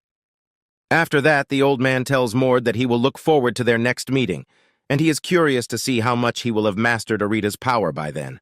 After that, the old man bid farewell to his descendant, and this is how the meeting between the descendant and the ancestor ends. As Mord gets out, he sees that Leon is waiting for him. Leon is serious and tells Mord that he wants to talk with him. He tells Mord that in order to explain why he want to come along with him on his travels, he need to first explain why he left the family. Saying this, Leon starts his story. My father was part of the direct lineage, but he ended up passing away in a battle against feudal lord-ranked demons. My mother's side of the family did not have enough influence or power to compensate for the loss of my father. The people who had supported us began leaving our side one by one, and others began harassing us through indirect means. Back when I was a trainee, it was much more common to request a God of Combat spirit in situations where an instructor would push harder on one candidate. The more we were harassed, the more pressure I received from my mother's side of the family to become the best. But compared to the other successors, I lacked talent. I was considered gifted growing up. But when I became an official warrior, I was faced with a harsh reality. The reality was that if I was gifted, then the others were geniuses. Amongst them, I suffocated from the pressure and comparisons. But what was harder to deal with was the words that would come from my mother's side of the family, and especially those from my mother herself. My mother used to try to brainwash me daily that I would become the best, but as time went on, she became more hysterical. Each time I proved not good enough for her, she was violent with me. Of course, it didn't hurt since my body was hardened, but my mind was torn to shreds each time by the pain. I always wanted to run away, but Erna was there for me. However, Erna then started to show the potential of a genius, and people began to compare us more and more. In the end, I could not look at Erna and smile. I began seeing her as a threat. I hated myself for that. That is when I decided to leave the family. Even when my mother was dying from her illness, she glared at me with demon-like eyes and cursed me with her hurtful words. Seeing her was hell for me. When she passed away, I felt freed. On the day of her funeral, I left the family. In a world away from the Vernars, I felt free and strong once again, but I realized that was all an illusion. I had just been lucky enough to come across enemies that were weaker than me. In the last 5 years, I had never tested my limits. I felt powerless. I learned that only when I was on the brink of death. But in that moment, you appeared, Mord.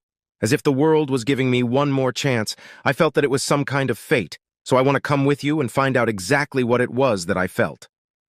Leon says all of this, Mord. Mord hears all of this patiently and asks Leon if he is done with all of his story. Leon gets nervous and replies Mord that he is done. Getting the reply from Leon, Mord warns him that this journey will be a lot more dangerous than he thinks, as an organization called the Blood of Silver is after him, hearing the name of the Blood of Sliver. Leon gets shocked. Seeing his shocked face, Mord asked him that if he know about this organization. Leon replied that he has heard of them when he was working as a mercenary. Their forces are as strong as the Vernars. We don't know when we might come across them, so think about that and decide. Mord tells this to Leon. Leon didn't show an ounce of hesitation and tells Mord that he will go with him, as he can be a help to them when they fight with those guys. After thinking for a while, Mord tells Leon that he can come with them. Kale was hearing all of this, and after Mord's decision, he questioned Mord that it might cause some problem if he take him with them to the north. Mord replies that's not his problem. Leon gets happy, and he ensures Kale that there will be no problem as he has already left the family succession competition. He also tells Kale to not address him so formally as he is not a part of the family. Kale puts a smile on his face and agrees with him. Mord then tells him to go to their rooms and take rest as they will be leaving tomorrow. Kale asked him about their destination. Mord replies, the Midwestern region of Lutven Kingdom. We're going to Palace County. Then, in the next morning, we can see Mord and the other two as arrived at the Palos country. They are passing through a busy market, and from there, Leon has bought many tools and weapons. Kale then asked him the reason for this. Leon replied that he wants to hide his identity, and that's why he has brought all this armors and a long sword. Kale says that if it was really necessary, as Mord is here, I'm just preparing in advance in case we get involved with familial matters someday. Plus, I'm used to a sword because it's what I used after leaving the family, Leon said. Hearing this, Kale now understands the reason why Leon is so weak in close combat. He has sparred with Mord so many times, but every time he gets defeated, without landing any fatal blow. The two of them starts fighting and Mord stops them and tells Kale to go and find a way to the black market. Hearing that Mord is willing to go to the black market, Kale gets happy as he thinks that he will receive new items from here. Leon raises his hand, tells Mord that he knows a way that will take them to the bulk market. They then goes to the black market, and from there Mord buy a few things. Leon asked Mord that if he has come so far to buy this lowly items. Mord replies that the items he bought are valuable, and he then tells Leon to drop his blood on a weird object. Leon gets confused and asked Mord that, what is the reason behind this? Mord tells him to stop all the questioning and just do what he told. Leon then makes a small cut on his fingertip and drops blood on the object. As the blood comes in contact to the object starts to glow up and it turns into a glove. Seeing this, Kale and Leon get surprised and asked Mord, what is this? It's a relic called Stone Giant's Gloves that can only be used by those with divine blood. It uses divine blood, not mana, so you need to feed it your blood regularly for it to function. It's great as a defense item, and if its skill is activated, it'll temporarily amplify your power, as much as the legendary Stone Giants. Mord tells this to Leon. As strong as a stone giant? That's ridiculously strong. You're really giving me this? Leon questioned. Mord answered yes and hand over the item to him. The next item that Mord bought is a pair of earrings. The function of the earring is that the ancient spirit inside will warn you of danger, and when it's activated during battle, it'll heighten your senses. Mord awakens his divine blood and activates the earrings and give them to Kale, which makes Kale super happy. Kale then asked Mord about the last item that he bought. Mord tells that the last item he bought is the sequel of the item that he bought from the previous black market. Mord then takes out the two items from his subspace bag. As he puts the two items side by side, the item starts to merge and turns into a complete book. Mord takes the book and opens it and sees that a map has appeared in the pages. After looking at map thoroughly, he puts the book back into his bag. He then asked Leon if he knows about an information broker. Hearing this, Kale gets excited and says that he will ask about it at the back alley folks. Kale also asked Mord that who is he looking for. Mord replies that he is looking for Aiden, who is a mercenary mage who's about 15 or 16. Later on, we can see Mord and the other are heading towards a dungeon. While going, Leon asked Mord about Aiden. Mord replies that Aiden is someone with divine blood who is also enemies with the blood of silver. Which kind of divine blood? Leon asked. A god that is said to appear as an old hermit to aid others who are in need of wisdom. god of forest and wisdom, Magenta. A divine blood perfect for becoming a mage, Mord replied. He then starts to recall the storyline of the novel. According to the Stroy these days, it is very hard to come across someone who has inherited his divine blood, and most of them work in the magic field. But of those, Aiden is the only one who managed to awaken the power of the divine blood. There's a reason Aiden was called a genius mage. Of course, that monstrous talent was only possible because of his sister's sacrifice. Aiden's older sister grew up listening to the voices of the god's power within her. When the blood of silver ambushed Aiden's family, she sacrificed herself in order to save Aiden and awakened her divine power, and she turned that power into a blessing to give to Aiden and died. As a result, Aiden felt his dormant divine blood awaken, and Aiden began working as a mercenary in Palace, slowly making a name for himself despite his young age. As Mord is walking as thinking all of this at that time, Kale asked Mord that what he is going to do when he finds Aiden. Mord replied that he don't have any immediate plan. After walking for a while, the three of them has come near a waterfall.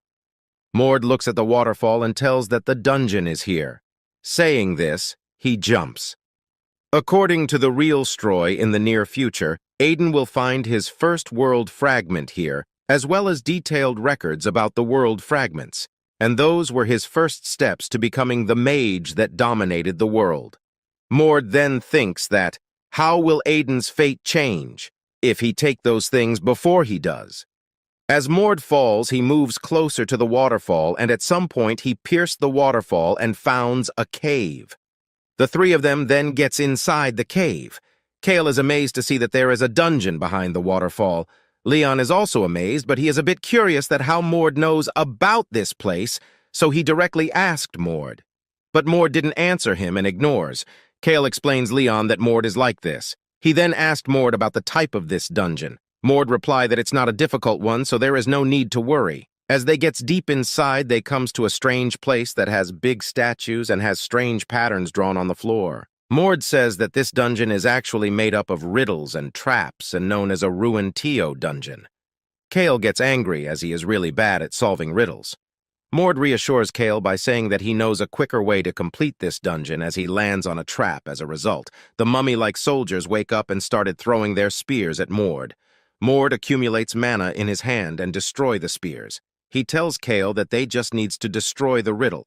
Leon says that he knows a little when it comes to dungeons like these, but somehow he feels that Mord's way of clearing the dungeon is crazier than it looks. As they venture deeper, they come across a gargoyle. Kale asks what kind of room is this going to be. Leon replies that it really doesn't matter as Mord is destroying each and every room they've entered until now. A trap appears in front of them where they have to guess the right picture. As they were looking into it, Mord tells them to move away and breaks the traps. As a result, around 50 of gargoyles appears. Leon says that if it's just gargoyles, then they should be fine, but suddenly the door changes, and from it a stone golem appears. Mord rushes forward at the golem as he tells Kale and Leon to take care of the rest. Mord breaks the left hand of the stone golem. After breaking it, he sees a red core and wonders what's that. As he was thinking, the golem restores his hand. Mord conceives that the power of magic in this room is amplifying the stone golem's power. Then, he thinks that if he doesn't destroy that core of the golem, maybe the golem will keep restoring itself. And Gargoyle charges an attack in his mouth and releases at Leon. Leon dodges it and rushes forward with his new long sword. Leon feels annoyed by the gargoyle. Kale suggests Leon to first with his bare hands while he orders his spirits to help them by preventing the gargoyles from flying. The spirits binds the gargoyles and uses a lighting sword and cuts the gargoyles into pieces. On the contrary, Mord is using his aura's second-level realm known as Aura Accelerator to completely destroy the golem and successfully destroys its core. Goodness, he destroyed that giant golem just like that? Leon thinks as he can't fathom what's happening right now.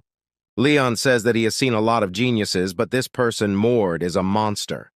Mord turns and asks Leon whether he has done his job yet. Leon drops his sword and tells Mord to wait a bit, and he will make it over quickly, and finally he uses his fists as he destroys tons of the gargoyles in a matter of seconds. Kale watches Leon annihilating the gargoyles and thinks that Leon must use his fists from now on, as Leon is much better in fists than any sword. Finally, they arrive at the boss room. As they enter, they see that the room is empty. They hear an unknown voice telling them challengers and commends them for reaching this point. The voice says that the person only with courage and wisdom can reach this room. Wisdom and courage? Leon and Kale thinks that Mord used none to come up to this point. Only those who are qualified should possess a great god's power. You have proven yourselves worthy, so it's time for your reward. The voice speaks, and out of nowhere a box and a stone slate appears. The stone slate contains some ancient writing which they have never seen before.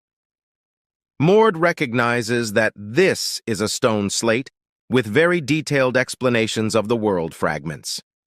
This was a changing point for Aiden's life and decides to destroy it so that Aiden doesn't get to see it. Kale asks Mord why he is destroying it. Mord replies that he felt a strange sense of danger. Mord opens up the box from which the world fragments comes out, and Mord collects it. Kale questions Mord as he wants to know why Mord is collecting fragments. Mord answers that he is doing this in order to save the world. Mord feels a slight change in his body, and this time it feels like quite a big change. Mord thinks that the world fragments not only bring forth the owner's power, but also changes the owner, and with more time, the owner absorbs the world, fragments power, and becomes stronger. This fragment is like a cliff with a giant boulder placed on the edge. The three chunks that Mord previously had combined with it to become one. Mord finishes his job. "What do you mean by saving the world?" Leon asks. Mord ignores the question and tells them that the dungeon is about to collapse, so they should go back. Kale thinks that Mord isn't like a type of guy who will lie for his benefits, and Kale doesn't know the reason why Mord feels this dependable. In the next scene, some assassins are killing the people who are from the blood of Silver, and a certain person is left. The last standing guy from the blood of Silver gets scared as he trembles in fear. He thinks that these assassins might be the top elites from the Shadow Wolf squad. Why's that? 3 awakened divine blood guys get killed previously. He realizes that he absolutely has no chance of victory here, so he thinks that he needs to summon a higher-up's consciousness into his body before he gets killed. The boy tells the Shadow Wolf squad that he will drag all of them with him, but the Shadow Wolf squad quickly decapitates him. One of them says that the boy was a disappointed coming from the blood of Silver. The other one replies that these guys are just minions, and they shouldn't underestimate the blood of Silver because their general has warned them. One of them turns around and tells his young master to let them know when he gets tired, as they are going to be in a rush from now on, and he tells his younger master that if he gets tired, they would take turns and carry him in their backs. The young master says that he wonders what kind of person Mord is, as they are going such lengths just to meet this particular individual. Lastly, he says that he is really curious. In the next scene, Mord feels that he definitely got stronger. Now that the 4 fragments are together, he can extract power from the fragments for a longer period of time now, and now he can even use this for healing. Mord thinks that the divine physique which he received as a second blessing from the god of combat takes a lot to use it, but it'll be great for the right situations. Kale knocks Mord's room and tells him that they got the results of investigation from the informants, and it seems they found Aiden. Mord opens the door and asks about Aiden's whereabouts. Kale replies that apparently Aiden left this city yesterday. Kale reads the report which says that Aiden appeared in Palace about 5 months ago. He was working as a mercenary before he met this mage named Levon and became his disciple. Levon is an advanced 6-circle mage who's rather popular within the Palos Dark family. That's why no one has been able to touch the organization. Levon is affiliated with, despite it not being that big. Last night, some unidentified group attacked the organization's base. Because of that, dozens of people died, and the guards are now tracking down the murderers under the Count's orders. Kale finishes the report by saying that apparently Aiden left through the eastern castle gates. He said that he was going to the countryside because of his mentor's request, but the informants are saying that the mentor probably just sent him away for the sake of his own safety. Mord thinks that fate has changed, as this was supposed to happen at least half a year later, and plus, Levin couldn't predict that this would have happened, and sacrificed himself in Mord's past life to save Aiden, and the novel starts with Aiden setting out for revenge. Aiden grew up as the son of a wealthy family in the Lutvan kingdom. He lived a life like that of a flower growing in a greenhouse, but he lost his family due to the blood of Silver's ambush, and after that lost his mentor to the Sage of Darkness. Because of this, Aiden comes to abhor himself, feeling responsible for the deaths of his close ones. Things are going differently from my past life, was massacring Grammelder. What led to this? Mord wonders. Mord thinks that they not only held the returning monarch as their enemy, but also the Sage of Darkness and a future that Mord doesn't know has begun. They both sit on the chairs. Mord asks Kale what happened to the mage, Levin. Kale replies that he heard that Levin went missing after the ambush last night and his corpse wasn't found, but people are thinking that he's dead. Mord stands up while Kale asks whether Mord is going to be involved in this matter. Mord replies by saying yes, because he believes that the guys that are after Levin are people Mord has to face later on. How does Mord has this many enemies at just 15, and they're all dangerous secret organizations? Kale wonders. Kale asks Mord where he's going, or does he has any idea to deal with this? Mord replies by saying yes. Mord remembers that Levin created several secret locations throughout the city. They were places he had prepared in case of situations like now and for his magic research. So Mord says that he is sure that Levin is one of those locations. In the next scene, an tavern owner's working place gets attacked. The leader of the attacks asks the tavern owner to reveal Levin's locations or else he will kill the tavern owner. Levin shows up and tells them to promise not to cause any more harm to this place, then he will go with them. The owner tells Levin to stop this nonsense because the attackers definitely aren't the type to let people live. Levin tells the owner sorry, as because of him the owner got Doctor in such dangerous situation. The owner tells Levin to hide somewhere while he will stall time for Levin to hide. What a lovely friendship. The leader laughs. "Dark Disciple number 29, the leader says while pointing at Levin. The owner asks Levin whether he knows what they meant by 29. The leader explains that they're higher-ups of a secret organization called Mages of the Dark. They call themselves the Dark Disciples. Long ago, there was a great mage who called himself the Sage of Darkness, Erickson. He fell into his enemy's trap and was sealed. The Dark Disciples stuck their hands into Erickson's consciousness using the seal and took his knowledge and power. The leader tells that number 29 is good at hiding, as he managed to avoid them for more than a decade. The leader reminds Levin that he is nothing more than experiment who was prepared to be Erickson's vessel. "Levin, you're a previous experiment. I won't make this painful for you if you just comply with UT, the leader says. Levin tells to go back and starts to attack them. The leader tells Levin that he has left no choice for but to take Levin forcefully. Levin recognizes that his opponent is using a magic attack named Jar of Sealing. The leader says that he assumed that Levin was going to try and lure the guards here by creating some loud noise. But he says that they are a secret organization with centuries of history, and they're very good at getting things done while avoiding attention. He adds that the tavern has been wrapped with a barrier so that no noise can escape while releasing an attack at Levin. Levin tries to use Partition of Darkness, but the defense didn't do that much, and Levin gets pushed back. The leader praises Levin for having such a good amount of mana, in fact, of being a mere vessel. Bam!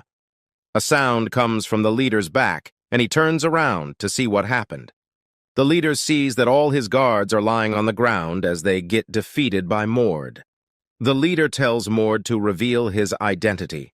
Mord tells him a Dark Disciple. "You know about us?" The leader questions as he says that he would get rid of Mord while releasing an attack named the Execution of Light. Mord stands still waiting for that attack to reach much closer and uses Mirage Destruction. Mord's attack was so powerful that the leader flies and hits the wall, which made him cough blood. Levin gets astonished to witness that a Dark Disciple that he feared all his life was completely overpowered by a single strike. "Hey, who are you? You're fighting with your bare hands. Are you of the Werner's lineage?" Levin asks while looking at Mord. Mord replies that Levan doesn't need to know. Mord says that those Sage of Darkness guys showed up here. He just happened to save Levan in the process of hunting them down to crush them. So they weren't after me, Levan thinks. In the meantime, Kale and Leon enters. Kale says that he got rid of everyone nearby. Leon praises Mord as he says that the Dark Disciple who was an advanced mage was nothing when compared with Mord. Mord says that the barrier which was created by the Dark Disciples was lifted, so they'll soon be the center of attention, and decides to get out of here now. Levan intervenes and asks Mord whether he needs anything from him, as Mord saved Levan's life. Mord replies that there is one thing he needs, and tells Levan to be saved from the Sage of the Darkness. Then Mord tells Levan that he doesn't need to fear them, as Mord will crush them one by one anyways. "You're going to destroy the Sage of Darkness all alone? That's ridiculous," shouts Levan, but then he realizes that it might be possible seeing how easily Mord annihilated the Dark Disciple here. "I always lived in the fear of not knowing when they'd ambush me. Can I finally be free from this hell?" Levan wonders. "What's your name?" Levan asks, and our main lead replies that his name is Mord. Lastly, Levan says that he will never forget this kindness and wishes to reward Mord for his kindness. He tells Mord to come with him. Mord thinks that if Levan is wanting to give him something, so he shouldn't refuse. Kale gives a healing potion to the tavern owner and treats his wounds. Levan takes them to an underground place which is less laminated. Kale gets surprised by seeing how Levan created it himself. Levan tells them that they have an hour's walk ahead of them, and the path is complicated, so he suggests them to follow him closely. Suddenly, the floor starts to shake. "What's that noise? Is the Sage of Darkness here?" Levan says loudly. The tavern owner replies that it's the sound of the explosives that he set off. The tavern owner says that he collapsed the passageway to buy them some time. Leon asks the tavern owner whether he is sure about doing this because his shop will also get destroyed in the process. The tavern owner replies that it should be fine, as he will not be able to make a living in this neighborhood anymore anyway. Then, the tavern owner puts his hand on Levan's shoulder and tells him that he will follow Levan as he destroyed his shop because of Levan, so has some debt to collect from Levan.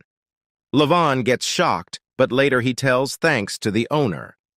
Suddenly, the funny moments shifts as the tavern owner glares at Levan and asks him why that Dark Disciple called him number 29. Levan explains that he was one of the Sage of Darkness's test subject.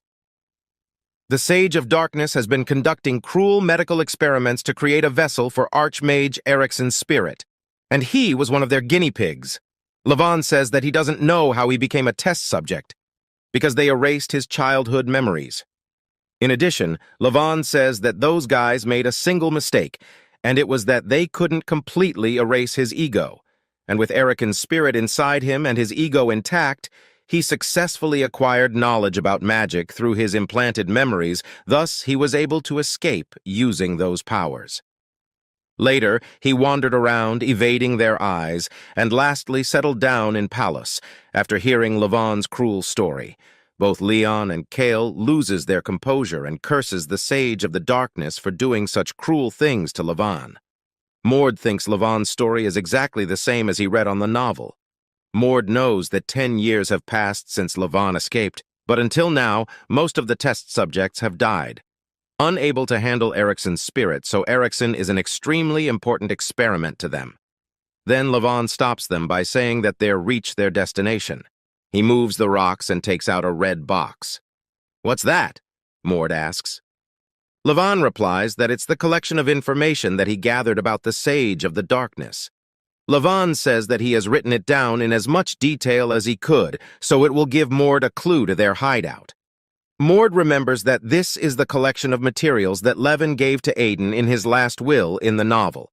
Aiden gained detailed knowledge about them through this, and set out for revenge, and in the process, he gets entangled with the blood of Silver, his original subject of vengeance. Mord asks Levan where he will be going now. Levan replies that he is going to leave this place and got to an acquaintance in Sidon. Levan tells Mord to stop by the Red Dragon Drunken Frenzy on 23rd Street in the east and ask for him if Mord ever goes to Sidon and needs any help. "Ah, I see, then ask for Mord Vernars at the White Demon Realm Gatekeeper Legion, if you ever need my help," Mord replies. In addition, Mord says that there's no guarantee he will be there, but at least Levan will get in touch with Mord. Lastly, Levan wishes Mord the best of luck in his future endeavors, and with that, the step where Aiden's journey as the magician who dominates the world would start was gone. Unlike the original story, Aiden didn't lose his master, and he left Palace much earlier. How will this incident change the future? Well, only time will tell, Mord concludes, and with that, the wheels of fate have already begun to turn. In the next scene, in a palace, the Blood of Silver, senior executive, 24-hour white silver, Lutvan Kingdom's 5th prince.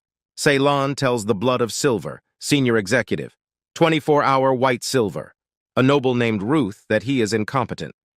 Ruth replies that he didn't expected that the things will out this way, and he says that he is genuinely curious whether that person, Mord, is truly blessed by the god of luck. What about the root? Ceylon asks. Ruth replies that General Ilden is stepping in, and they've confirmed the best 4. But apart from that, they're not sure how many guys have been deployed. Ceylon wonders why the blind monster is going to such lengths for Mord. Ruth replies that Mord must be pretty important to the blind monster. Ruth tells Ceylon that fighting Ilden just for the sake of presenting Mord to his father is a losing proposition no matter how he looks at it. Ceylon gets really angry and tells Ruth that he will send reinforcements, so Ruth should get rid of Mord along with the blind monster's loyal dogs once and for all. Ruth replies that it's a charming, so it would get rid of Mord before he ends up in the old monster's arm. Ceylon gives Ruth Blood of Silver's 27 elites, all mid-level executives and above, as well as 5 divine bloods on top of that who are waiting for Ruth's command. Ruth intrudes himself to the new recruits and tells them that he will be the commanding officer in this mission. "All right, boys, shall we go hunt this newborn puppy?" Ruth questions. Mord's party has come to kill the Dark Disciples, also known as the Returning Monarch, in their hideout. Leon questions Mord why he is killing the Returning Monarch first, even though he got informations about the Sage of Darkness. Mord replies that the Returning Monarchs is close to their destination, that's why they have come to deal with them first. As Mord was walking, he smashes the floor exactly below him. Kale asks Mord, what is this place? Mord replies that it's the Returning Monarch storage. Leon sees that this storage is full of expensive stuff, from processed magical herbs to high-end alchemical potions and even expensive magical items, while Mord is looking for a specific box. Mord finds that box and opens it. It contains the martial god's tears. Mord says that it's a once-in-a-lifetime trial of death that a magic martial artist can take on for the chance to advance, and he too was able to gain aura in a short amount of time, thanks to these tears of the martial god. He says that in the novel, Aiden gave the tears of martial god he got here to Leon later on. And thanks to that, Leon progressed explosively. Kale says that the martial god's tears is a secret medicine made from a recipe from the Far East. And it's hard to get your hands on this. How does the Dark Mage group have it? Kale wonders. Leon replies that this probably isn't something the Dark Disciple would have produced or purchased through normal channels anyway. They must have stumbled upon it while robbing somebody of their possessions. Kale has only heard of the god's tears, but he has never seen or touched it. Suddenly, a wired thought comes into Kale's mind. Mord, you're not going to drink this, are you? Someone as monstrously talented as you doesn't need to take a risk like this, right? Kale asks abruptly. Mord replies that he had already drunk it. Kale gets shocked and his mouth gets wide open as he asks Mord how and where he had drunk it. Mord ignores this questions and says that the god's tears cannot be used in the same person twice. So, Mord tells Kale that he would give him this strength if Kale wants it. Mord asks Kale whether he is ready to gamble with his life. Kale remembers that day General Ilden saved him and he received a dream, no, a wish. He wanted to become strong. He wanted to become someone strong enough to fight by Ilden's side, so he worked himself to the bone every day to make it happen, and finally earned the honor of escorting the general's favorite, Mord. However, after traveling with Mord, he was once again reminded of the limits that hard work alone can never overcome, and Kale envied Mord, who, unlike Kale, possessed genius talent. Kale thinks that just like as an extra who can't be the main character, One can't do anything about the cards they've been dealt, so at that time, all Kale could do was accept it and give up. But now the way to overcome that barrier is right in front of Kale. Kale really wants to drink this now and become stronger, but he wonders whether it would be right for him to be this selfish, as he is a soldier who fulfills his duties out of loyalty to the general. Then he wonders whether is he even doing his mission properly. "Am I any help to you?" Kale asks Mord because he got confused. Mord thinks that he and Kale have been together for 2 months now, and over that time, Kale has shown a knack for adapting to the multitude of variables he's encountered. Mord says that he had also been benefited greatly from Kale's superior stealth skills and his ability to manipulate spirits. Mord realizes that without Kale, his journey would have been much more uncomfortable and problematic, and the progress they've made so far would have been delayed. Mord justifies that the deciding factor in giving Kale the potion is because of his sense of duty as a warrior, and as because for the sake of Ilden, he's willing to run to his death. After thinking deeply, Mord tells Kale that he has been a great help. Mord says that those blood of silver guys will send an even stronger force next time, and so far it's only been the high-ranking executives' henchmen, but next time they'll move themselves. So Mord tells Kale that they have no choice but to become stronger. After hearing this, Kale thinks that Mord is right. More powerful enemies will come for them next time, and the last time they fought the blood of silver, Kale was barely any help to Mord. So Kale decides to change here as he doesn't want to be a burden. Kale made up his mind and takes the god's tears in his hand. Leon speaks up and tells Kale to reconsider before taking such dangerous actions, but he was late as Kale already consumed the god's tears. Leon asks Mord why they are going such lengths just to become strong. Leon tells Mord that if they are being targeted by some big shots, they can always run, or they could go to their family. So why on earth a person should take this much risk? Leon asks. Mord replies that his family cannot be his refuge because the blood of the silver is after Mord in order to fulfill the Archduke's wishes. Leon gets shocked as he finds out that the Archduke is targeting Mord and asks whether the Archduke is holding hands with the blood of silver to target Mord. Mord says that the Archduke is working with the blood of silver for a long time and has done many unforgivable crimes. Lastly, Mord says that the Archduke, to stave off his own aging, he has been feeding on Vernar's bloodline. That's ridiculous. No way! The Archduke is a living legend who has accomplished countless feats as a warrior for Vernars and is revered by his people as the guardian deity of the duchy. But you say he's actually a filthy villain who keeps himself young by sacrificing his children? Leon questions Mord. Mord replies in a cold voice that whether Leon believes it or not is his decision. Mord remembers that in the novel, Leon may have been a dreary man, but he believed in and devoted himself to Aiden more than anyone else. However, when all that he sacrificed resulted in the world's destruction, he was in the most despair. So this time, Mord doesn't want Leon to suffer the same fate, but he also doesn't have the eloquence to convince Leon to make the right choice. Mord thinks that he just wants Leon to make the right choice. Putting your life on the line for someone you don't even trust is sad and infuriating, isn't it? Mord questions. After listening to this, a sudden sensation of trust captures Leon. However, this ridiculous words comforted Leon, and Leon decides to trust Mord. Leon explains that he doesn't know the Archduke very well, and he also doesn't know Mord for a long time, but if he ever chooses between them, he would always pick Mord. So he says that he would trust Mord, the man who saved his life. After hearing this, Mord smirks. Then they notices that Kale has already consumed all the God's Tears potion at the Archleek's hideout. Returning Monarch's leader Darik is angry as he finds out that one of the 7 soul fragments was completely destroyed, and he wonders who can it be. Darik shares that it was 70 years ago when he found the Archleek Lord's soul and formed a contract. 40 years after that, he had also become an Archleek through the power he gained from the contract and the map of the soul pieces. He then formed the Returning Monarch, and now he has successfully expanded the organization to the size it is today. All that was left for him to do was to find the soul fragments for the resurrection.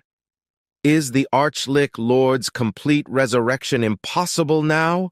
Darik wonders. He says that the Archleek Lord's memories were shattered into the soul fragments, so he needs all of them for his memories to be intact.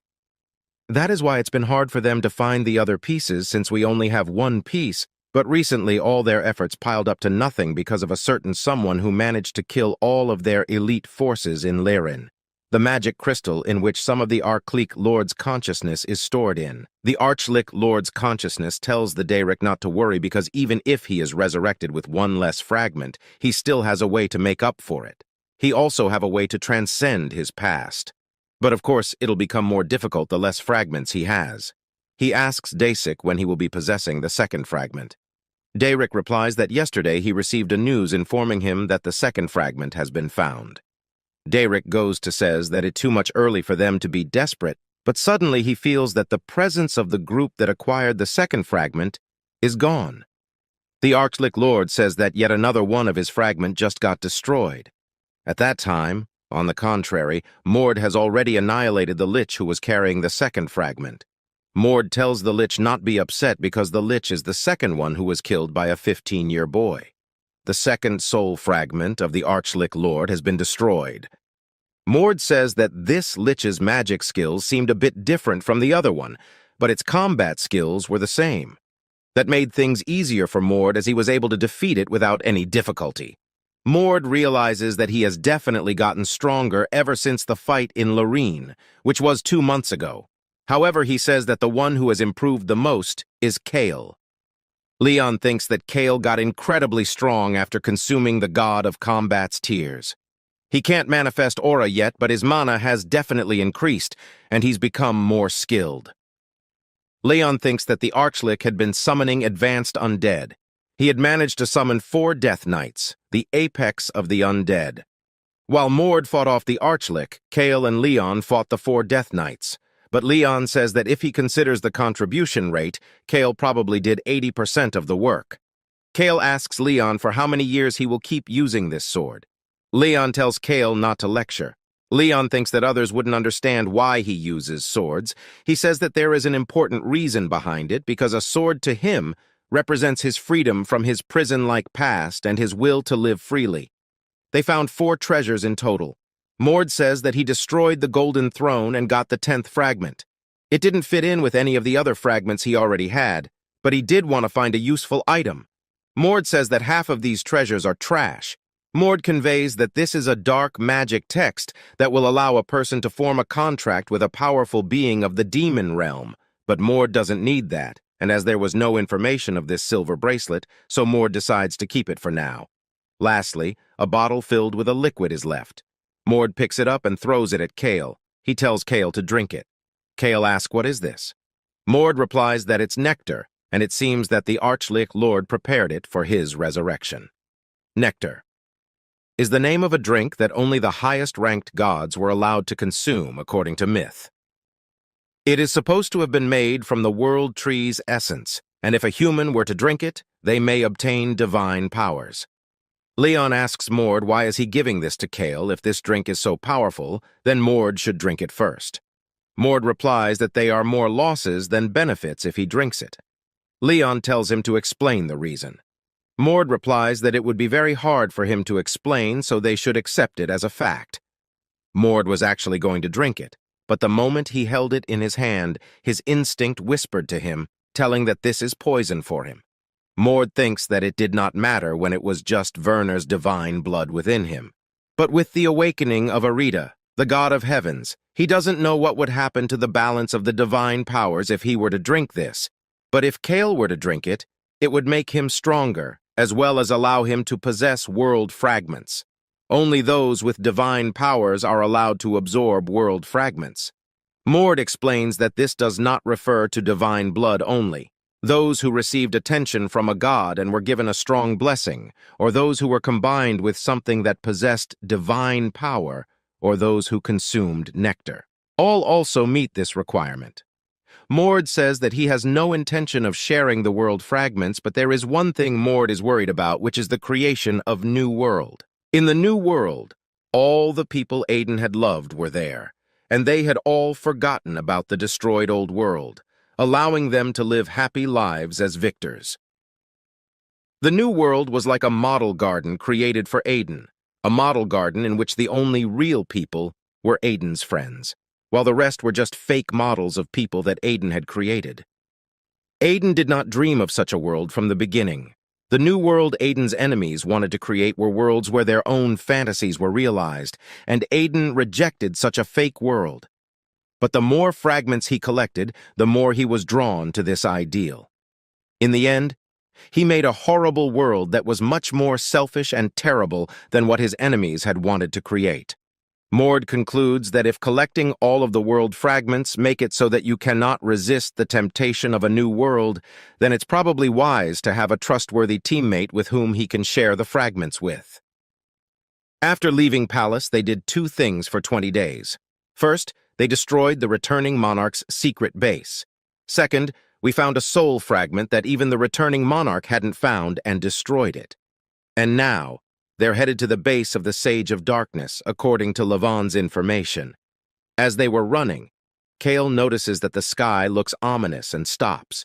Kale points out at the demonification phenomenon. Leon says that this time it's a large one. Mord thinks that the first demonification he came across was about 500 meters, but this demonification has already covered half of the city, which makes it incomparably dangerous. Leon asks, is this the place where the Sage of Darkness's base is? Mord replies that it seems like the base is swallowed by that demonification thing. Leon asks that shouldn't they wait for the warriors of this city to take care of the demonification first? Mord replies, saying no because theirs is someone that Mord needs to repay. Mord has experienced one change ever since his senses reached a higher dimension which initiated the activation of a seventh sense. He says that if up to the sixth sense is human, then the seventh sense is a god's sense. Only those who have access to the power of the heavens can look at the true essence of the world through this seventh sense, and this seventh sense is telling him that Erna Vernars is there. At the city, a person is begging Erna Vernars to save Viden because Viden stayed behind to help them. Erna replies that entering now is not possible, and they need to wait until the backup squad gets here. Suddenly, Erna feels a sensation of divine blood nearby. At the entering gate of the city, the guards tells Leon that if he wants to see Miss Erna, then he needs to take off his mask. Leon says that he can't do that because he has a terrible scar on his face. Mord thinks that Leon is being stubborn. Then he realizes that it's natural for a brother to feel this way because Erna is a sibling that's important to Leon, whom he couldn't see for years. However, Mord conceives that Leon is embarrassed to see Erna since he's left the family. Mord awakens his divine blood as he gets ready to use a more violent method. He releases his aura. The guards get scared a bit and asks whether they intend to fight. Kale gets shocked and tells Mord to control himself and not to fight because it would be a great trouble if Mord get caught by the Vernars military. Mord reassures Kale by saying that he doesn't intend to fight. He is just calling Erna Vernars by releasing his divine blood. Kale asks Mord about whom is he talking about. Erna Vernars lands and greets Mord. Mord bows down to greet Miss Erna. Erna orders the guards to guide Mord and the others to her tent because they are valuable guests. The guard informs Erna that this man is wearing a helmet and seems suspicious. Erna looks at Leon and then tells the guards to also escort him to her tent. Erna thought that Mord was heading north, so she asks Mord what is he doing here. Mord explains that he was carrying a secret mission under General Ilden's orders and they have something they need to do here, that's why they are here. The personal escort of Miss Erna finds Mord very arrogant as Mord is talking casually with Erna. Erna replies that if it's a secret mission, then Mord needs to keep as low of a profile as possible. So, why did Mord came to see her where there are lots of people? She questions.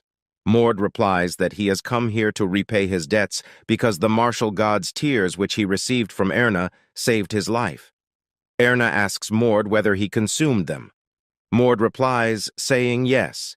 He says that when he consumed them, he earned aura. No way. This can't be true. Aura at the age of 15. Erna gets extremely shocked because even Miss Erna, who was known as a genius from a young age and received the best education, did not earn aura at the age of 15. The escort wonders how can a person achieved this kind of feat. Erna praises Mord by saying that Mord's talents are beyond someone's imagination. as it's only being 3 months since she last saw Mord, but now he has already earned aura and also made friends along the way. Kale greets Miss Erna and introduces himself by saying his name. Kale introduces that he is an advanced warrior under General Ilden's command. Leon tries to introduce himself as Paydon and says that he is a mercenary. "What are you trying to do?" Leon, Erna asks. Then Leon realizes that Erna knew from the beginning that the helmet-wearing guy is Leon. Erna explains that she recognized Leon from the beginning, but she thought that Leon just doesn't want others to know that it was him. That's why she brought you here. Did you really think I, Erna Vernars, wouldn't recognize you, Leon, with whom I have spent my childhood? Erna questions. Erna says that she knew Leon was working as a mercenary, but she never expected that Leon will Jion Mord. For Leon, Erna was a lovely child that he had thought of as his own sister, the same person who made Leon look upon his own disgusting dark side. Leon had kept his distance from Erna because of his envy, but Erna had always been thinking about Leon. While removing his helmet, Leon says that he is feeling all kinds of complex emotions right now, as he is genuinely happy to see Erna again. Leon tells Erna that she has grown a lot since the last time he met her. Erna smiles and replies that it's been 5 years after all, and she has become 20 years old already. Mord intervenes and tells Erna that he wants to ask something. Mord asks Erna whether she is also able to differentiate individuals of the Vernars bloodline with just divine blood. Erna answers by saying yes, but she says that it's restricted to the people she already knows. Erna gets a bit confused and asks Mord whether he can also use this skill. Mord replies that he can use the same skill, and it's also restricted to the people he knows. Erna finds it very surprising that it being only 2 years since she learned this skill, but Mord can do it despite having awakened only a year ago. Erna realizes that she has underestimated Mord because he can use both divine blood detection as well as aura at such a young age. Lastly, she concludes that she can expect a lot from Mord then. Mord asks Erna about the current situation of this city. Erna explains that the demonification is happening, and if this reaches level 3, then this entire city will become a place where no life can thrive, and if a dungeon break occurs, then it'll become a historical disaster. Erna says that Vidin and she were dispatched to prevent this from happening. Vidin got here first, and went in saying that he will carry out the raid, but the result was a complete disaster. Half of Vidin's squad died before Erna even got here, and only one of them managed to escape to tell her this news. But the biggest problem is that Vidin is also trapped in there. Erna says that the backup team will need at least 3 days to get here, so they have no choice but to wait here until the backup arrives. Erna explains that this demonification dungeon's core must be a feudal lord rank, so they're assuming that it's a demon realm count. She says that a count of the demon realm has an army led by other feudal lord rank demon. She understands that her squad alone can't handle this. However, she says that if Mord's party agree to help them, then it would be worth a shot to try and rescue the survivors, so she asks for Mord's decision. Mord thinks that Vidin did not appear in the novel. That must be because he died here. Mord says that he wouldn't help if it was just Vidin dying here. But there is one thing that bothers him. It's that Erna is also someone who wasn't a part of the novel. Mord says that if the reason for that is because Erna died before Aiden's story began, then there is no guarantee that she did not die here. So Mord thinks that this is a good opportunity for him to prevent Erna's death and see if she's a good candidate to become the Archduke. And if Mord has more achievements to his name by defeating a feudal lord rank demon, then it'll be greatly helpful to achieving level 2 of divine blood opening. So taking all of this into consideration, Mord decides to help.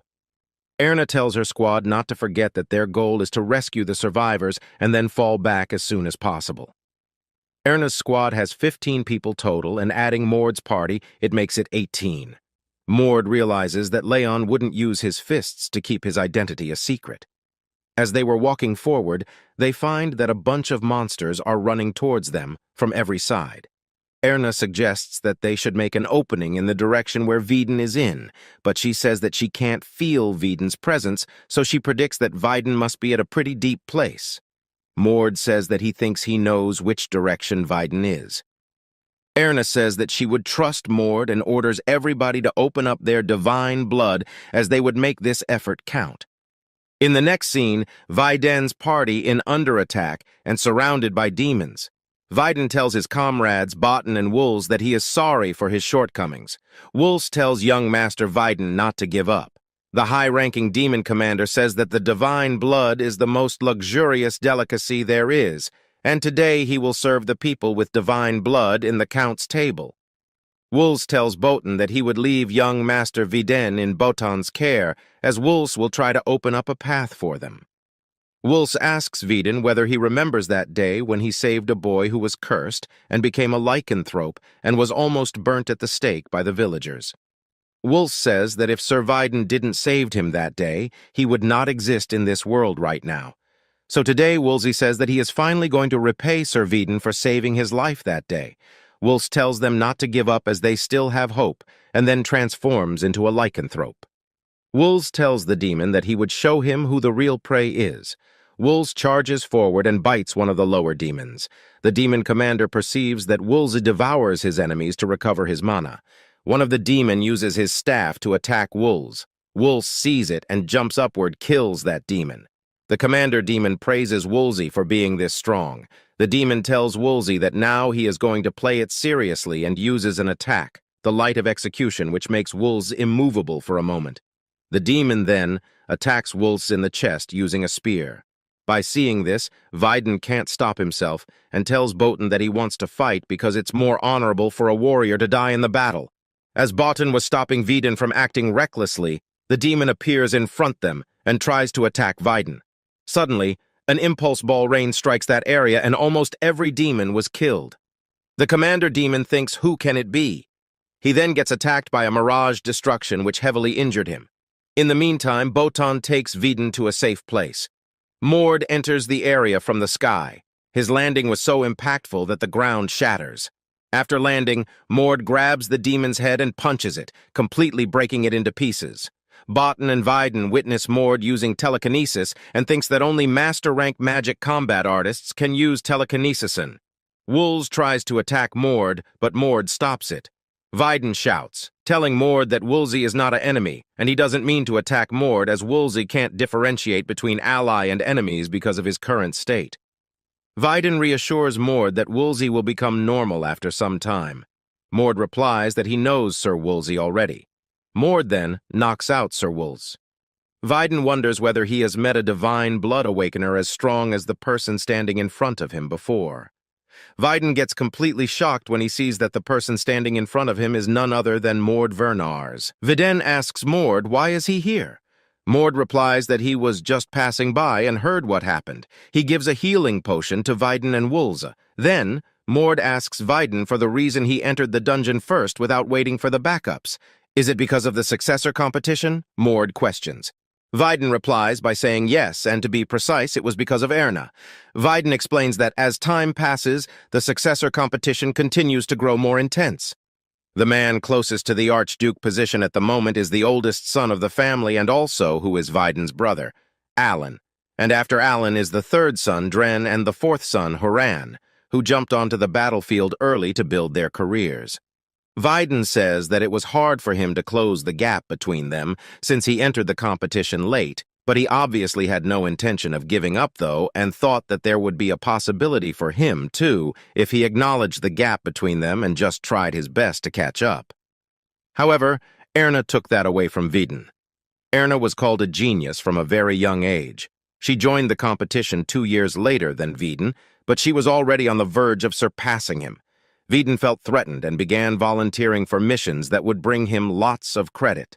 That plan worked out at first, and I was able to create a gap between him and Erna once again, but Viden experienced great failure earlier this year. During a mission in the White Demon Realm, the renowned Order's family interrupted and caused great damage. The failure of the mission alone was impactful enough, but the fact that it was caused by their arch-nemesis, the Orders, led to Viden's image being damaged.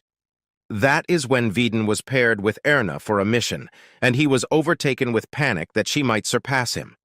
That's when he realized that he needs to make sure that he does better than Erna on this mission. He decided that he will go in first and clear the entrance area and just needs to not push himself too hard.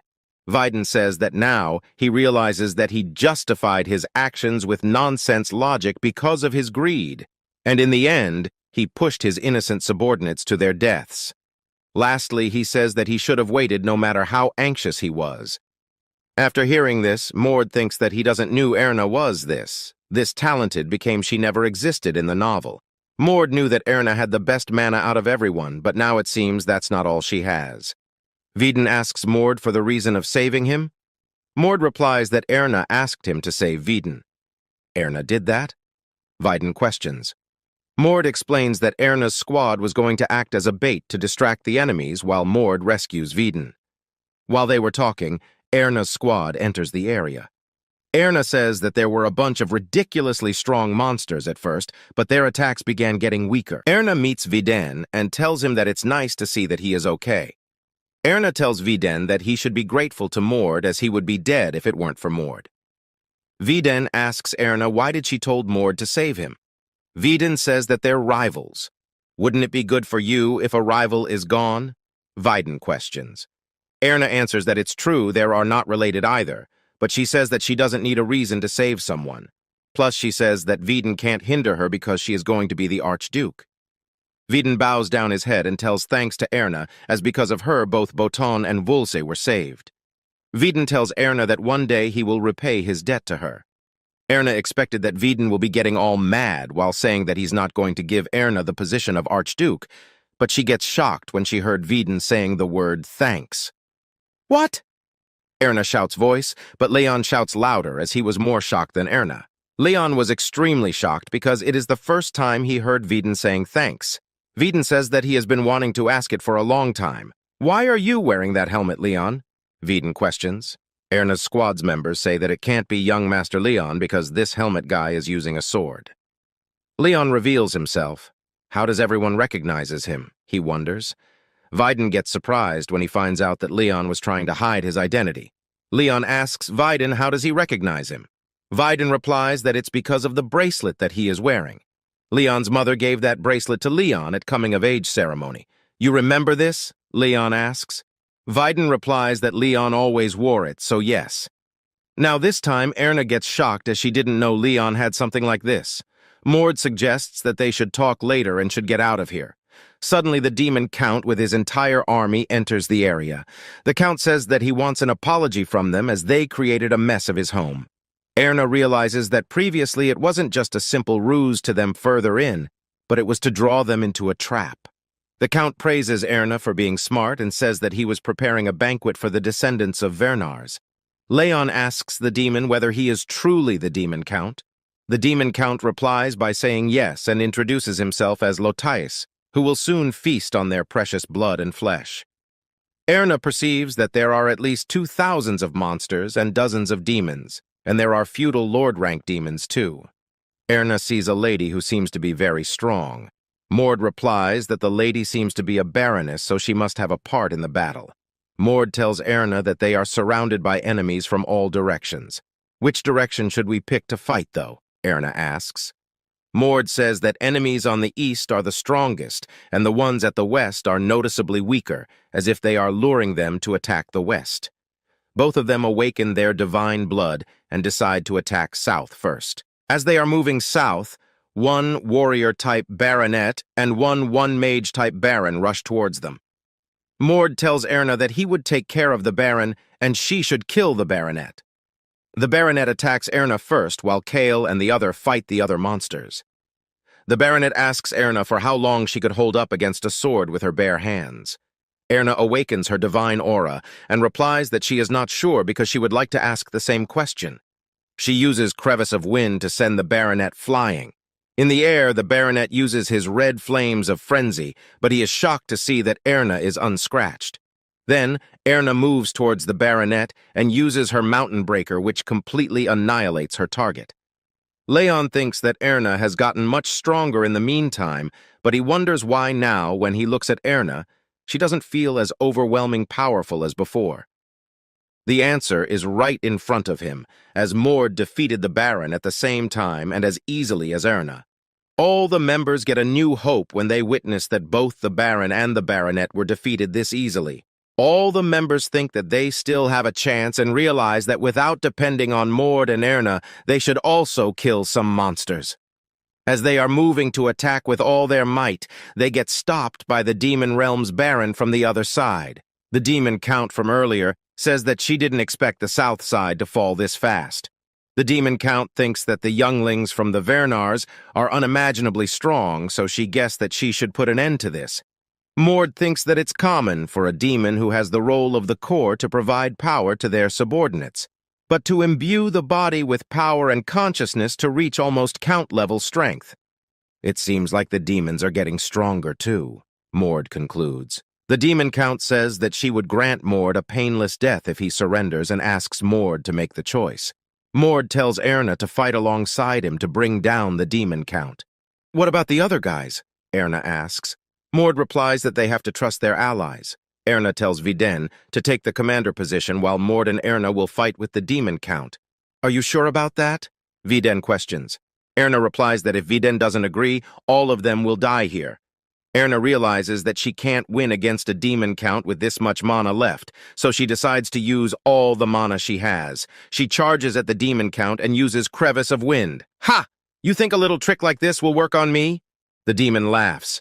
Erna replies that she knows that this will not be enough, while Mord punches the demon from the back, and the Demon Count falls on the ground.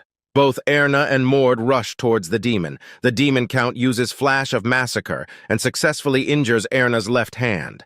Both them stop attacking, and Mord gives Erna a healing potion.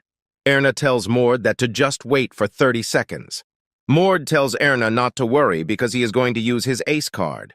Mord says that since he has decided to use this, he is also going to be the one who will end this fight. The Count tells Mord that it seems like Mord possesses a pretty useful artifact or blessing, as it's been a while she has felt that kind of pain.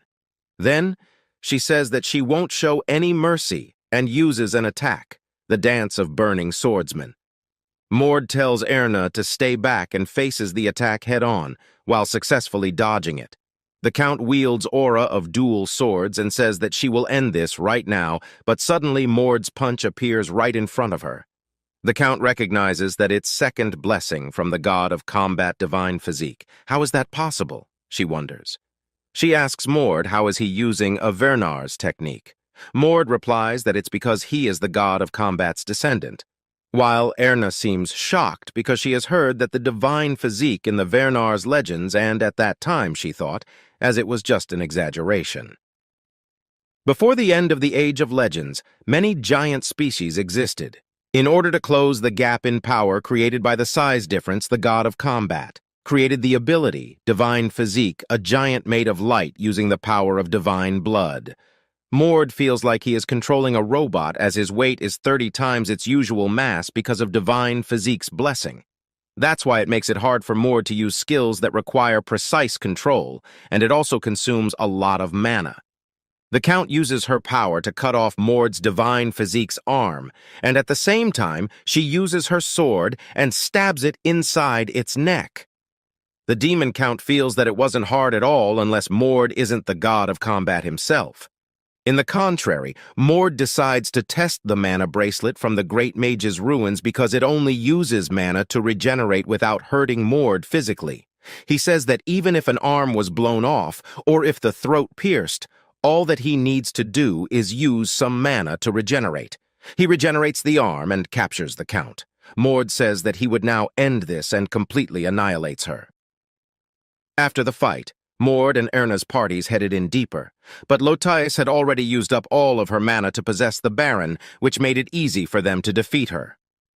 They returned to the village after that. The news that the Vernar squad succeeded at preventing the demonification process and apparently they're going to hold a celebration reached people's ear. Mord tells Erna not to reveal to the higher-ups that it all was his doing. Mord tells Erna to report them that he was only just a bit of help. Firstly, Erna refuses to do that because she can't take someone else's credit. Mord explains that currently he is carrying a secret mission, so he can't have the higher-ups knowing about what he is doing. Through this incident, Mord learned how skilled Erna is, as she has 50% more mana than Mord. Mord thinks that with that kind of talent, she will soon catch up to the other successors in no time, so he intends on making Erna the future Archduke. Mord thinks that it's important for Erna to have a lot of more achievements in order to become the future Archduke. Mord tells Erna to think of it as him repaying his debts as he was indebted to Erna. Erna replies that the achievements are more valuable than Mord's debt. Mord wonders whose side will Erna take when she finds out about the Archduke's secret and the fact that Mord is going to kill the Archduke. Erna, if you really think that, then can you promise to trust me on one thing in the future? Mord questions. Erna says that she didn't understand what Mord meant by it. Mord replies that she would know when the time comes. Mord tells Erna to promise him that she will support his decision even if it's hard to trust him when the time comes. Erna simply replies, saying, "All right, are you sure?" Mord questions. Erna explains that she might regret this decision later. But when Lotias appeared, she could tell that even if the reinforcements had come in with them, they would have all been killed if it weren't for Mord. So from that day, she regarded Mord as her savior. Taking all the things into consideration, she decides to keep this promise. Mord tells thanks while smiling. Erna didn't know that Mord could smile like that. Mord tells Erna to keep this incident a secret, and Erna agrees to it. Lastly, Mord reveals to Erna that he can only use the god of combat skills because he has met the god of combat himself. Mord says that one day he will tell Erna how to meet the god of combat. Then, Mord goes to meet Vidin. Mord praises Vidin for his fast recovery. Vidin says thanks to Mord for saving them. Vidin tells Mord that he has prepared a gift for him to express gratitude. Vidin gives Mord his divine bloodstone. Mord says that he doesn't know anything about it. Vidin explains that this is an essence of divine blood, created by extracting the blood of the traditional bloodlines. Only the official bloodline is allowed this privilege. It's created with the blessing at the temple. Vidin says that these are usually given to children. He made it to give it to his own future children too, but he couldn't think of any other good gift. What is this for? Mord questions. Vidin tells Mord to try imbuing it with his divine blood sometime, as it's a kind of accelerator that will bring Mord to a higher realm than what his divine blood can. Vidin says that he wanted to ask something. Vidin asks Mord whether he is intending to make Erna the Archduke. Mord replies, saying yes. Vidin says that if Mord is the one supporting her, then Erna is going to be a much more difficult rival than before. But Vidin says that seeing Mord makes him want to give up even less. Mord doesn't understand what Vidin meant by it. Vidin explains that Erna's strong, but even if she's been walking, then Mord has been flying. Erna may be talented, but she's not the strongest in the world. So Vidin says that it's a fight worth fighting. Mord says that he likes optimistic people. Lastly, Vidin says that next time he would surprise Mord big time. Mord, Kale, and Leon rested at the Vernars' camp for a day. Erna supplied them with the equipment they had been running low on, like potions. She gave them many other supplies on top of that. Mord was able to get the silver bracelet he got from eliminating the Archlich's second soul fragment evaluated, and it turns out that it increases agility and cognitive abilities for a certain amount of time.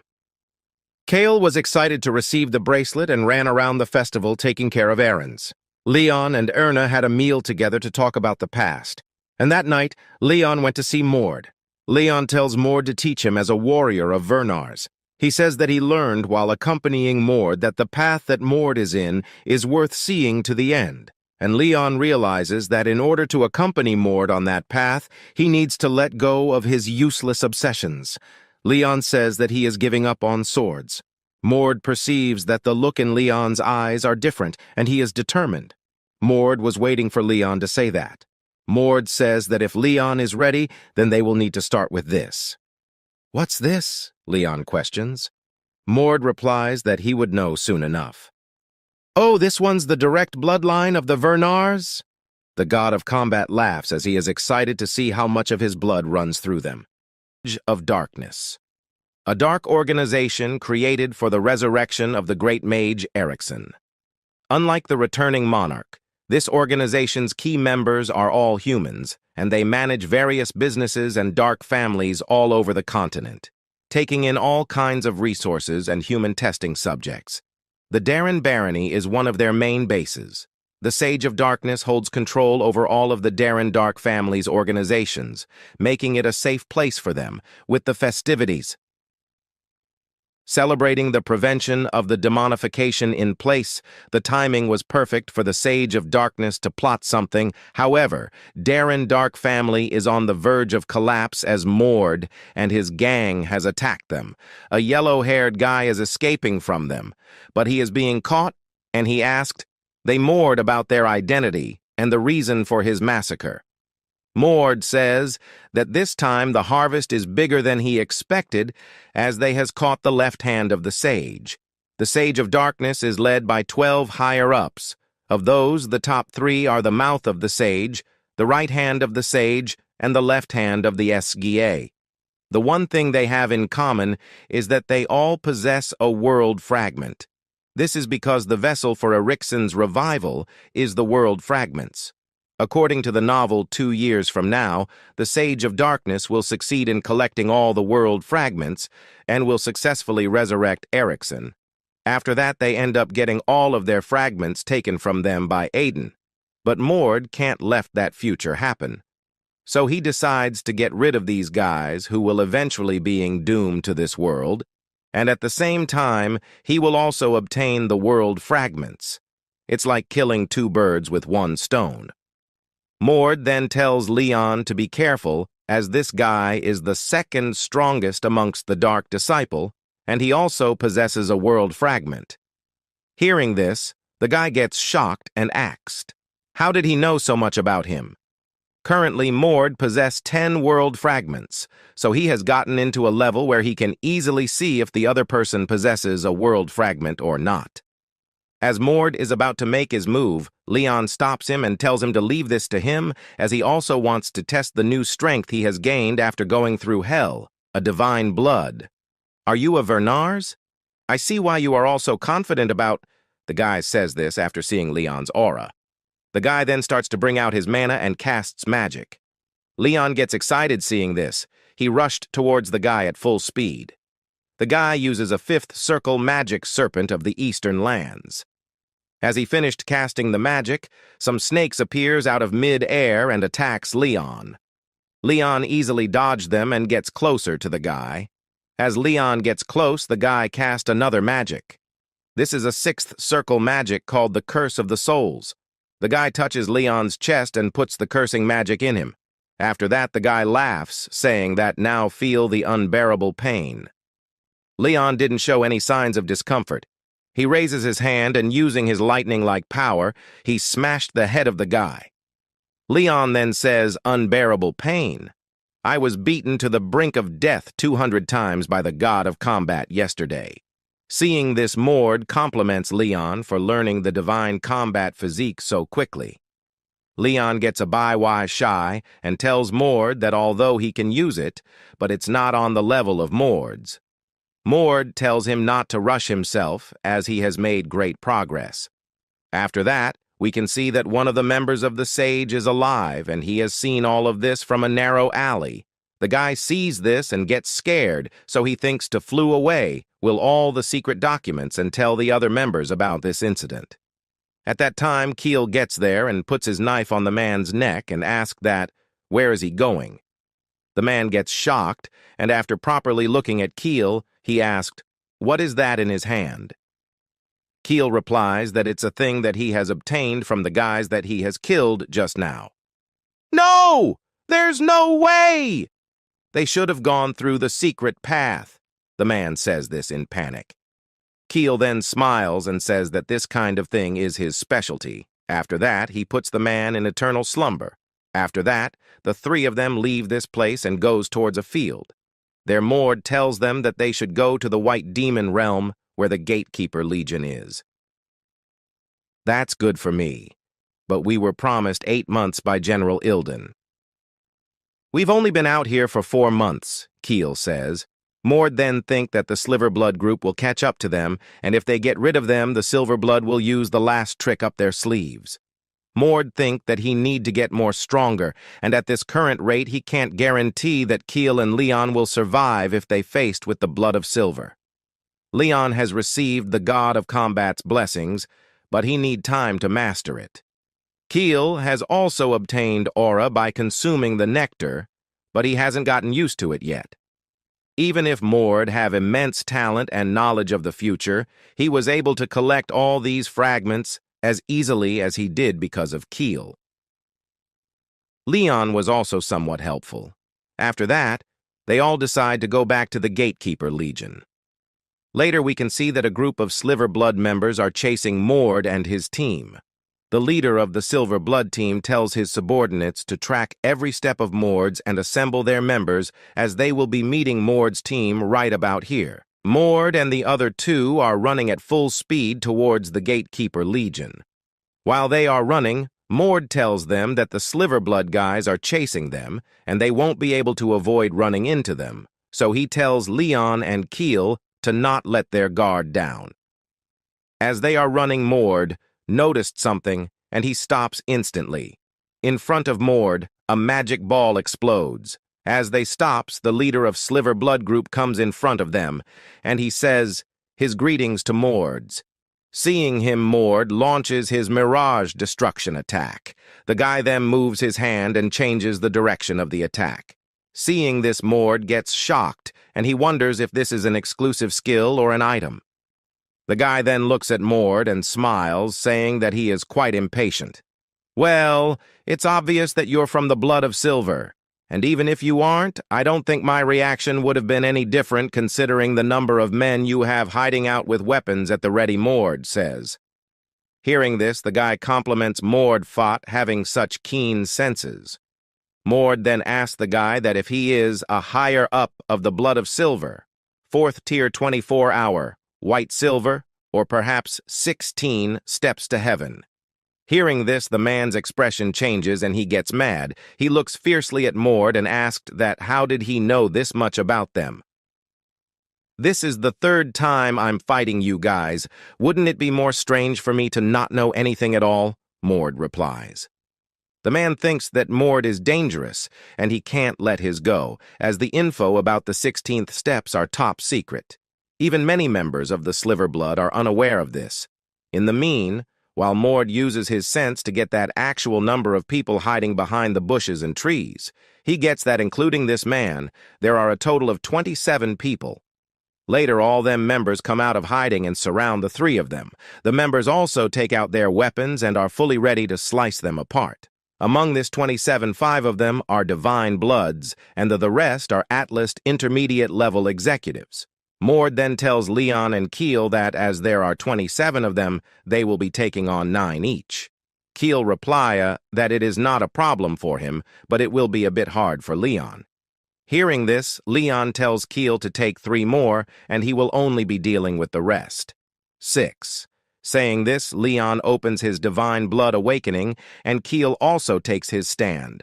The members of the Sliver Blood also opens their Divine Blood and tells Leon and Keel that they are underestimating them. After that, the members takes permission from the man and rushed towards them. The man tells him to kill the others except for Mord. The Divine Bloods attacks Leon with Impulse Ball, but Leon dodged each of them easily. Leon then insults them, saying that if they learnt it just now. Hearing this, the guys gets mad and looks at Leon like as they are going to tear him apart.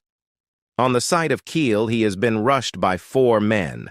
Keel uses his spirit summon magic and summons the wind spirits and instantly knocks out the 4 men. The guy with Divine Blood is only standing. The guy tells Keel that it's a bit surprising, as they weren't told that Keel is a master rank magic combat artist. Then it seems you need to get new informants, huh? Why don't you replace them all while you're at it? Keel says this and smiles. Hearing this, the guy rushed, saying that he will think about it after killing him. The guy attacks Keel with his sword. Keel blocks it with his blue sword, but the strength of this guy is stronger than Keel, so he is having a hard time blocking the attack. The guy then pushed Keel with his sword and tells Keel to struggle as hard as he can, as it's been a while, he has killed a master. Now let's move towards Mord. The fight between Mord and the leader hasn't started yet. The leader asked Mord that why is there only 3 of them, as the blind monster, aka Ilden, should have put all the elites on him to try and keep him alive. Mord didn't say anything. He smiles as he was the one who knocked out the whole squad. Mord then tells the man that if he used all the forces he had to try and stop him from the beginning, he would have had a hard time. But even right now, there are only a couple from the 24-hour white silver. The man gets furious and strats to give a ominous aura. He tells Mord that he will kill him before he continue his yapping. The man challenges Mord, the successor of Vernars, and says that he is Ruth, the successor of the god of lake and peace. Saying this, Ruth swings his sword and opens his divine blood and tells Mord that he will show him that what it's like to fight him at a lakeside. Mord stands still and closely analyses Ruth, and gets that he is using the 2nd level of divine blood opening, and he also has an artifact. The man then looks at Mord and starts to say something about his squad that is formed for killing him. But Mord stops him midway and tells him to look around before getting arrogant. Upon hearing this, Ruth gets nervous, and he heightens his senses. He hears sounds of sword clashing. After that, he turns and sees that his fellow group members are getting brutally beaten and are knocked out by none other than Erna Vernars, and Erna comes here with her subordinate, and she smiles, seeing Mord. And she asked Mord that if she is too late or not. Last night, Mord met with Erna. As Erna has put her trust on him, so Mord decided to tell her the truth about the vile acts of the Archduke Vernars. Mord tells Erna that the Archduke Vernars eats his own children in order to maintain his youth. And so, for the proof, Mord shows Erna the messages between the blood of silver and Archduke Vernars. Seeing this, Erna gets angry as their hero is the villain himself. Now back to the present, by seeing Erna. Ruth asked Mord that if she is his backup. Ruth also tells Mord that nothing will change because of her, as they will also be killing her along with him. Lexian didn't like deaths by ambush. Your blessing is specialized for preventing ambushes, isn't it? Mord says this to Ruth. Hearing this, Ruth gets shocked, and he asked Mord that, how did he know about the divine blood of Lexian, the god of lake and peace? He was a pretty famous god in the novel MWDW, probably as much as Aiden's bloodline, Magenta. Because of his exclusive skill, which is specialized for defense, the successors of Lexian were never assassinated. Neither stray narrow nor intended assassination would harm them. That's it. It's a powerful blessing because its condition is that you must be by a lake. Mord then tells Ruth that he will get rid of him, first before doing the same to all others. Hearing this, Ruth says that Mord is an arrogant bastard. He further tells Mord that his subordinate will kill his teammates before him. At that time, an arrow flies towards Ruth and hits his head. But due to his blessings, the arrow didn't touch him. Some guys in black clothes shoots this arrow from a hill. These guys are the top 4 elites of the Shadow Wolf squad. Keel is the one who called this guys. The guys then gets down and says that they hid them and come here as fast as possible. They also says that they will be really fast to make up for being late. After that, one guy jumps and shatters the ground, taking down 2 enemies. Ruth gets a bit nervous seeing this master rank guys. One member of the Shadow Squad again shoots an arrow towards Ruth. Ruth blocks the arrow using Mana Shield. The members of the Shadow Squad are having fun to test out the blessings and powers of Ruth. Keel is struggling, so he shouts at them to stop having fun and help him. Ruth is a bit worried after seeing all this Master Rank Magic Combat Artist.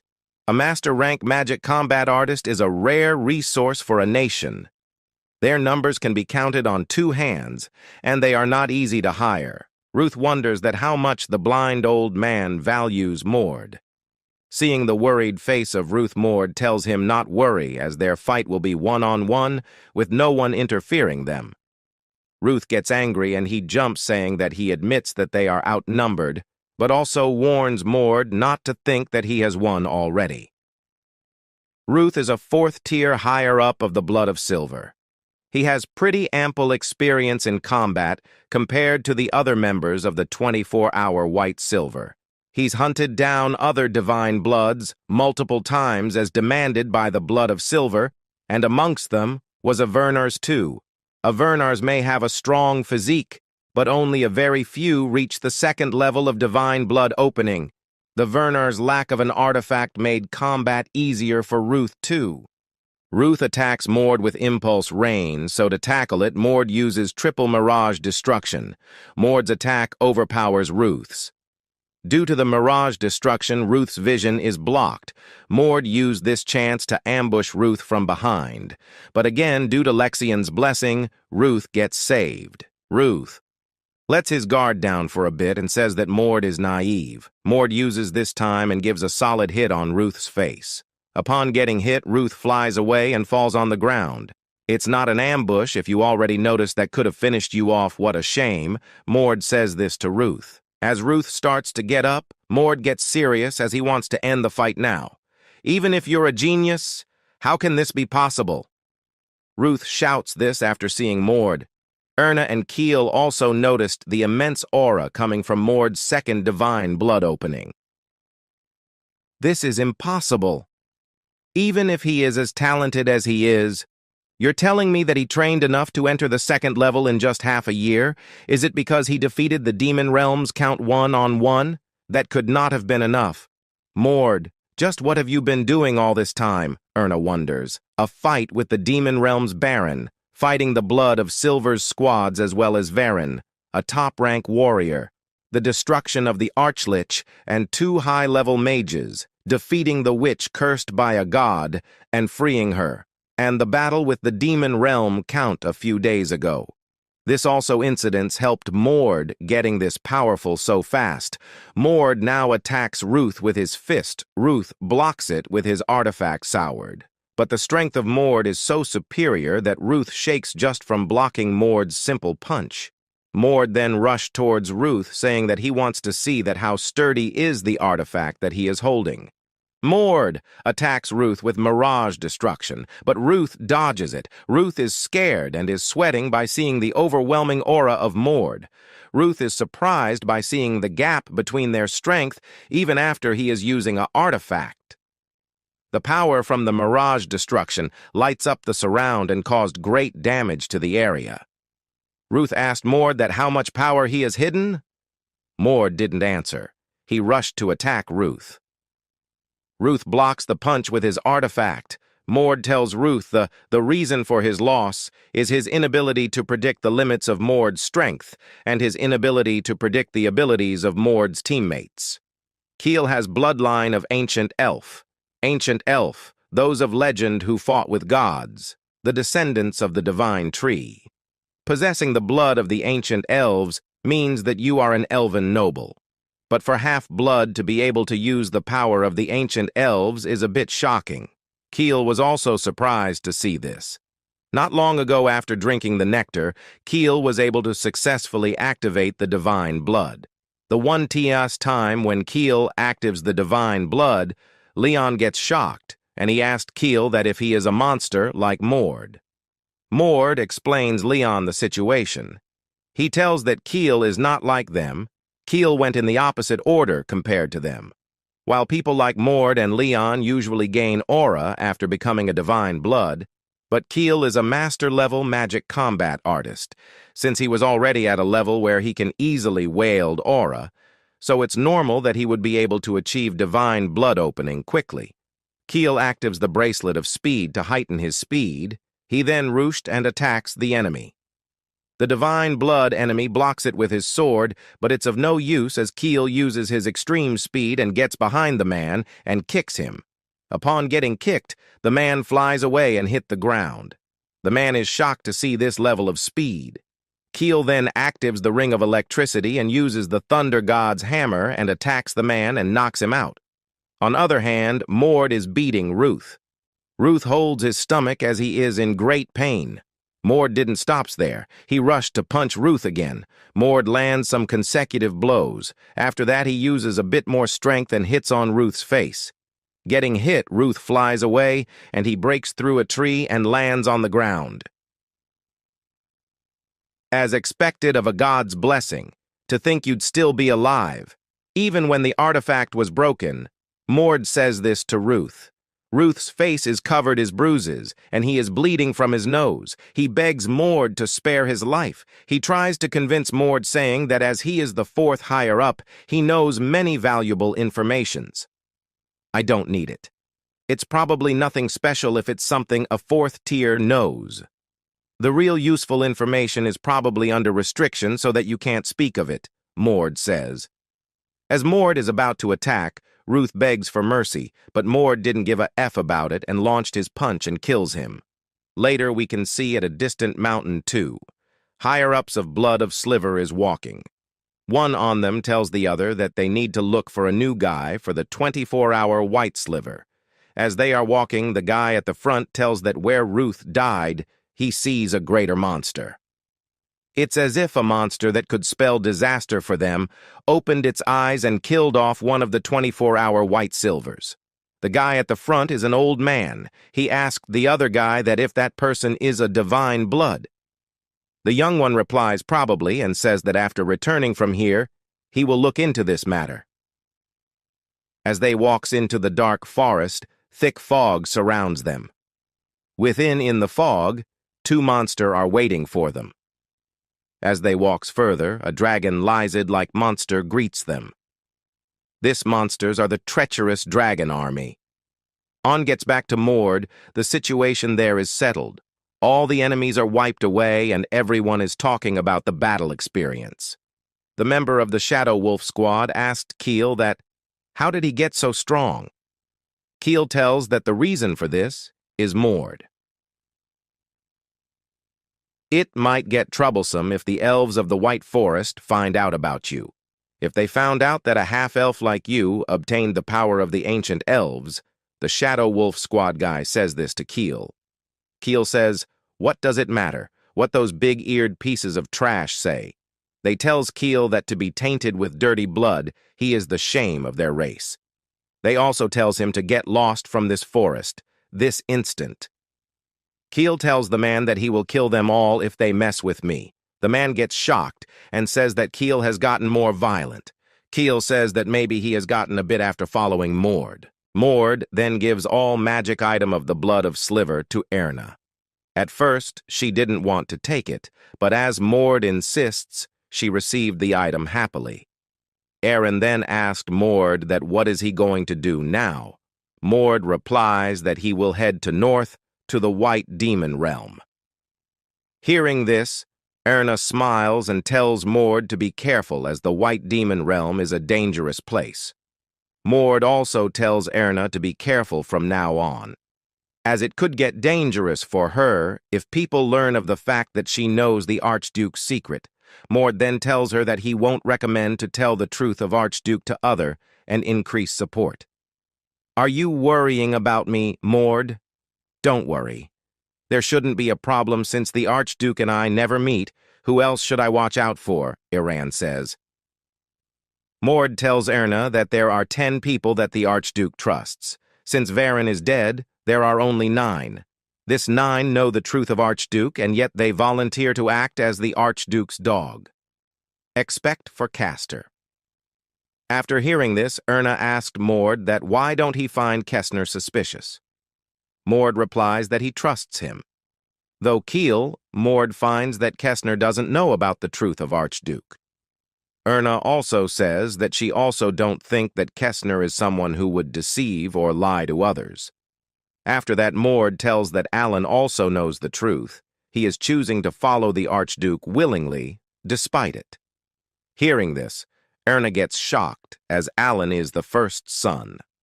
The person ahead of everyone else in the competition for succession, and also he is the person that they need to be most wary of. After thinking all of this, Erna puts a smile of her face and thanks Mord that they are on the same boat now. After that, Erna takes his leave, saying that they will soon see each other again. Mord also seems happy and says that he is looking forward to it. After that, the two of them goes their ways. Mord and his team starts to walk towards east. Leon asked that where they are going, as this is not the direction of the north. Mord says that before going to north, they are going to stop by a place. Mord tells them that they are going to cross the borders and tells Leon and Keel to get ready. The Shadow Wolf squad members are flowing them. The leader of them is Lowen. He asked Mord. Why is he going to east by crossing the border? Mord replies that they have business there. Intermediate warrior Mord, do you not realize the situation you are in? Lowen asked. Mord replies that he is sure that he understands it better than anyone in the world. Upon hearing this, Lowen asked Mord that then why is he taking the long way? The reason Mord is going to east is to collect the world fragments. But he didn't tells this to Lowen and says that he has personal work to do after that. He will go to north. Lowen says that he is against this. He can't let Mord put himself in a greater danger for no reason. All right, then let's split up here. Thanks for the help until now. Mord says this to Lowen. Hearing this, Lowen stands silent. Mord further tells Lowen to take the shortest route to north and they will go this way. Mord, you're highly valued by General Ilden. It is our duty to bring you to him safely. You're an intermediate warrior of the Gatekeeper legend. Don't you think that you should fall under my command since we're together right now? Lowen says this in a rude tone. Keel gets a bit tense, but the word that Lowen said makes sense, as Lowen has the highest seniority in the Shadow Wolf squad. But the reason Keel is worried as Mord is not someone who will work under him. Sir Lowen, you seem to be greatly misunderstanding something. Let me make this clear. First, I am not affiliated to any organization currently. Second, I have no intention of joining your squad. Lastly, I was promised my right to freedom for 8 months from General Ilden. Is your duty not to protect me until I make it to the north? To me, it just looks like you're pissed that your mission is going to be dragged out. Don't try to tell me what to do just because you value your comfort more. You have 2 choices. Either you come with us and help us or you split up from us and go north. Mord says this to Lowen and his squad. Upon hearing this, Lowen gets angry and says that Mord is all talk, and if he is not going to obey his orders, he has no choice but to force him to come with them. Saying this, Lowen points his sword at Mord. Mord also gets angry and his aura changes. He then asked Lowen if he thinks that he can do that. A fight is about to occur. Leon asked Keel that they should stop them. Keel tells Leon to wait, as it's not a bad idea to make sure they know who has the upper hand here. The fight begins, both of them attacks. The collision of their attack creates a use wave. Mord thinks that despite seeing him fighting, this man still challenges him, so this man must be confident in his skills. Lowen blocks Mord punch and his fight with him on equal footing. Seeing this, Leon says that Lowen much stronger than he anticipated. Lowen is a legend in our squad.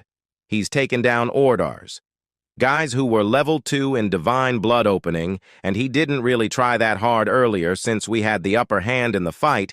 Keel says this to Leon. He's that strong? Then is Mord at a disadvantage here? Lowen asked. Keel replies, no. Although Lowen may be strong, but he's still human. However, Mord is a monster. Mord gathers mana around his fist and attacks Lowen with Mirage Destruction. Lowen stops it with his sword, but he gets pushed back. Lowen is surprised to see that how much Mord has grown in the last half year. He also decides to attack Mord with his ultimate technique. Lowen starts to gather mana and points it on his sword. Seeing the concentration of mana Mord gets, that Lowen is trying to win with brute force, so Mord also does the same and gathers mana around his fist. After preparing both of them, rushed at each out. As they are about to collide at that time, a boy comes between them and stops both of their attacks.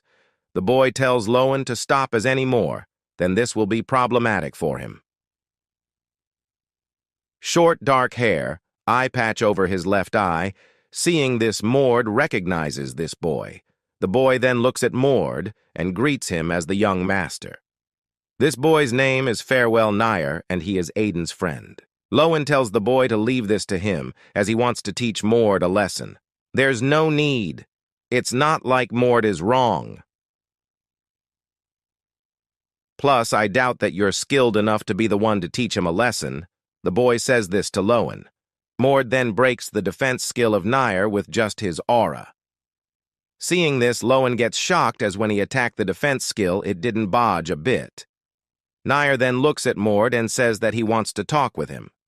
Nair says that he has some business with Mord.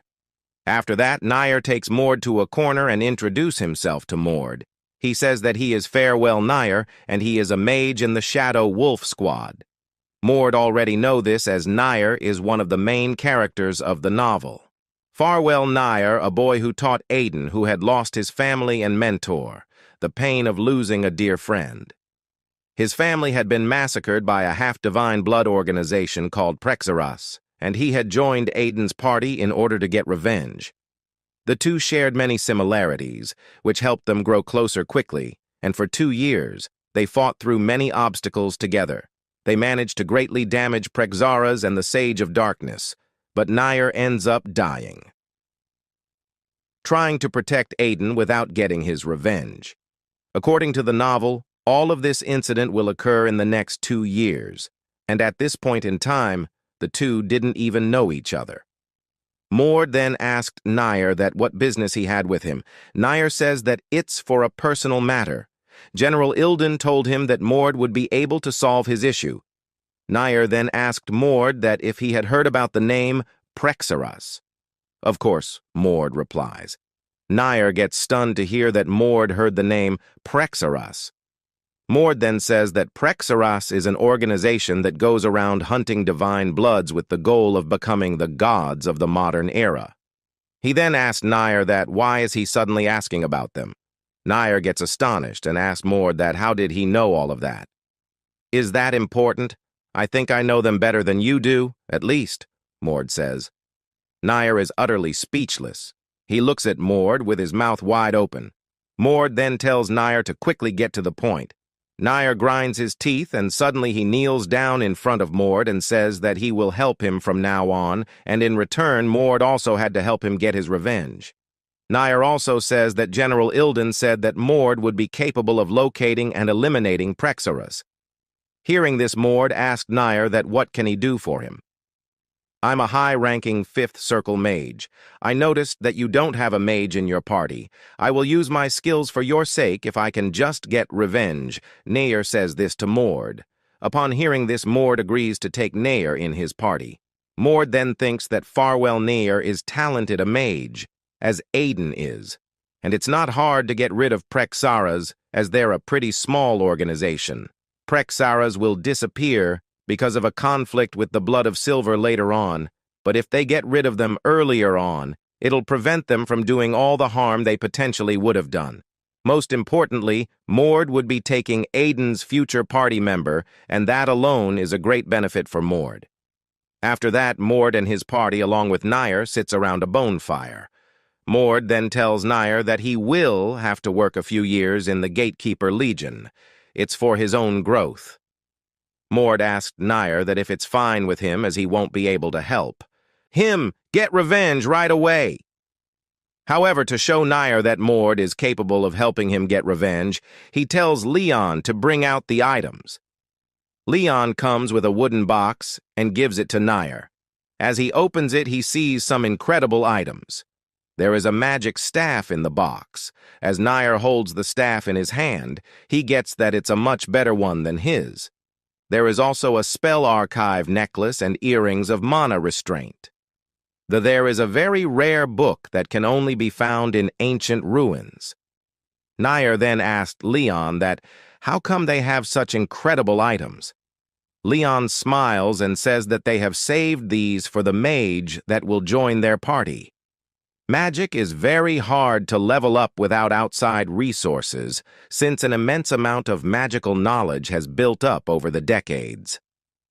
In other words, it's much easier to just learn using other resources than to try and create new things. Nair is a more powerful mage than Aiden at this point in time. He's 5th Circle already at the age of 15.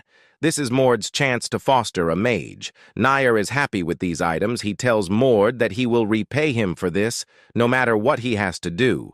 Mord says that there is no need for that. This is for persuading Lowen. Mord finds it pretty fun to make his party members stronger using Hus knowledge from novel. He also wants see how fast this guy grows. Nair then asked Mord that how old is he? Mord replies that he is 15 years old. Sorry? The world sure is big. I didn't think someone as monstrous as you could be my age. Nair says this. Hearing this, Mord asked Nair that did he just call him a monster? Sorry, but I can't think of any other to describe you. I'm excited to see where you will take me, Nair says. Mord replies that he won't be disappointed. After that, in the next morning, Mord and his little party reached the northwest of the continent, Vert Kingdom. The 7 of them starts to roam around the city. Lowen then asked Mord that as now they are here, what is he planning to do? Mord replies that nothing much. They are just going to destroy a few places. Hearing this, Lowen and Nair get stunned. Keel and Leon is normal as all this time they have been doing this type of work. Rowan of the Shadow Wolf Squad. He has survived as an active combatant for over 20 years in the White Labyrinth, accumulating vast combat experience. Whether it's against people, monsters, or demonized dungeons, even regular dungeons were familiar to him. But now, as he sees Mord, he gets surprised, as Mord found a ruin without any prior information. Mord headed toward a rural village near the border. Suddenly, he chanted a spell in the village hall basement, and a passage leading to the ruins appeared before him. Rion wonders if Mord had informations about this ruins. He also thinks that the older the ruin, the more cautious one must be of traps, but Mord breaks through all the traps with sheer strength. Mord then goes inside and stands in front of a pillar, and he tells all of them that from here on, their roles will be crucial. They asked Mord what he meant by roles. From now on, attacks will come from 4 directions. Please block them well, Mord replies. He then touches the pillar and says that light circles will appear on the floor from time to time. At that time, at least one person must be inside the circle. Otherwise, defending will become more difficult. The Shadow Wolf members are so confused, they asked Mord that what he is talking about. At that time, from the 2 portals, magic golems starts to appear and rushed towards them. The magic circle on the floor also appeared. Rion is so mesmerized seeing that everything is happening just as Mord said. Time is short. Mord can't visit every ruin and dungeon, but by optimizing the route to the north, he must obtain everything he can. The golems are taken down easily, and Mord and his team gets at the center of the ruin. Leon finds a nectar. Leon is very happy as Mord has given the nectar for him. Drink Lowen asked, that isn't nectar is something that only appears in myths, yes. Unlike the counterfeits created in wicked ways with silver blood, this is a genuine one made during the mythic era, Mord replies. He then thinks that this is the reason that the silver blood attacked Aiden's family, because modern nectar is made from unawakened divine blood as a sacrificial offering. Now, out of the 5 Mord know of, 2 have been used. Mord has to think about how to use the 3rd one that can be obtained in the north. Leon's lacking talents have been supplemented by nectar. He should be able to reach the level of a master soon. Nair asked that where to next?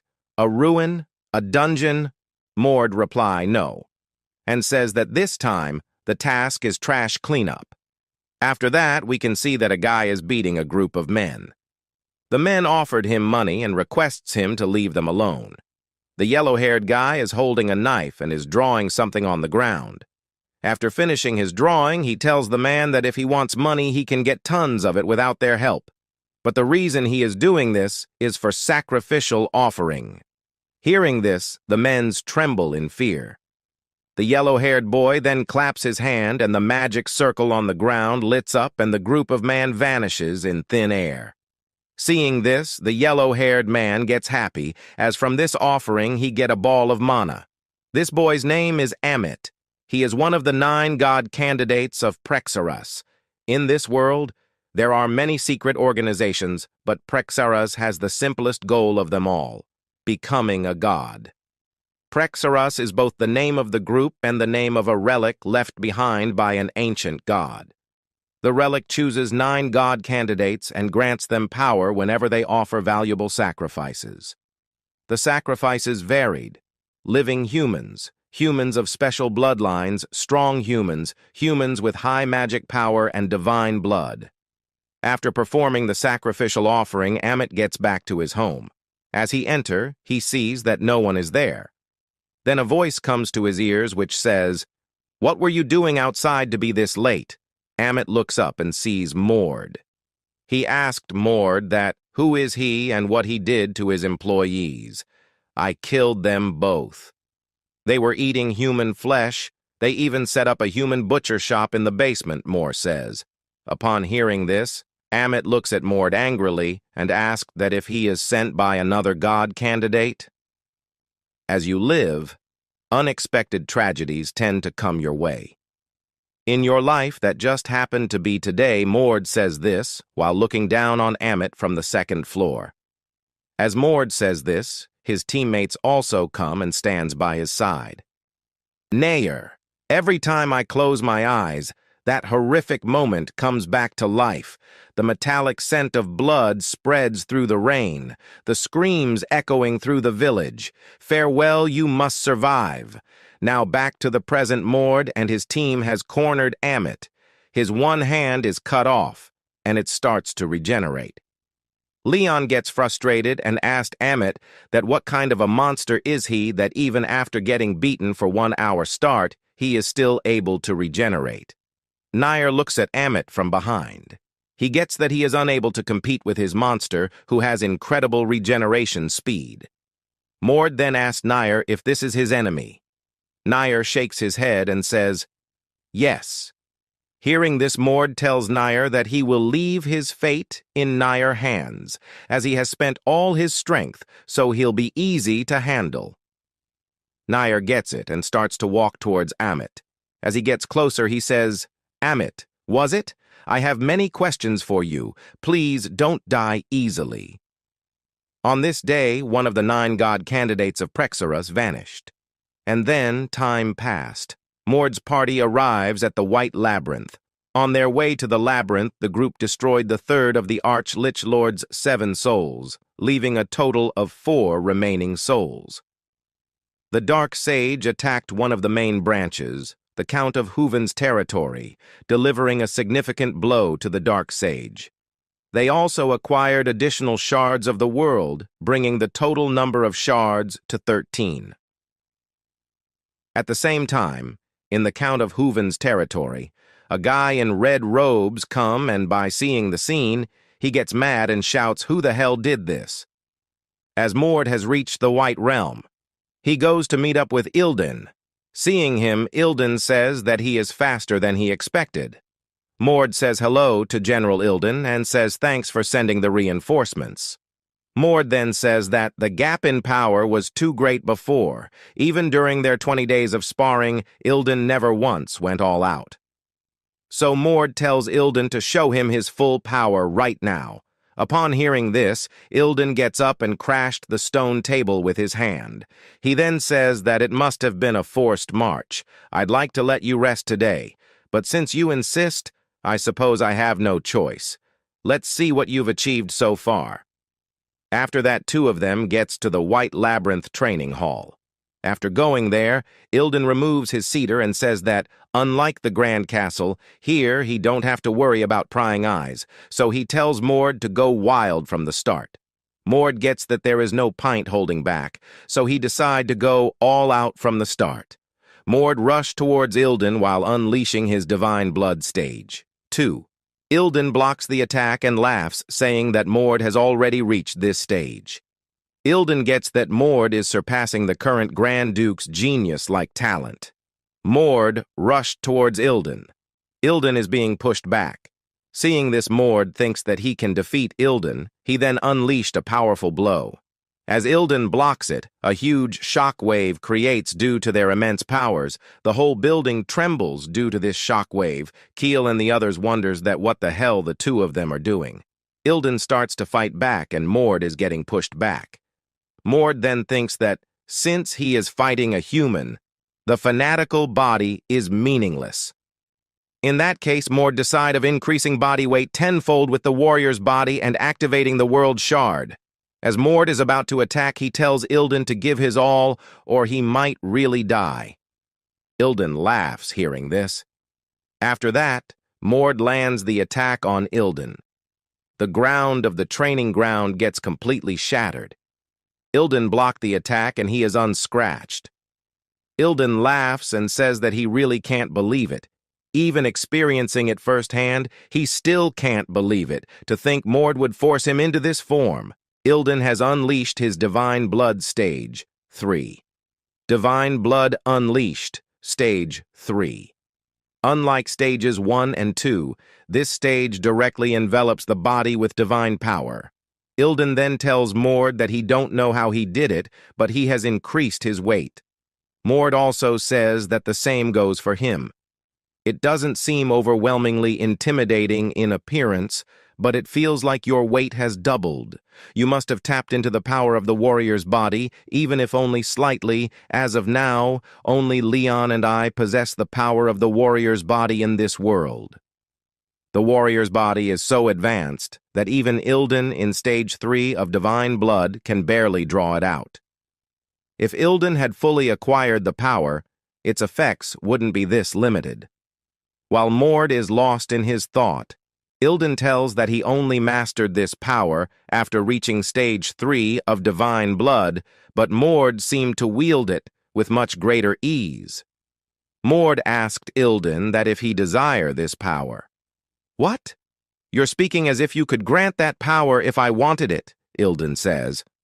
Mord says that he can. Upon hearing this, Ilden gets shocked, and he asked Mord that is he saying. Mord then says that under his guidance, he will be able to master this power, but of course he can't teach it for free. Ilden asked Mord that what is his demand. Mord says that he wants two things from him. First is sincerity. Sincerity, what do you mean? Ilden wonders. No beating around the bush. Let's be open and talk about what's truly on our minds, Mord replies. Hearing this, Ilden starts to think. Mord wants the sincerity of Ilden because the sincerity of Ilden, which even the three-poison demon couldn't draw out, and he is curious about Ilden's story. Mord then says that the other thing he wants is to give him Keel. What? Keel? Haha. You speak as if asking a father for his daughter's hand. You don't want Rowan? Ilden asked. I don't need a sly old man, Mord replies. Ilden then says that does it have to be Kyle? He was just following his orders when he helped Emrod. Just because it was someone's order doesn't mean that risking his life is any less valuable, so I'll be taking Kyle with me, Mord says. Perhaps you value Keel more than anyone else in the world. You can take Keel. I was planning on creating a team head anyway. Ilden says this to Mord. Mord gets a bit confused and asked Ilden that how is he going to make his own team as he has just joined and he is also an intermediate warrior. Ilden tells Mord that it would be stupid to leave him at the intermediate rank within the Legion. Ilden then turns around and tells Mord to follow him as they will have to discuss this matter in private. After that, the two of them goes to Ilden's office and takes their seats. Ilden then shows the photos of Mord's teammates. Seeing this, Mord didn't have a reaction as he expected this. And these guys are the only ones Mord could consider taking into his team. The first member is Keel. The second one is Leon, who has been with him for a while. And the last member is Farwell Nair. While eating cookies, Ilden tells Mord that Farwell seemed to be pretty obedient to him, and it's always nice to have a mage on the team. Ilden also says that he wanted to help Farwell grow stronger by his side. But he was worried because his desire for revenge was too intense. Ilden smiles and says that it's a good thing that this mage likes Mord. He then leaves this topic and asked Mord that what did he find out from this journey of his. Mord replies that he knows that the Archduke is a monster who eats his own children to maintain his youth. He also tells Ilden that he has shared this information with Erna, and now she also knows about it.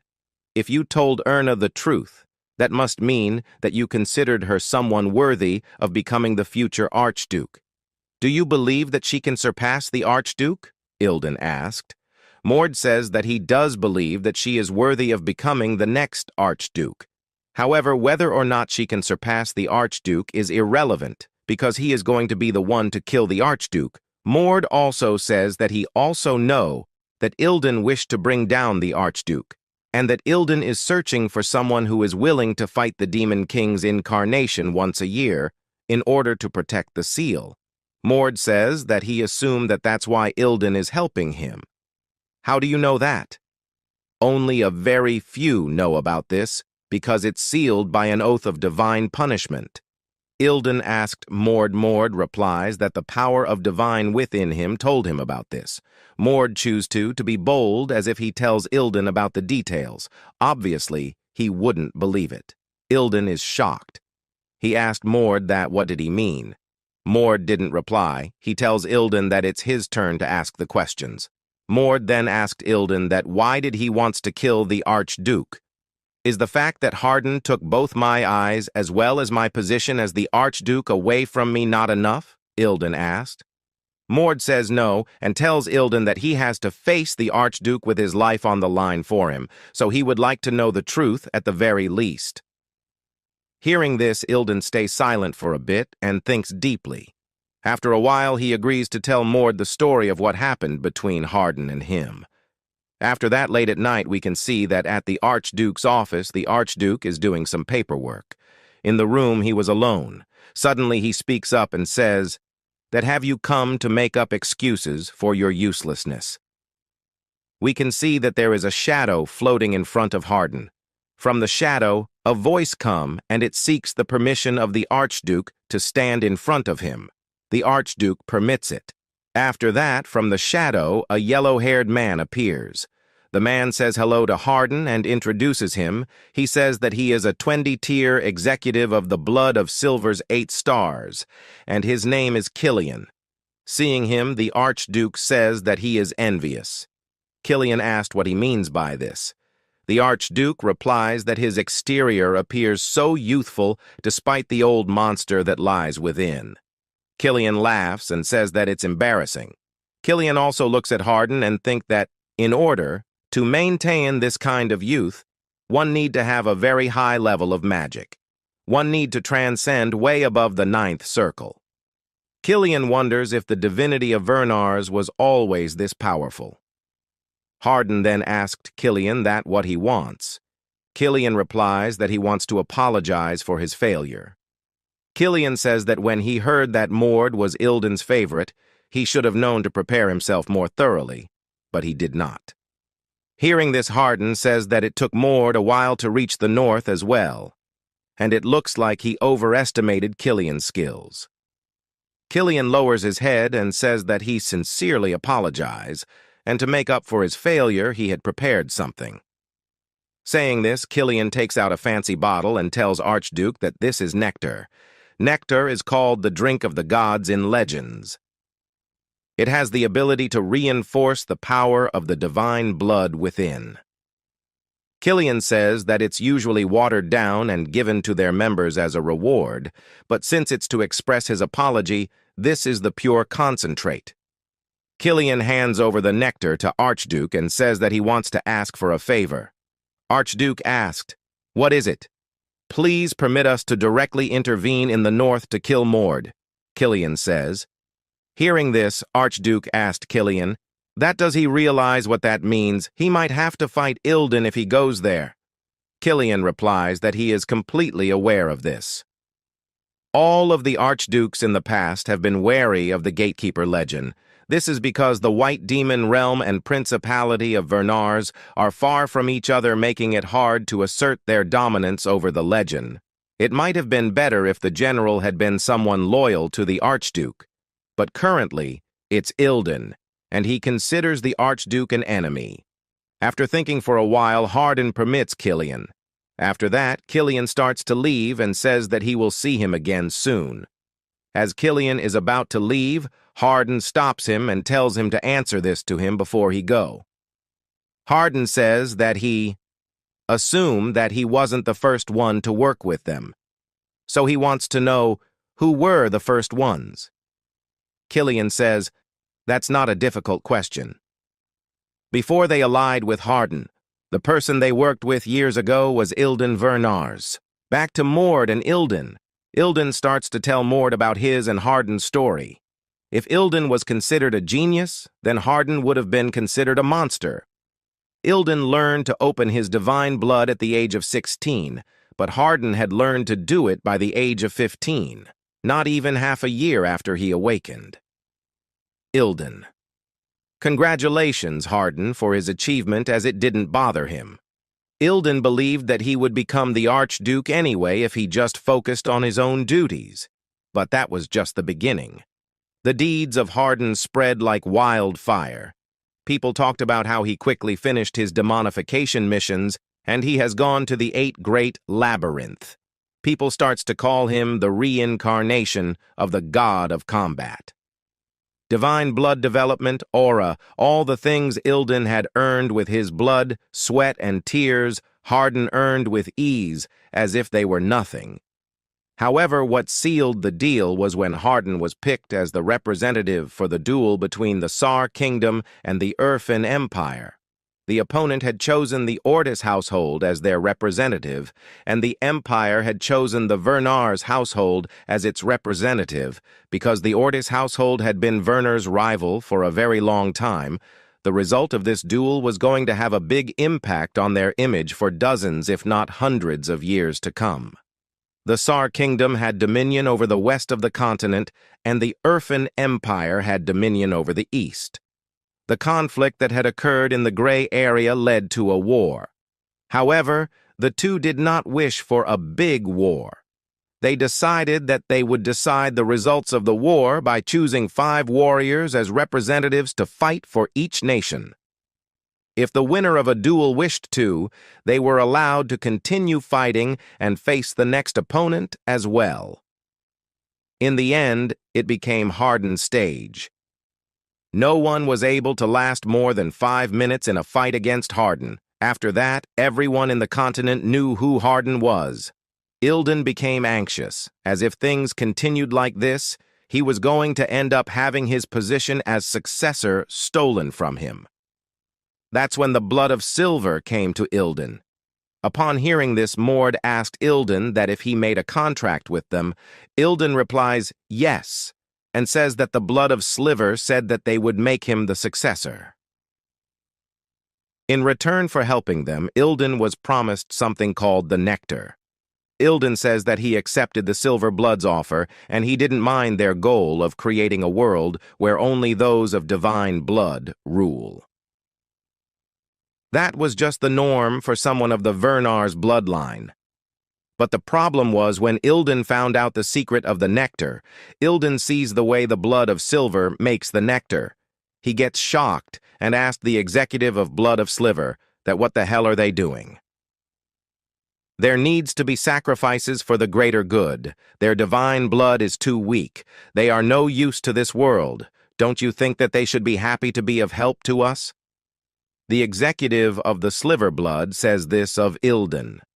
The nectar was made through the sacrifices of the innocent. Ilden didn't like this, and he punched the man right in the face. Ilden had become an accomplice to their crime without knowing it. He killed all of the members of the Blood of Silver that were present there. That's what began the ill-fated relationship between them.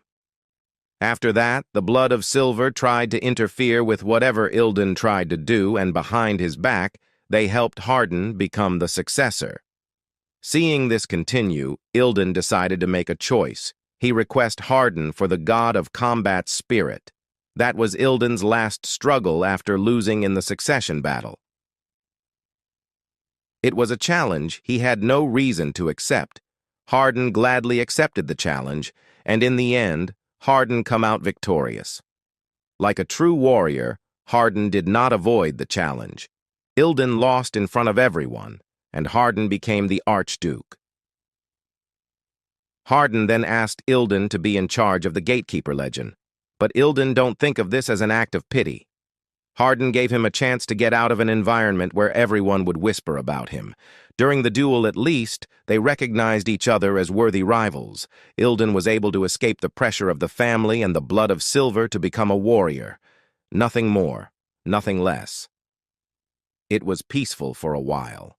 Ilden believed that everything had worked out, but the Archduke began to age suddenly and rapidly without a known cause, and the blood of silver used that chance to get in contact with Hardin. Unlike Ilden, Hardin chose to work with them despite knowing what they did. The blood of silver used his obsession with his role to manipulate him. In the end, Hardin truly came to believe that he was the only one who could protect the seal of the Demon King and became a monster that justified his own cruel actions. Ilden couldn't let Hardin be manipulated by those cruel bastards anymore. That's when Ilden began searching for hope, someone with the potential to bring down Hardin. Someone who would retake the freedom of the Werner's family and Hardin. Hearing all of this, Mord gets that Ilden didn't want to kill Hardin for his position, but he has a righteous cause for that. Mord wondered that if this is the reason everyone trusts and are loyal to him. Mord then thanks Ilden for sharing this story with him. He asked Ilden that if he know about something called the Stone Tablet of Postscript. Later we can see Mord is walking at the hallway. At that time, Keel comes and asked Mord that is it true that he asked Ilden if he could take him. Keel also says that General Ilden told him to stay by Mord's side, even if it meant he may face him one day. Keel wonders that what did Mord do to Ilden that made him say something like that to him? Keel then tells Mord to promise him one thing, that he will grant General Ilden's one wish, and if he can promise that to him, he can even sacrifice himself for him. Mord nods his head and says that he promised he is going to make Ilden's wish come true no matter what. Hearing this, Keel laughs and he starts to walk with Mord. Even at this moment, Keel had no idea of the great calamity that would come to him the next day. Next day, we can see Keel and Leon are given an identity of an ordinary warrior. The two of them are displeased about this. Mord tells them that there is nothing they can do about it, as the Shadow Wolf squad members' identities are supposed to be kept secret, and there is the good thing that they don't have to take the warrior exam again. Mord is the leader of this squad, and he is given the rank of the Intermediate Warrior. As the three of them are talking, Farwell enters and asks if there is someone else other than them, because he thinks that this squad is lacking members. Mord replies that it's only them, as they are a very small elite squad. Later, Mord tells Farwell as now they are a team, why not tell everyone about his abilities? Farwell agrees and says, I am of the Breathius bloodline, one of the 5 stars closest to the moon. My exclusive authority is very advantageous when it comes to research, but it's not very helpful when it comes to combat.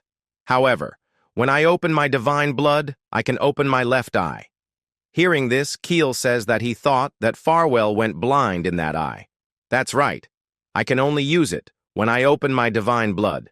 When I do that, I take over the mana remnants within my left eye, Farwell says. Keel asked what he meant by mana remnants. Farwell says that, usually, we cannot use all of the mana that we produce. Some mana is bound to be lost, but I can use those mana remnants by opening my divine blood, and I can also give it to others to recover their mana or amplify it. Keel seems to grasp a bit, but Leon is completely lost. Mord speaks and says that they will test its effectiveness in the training session. Mord also says that their reputation is not good, as he turned down offers for additional members, so the only way to raise their ranks is by proving their worth. Heeding this, Keel and Leon gets excited. Mord then says that there are 2 things they can do, since they don't have the minimum number required for a full squad. They can either work with another squad, or they can respond to urgent matters from the higher-ups. In other words, there isn't anything they can do right now, so he suggests that they start training really hard. Keel, Leon, and Farwell agrees with this. Mord then awakens his divine blood and tells them to come at him. After that, the scene shifts, and we can see the White Demon Realm border region of the demonification area. Some warriors of Vernars are surrounded by monsters. Among them, there is an advanced warrior named Aduit. He seems to be the leader of this team, as he encourages his soldiers to fight, but he seems nervous seeing the huge number of monsters. They called for reinforcements, but that will take some time. But the problem is, the monsters they are facing is ice trolls. Aduit slashes a troll, but in a few seconds it regenerates. The trolls gives a creepy smile, which make Aduit and the warriors behind him feel uneasy. They are cornered and can't do anything. They are waiting for their death. At that time, the troll in front of him collapsed. Aduit is confused. He looks at the sky and sees a shining light. The two trolls are standing, and a sudden blast occurred and killed them. Aduit can't grasp what is going on. As the smoke clears, they can see Mord, and his team is there. Keel seems happy seeing this ice trolls. He bets with Leon that who can kill the most. Seeing this, Aduit is surprised. Farewell tells them that they received an emergency backup request, and they are here to help. He then tells them that they are the Mord squad. After that, we can see a house in the middle of the snow. Blood trails are going into the house. A lady gets in with a death deer in her hand. A masked man is already waiting for her. She puts the bear on the ground, takes the seat. She then asks the man that what brings him here. The man tells he that the general needs her. While cleaning her weapon, she asked what the general needs her for. The man gets a bit nervous and says, "Please join the gatekeeper legend and assist Sombone." The lady tells him to give her some time. She will be finished within a month. The man agrees and asked her what name she will be using. Hearing this, the lady stabs the bear and says that she will use her name. The man lowers his head and says, "Understand, miss." From that day, Mord's squad's prestige continued to rise along with the opinion of the people. Lowen was hired as the new training instructor for Keel and Leon through Ilden, and Farwell received help from Mord to master the 5th circle and began training for the 6th circle. Mord also trained for his next mission by sparring with Ilden. Time passed and Mord's squad was given their second mission, to prevent demonification alongside Hether's squad. Hethor is also a bastard child just like Mord. He is an intermediate warrior. Mord and his team goes to a dungeon with Hethor. They are basically the support team. The warriors under Hethor are the one fight while Mord and his squad is observing. Mord finds this strange, and he asks Keel that why Hethor is using a strategy like this. Keel can't grasp Mord's question. Mord then says that with these monsters they should easily take care of them using brute force. Keel recalls that Mord is just 15 years old. He explains Mord that this expedition is for the new warriors so that they can get experience. Experience? Mord asked. Not everyone is like you, Mord. This is a process. Everyone goes through in order to reinforce their squad, Keel tells this. As Mord seems confused, Keel again explains.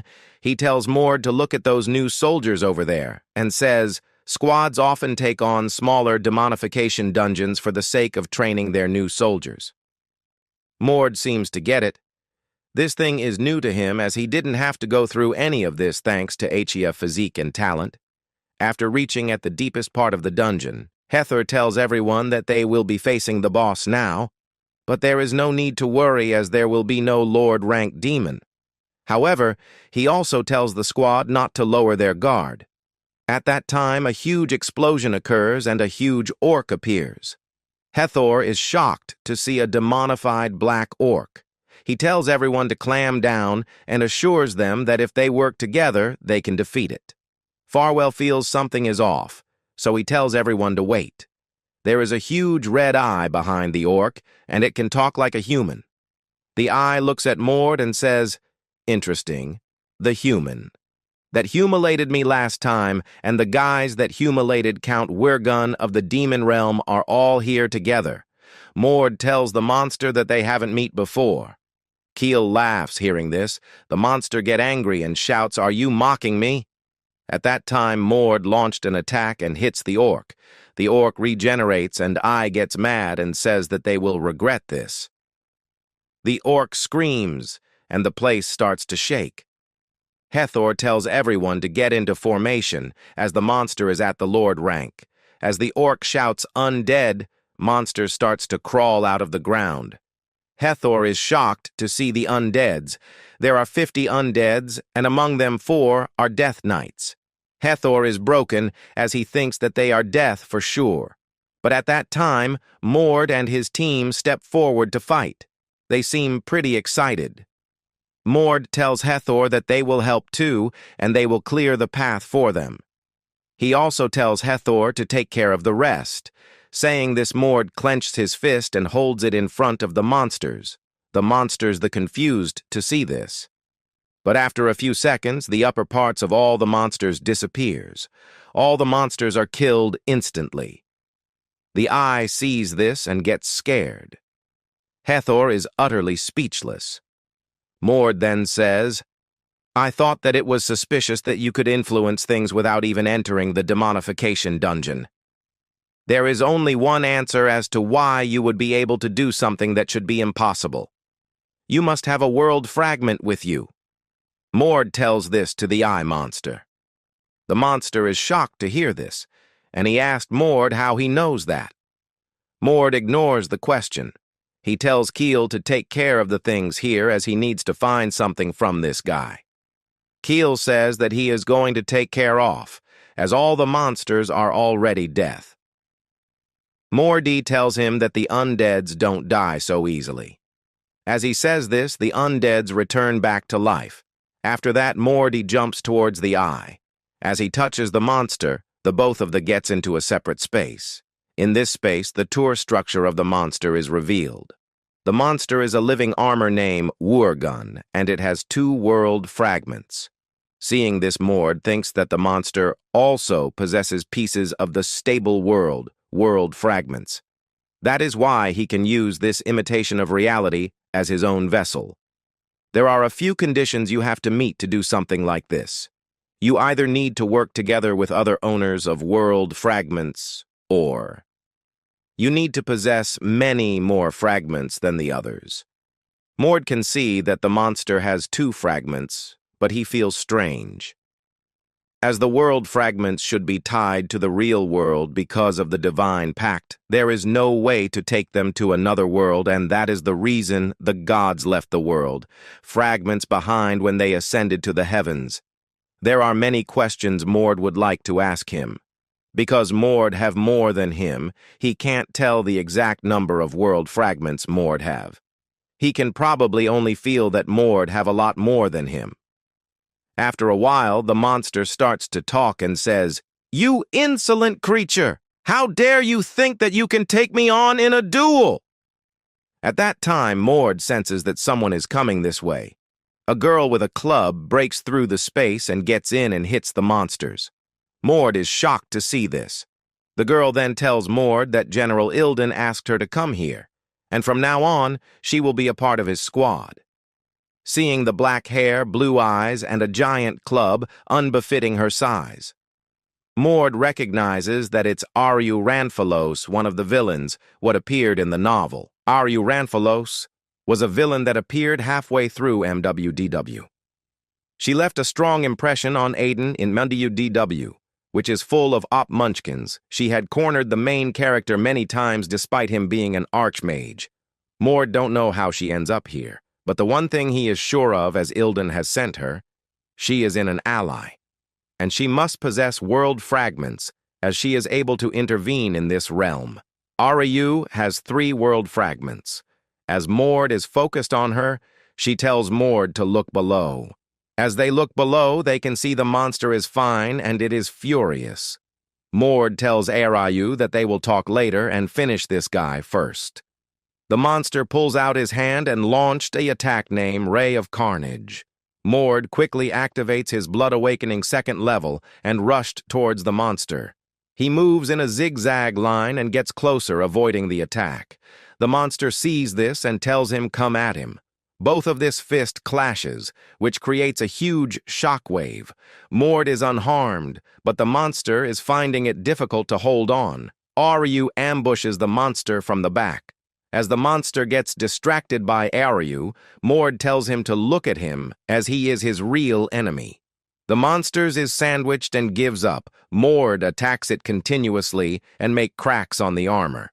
As the monster is beaten up, Mord holds him and says, "I'll ask you just one question. You only existed in the demon realm.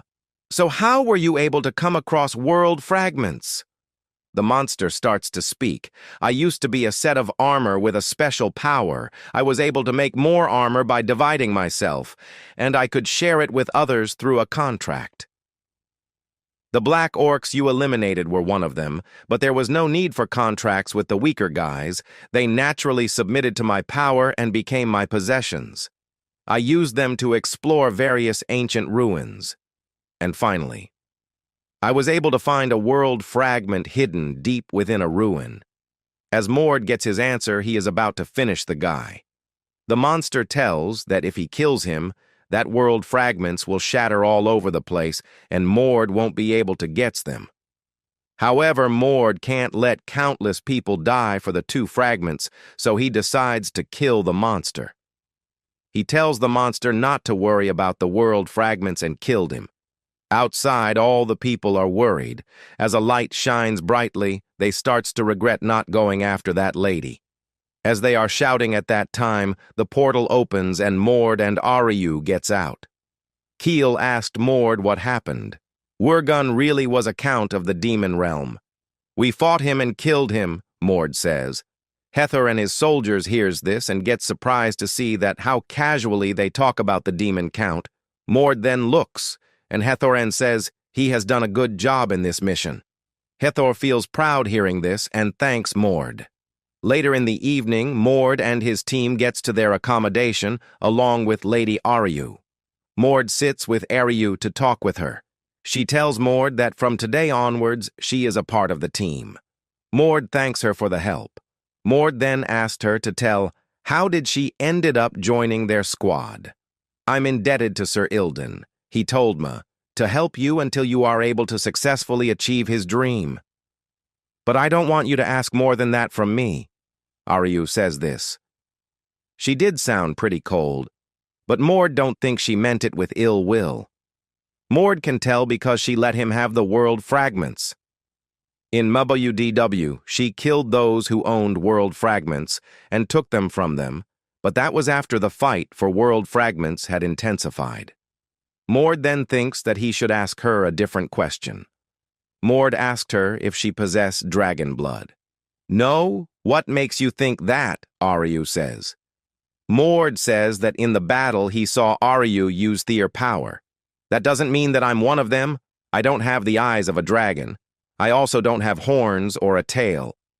Aryu says this.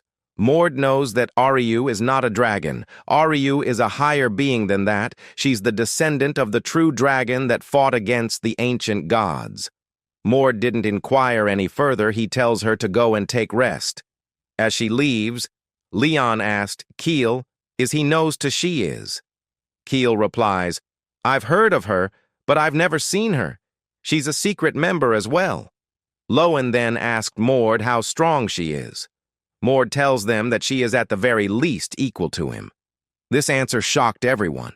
They know better than anyone how strong Mord is, but for Mord to say that she's equal to him, who the hell is that woman, everyone wonders. Later at night, Aryu had a nightmare of an old man. She gets horrified and wakes up screaming. Then in the morning, Mord team through an reevaluation. Farwell is now an intermediate warrior, but Keel and Lowen is furious as after a year's latter they are still normal warriors. Keel asked how Farwell gets to an intermediate warrior. Mord tells Keel that they haven't been able to do enough missions to be promoted, and Farwell is an advanced mage, so he was treated accordingly. However, their image has been improved thanks to the mission with Hethor to Mord. Then tells them that it's about time they test their skills. For this, they have come to the deeper part of the White Demon realm. Seeing the huge monster in front, Leon says that this is the best place for testing their skills. Mord awakens his divine blood.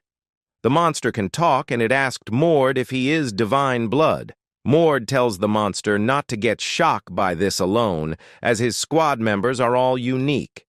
Mord and his team proceeds forward, killing all the Yeti. They come inside a cave full of treasure. Keel gets happy seeing all this gold and items. Farwell gets that this is a ruin made of the god, as 10 demons are used as guardians. Mord tells him that there are many ruins made by this god in the white demon realm. Mord then moves forward and knees down and looks at the items. Mord then says that he thinks the god's existence was forgotten because he lost the fight over Dominion of the North. Farwell also gets closer to Mord, and seeing the items he says that this god must be a pretty strong one. Later, everyone starts to collect the items they need. Leon says this trip was a bit dangerous, but it helped a lot with training, and they also get some useful items. Mord calls Leon, and he gives his a white glove and tells him to use this. Leon asked, "What is this?" "It's a relic that only divine bloods can use.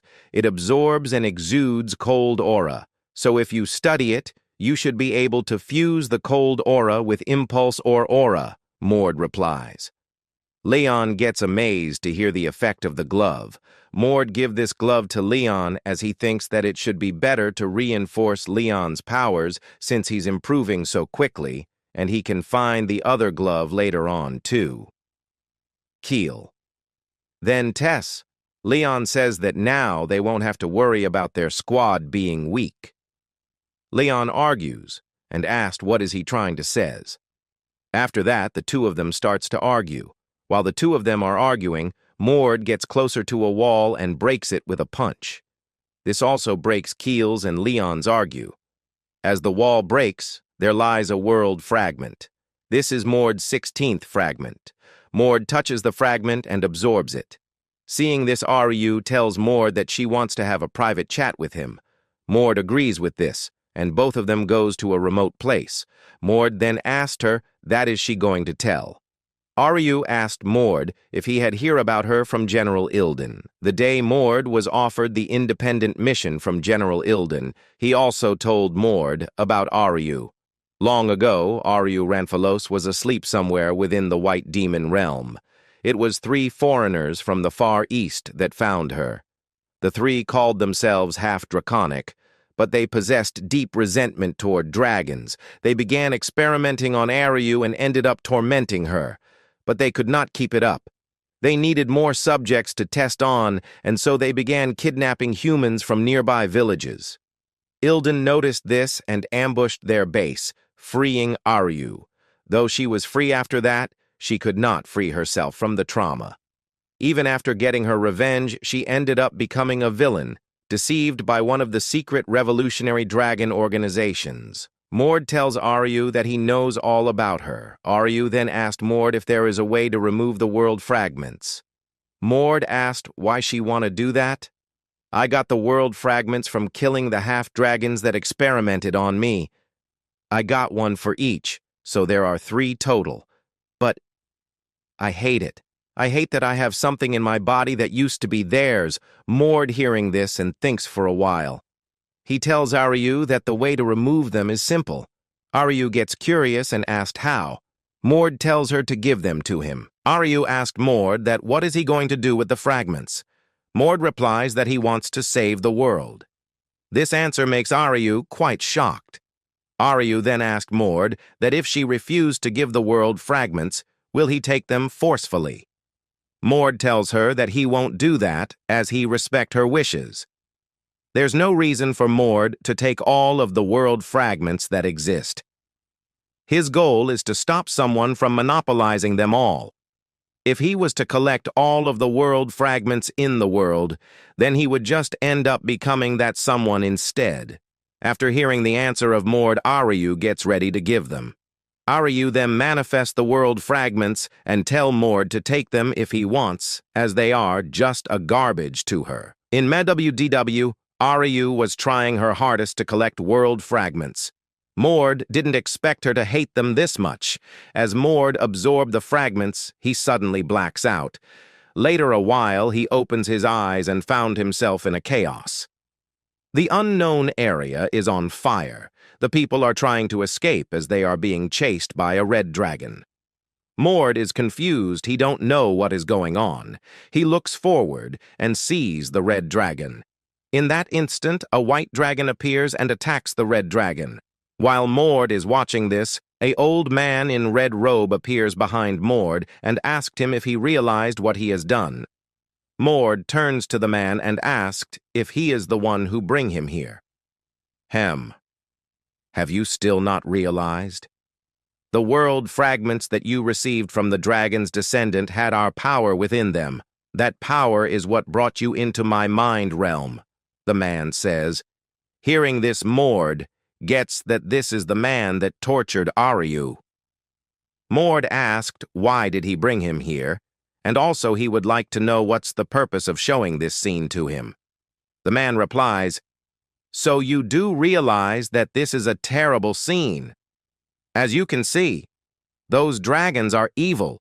We wanted to stop them, and we did our best to achieve that goal, but you've ruined it all."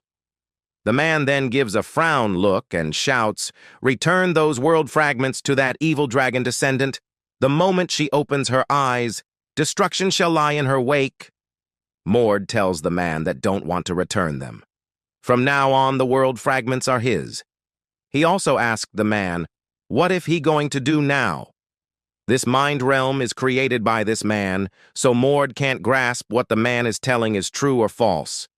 But one thing Mord is sure of, that the man is messing with his head and is trying to make him hate dragons.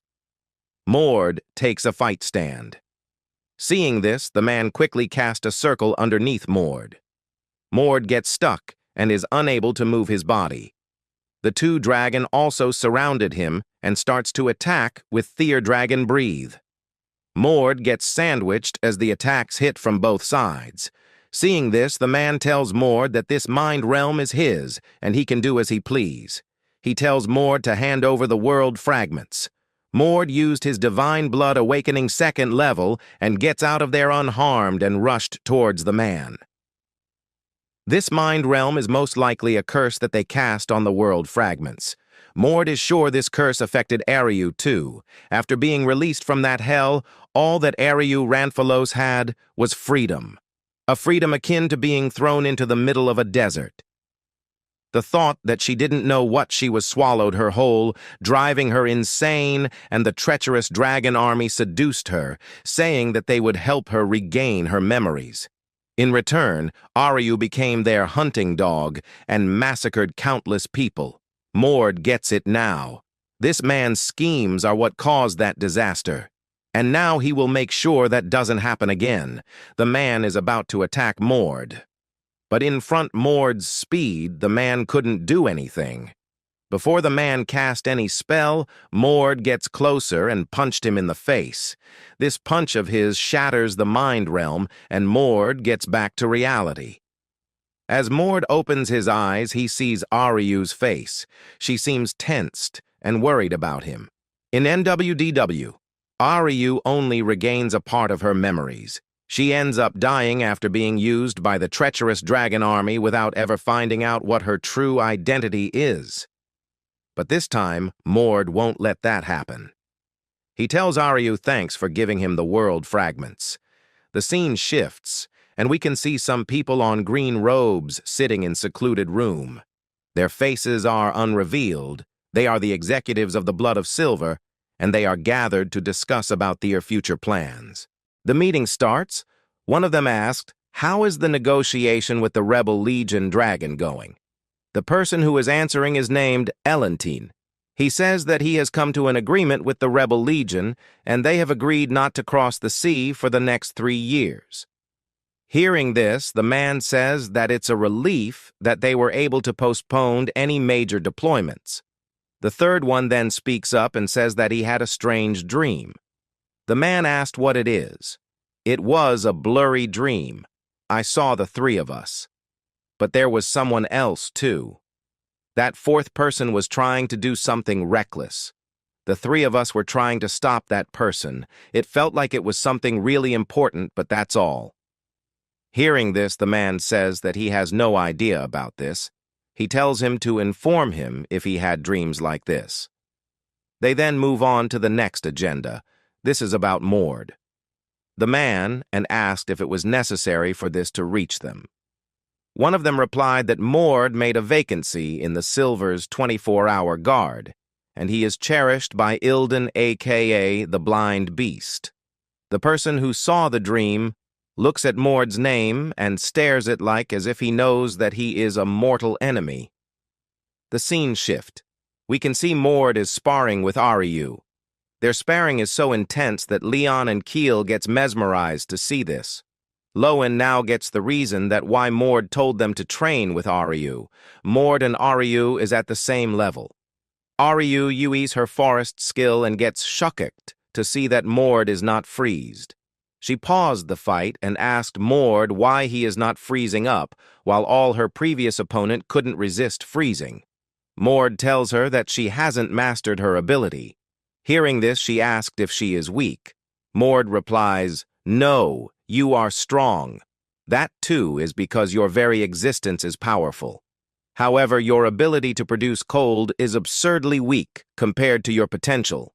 Even in the trilogy of the Dead Mage, Aryu's true identity never comes out. That's because she was killed by Aiden before the truth was revealed. However, now Mord can make a guess, a dragon who has forgotten, or rather, was made to forge what she truly is. A being said to have come from beyond the world when creation began. Aryu is a descendant of true dragons with the power of ice and snow. As of now, Aryu's cold abilities are absurdly weak for the power of a true dragon. Mord tells her that developing the abilities born from her essence may also be the way to discover what she truly is. Aryu asked if this is really gonna work. Mord replies that there is no harm in trying to find out who she is. The words of Mord touched Aryu's heart. She agrees with Mord and tells him that from now on, she will follow his lead. It's already been a year since Taehyung was reincarnated as Mord. He has fought fiercely all this time, and in doing so, he has changed a lot. So far, he has gathered 24 world fragments. If he could create a fused mass from these 24 fragments, the first stage would be complete the moment Aiden created the 24-piece mass in Sarakma. He immediately moved on to the next stage. From there, you could say the real beginning lies ahead. At that time, Hathor comes with a warrior. He says hi and introduces the young warrior to Mord. The man is a senior warrior named Ulrich.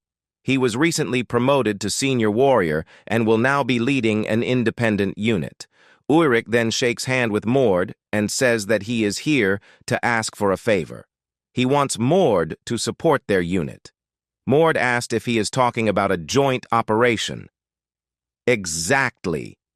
I've already gotten approval from command. Since it's an important mission, I wanted to request the aid of your capable unit, Ulrich says. During the last independent mission, Mord was able to search through the White Labyrinth and gather quite a few world fragments. Maybe this mission will yield some good results as well. Thinking this, Mord agrees for this joint mission. At that moment, a red-harried boy comes to Ulrich. Mord seems to know this boy.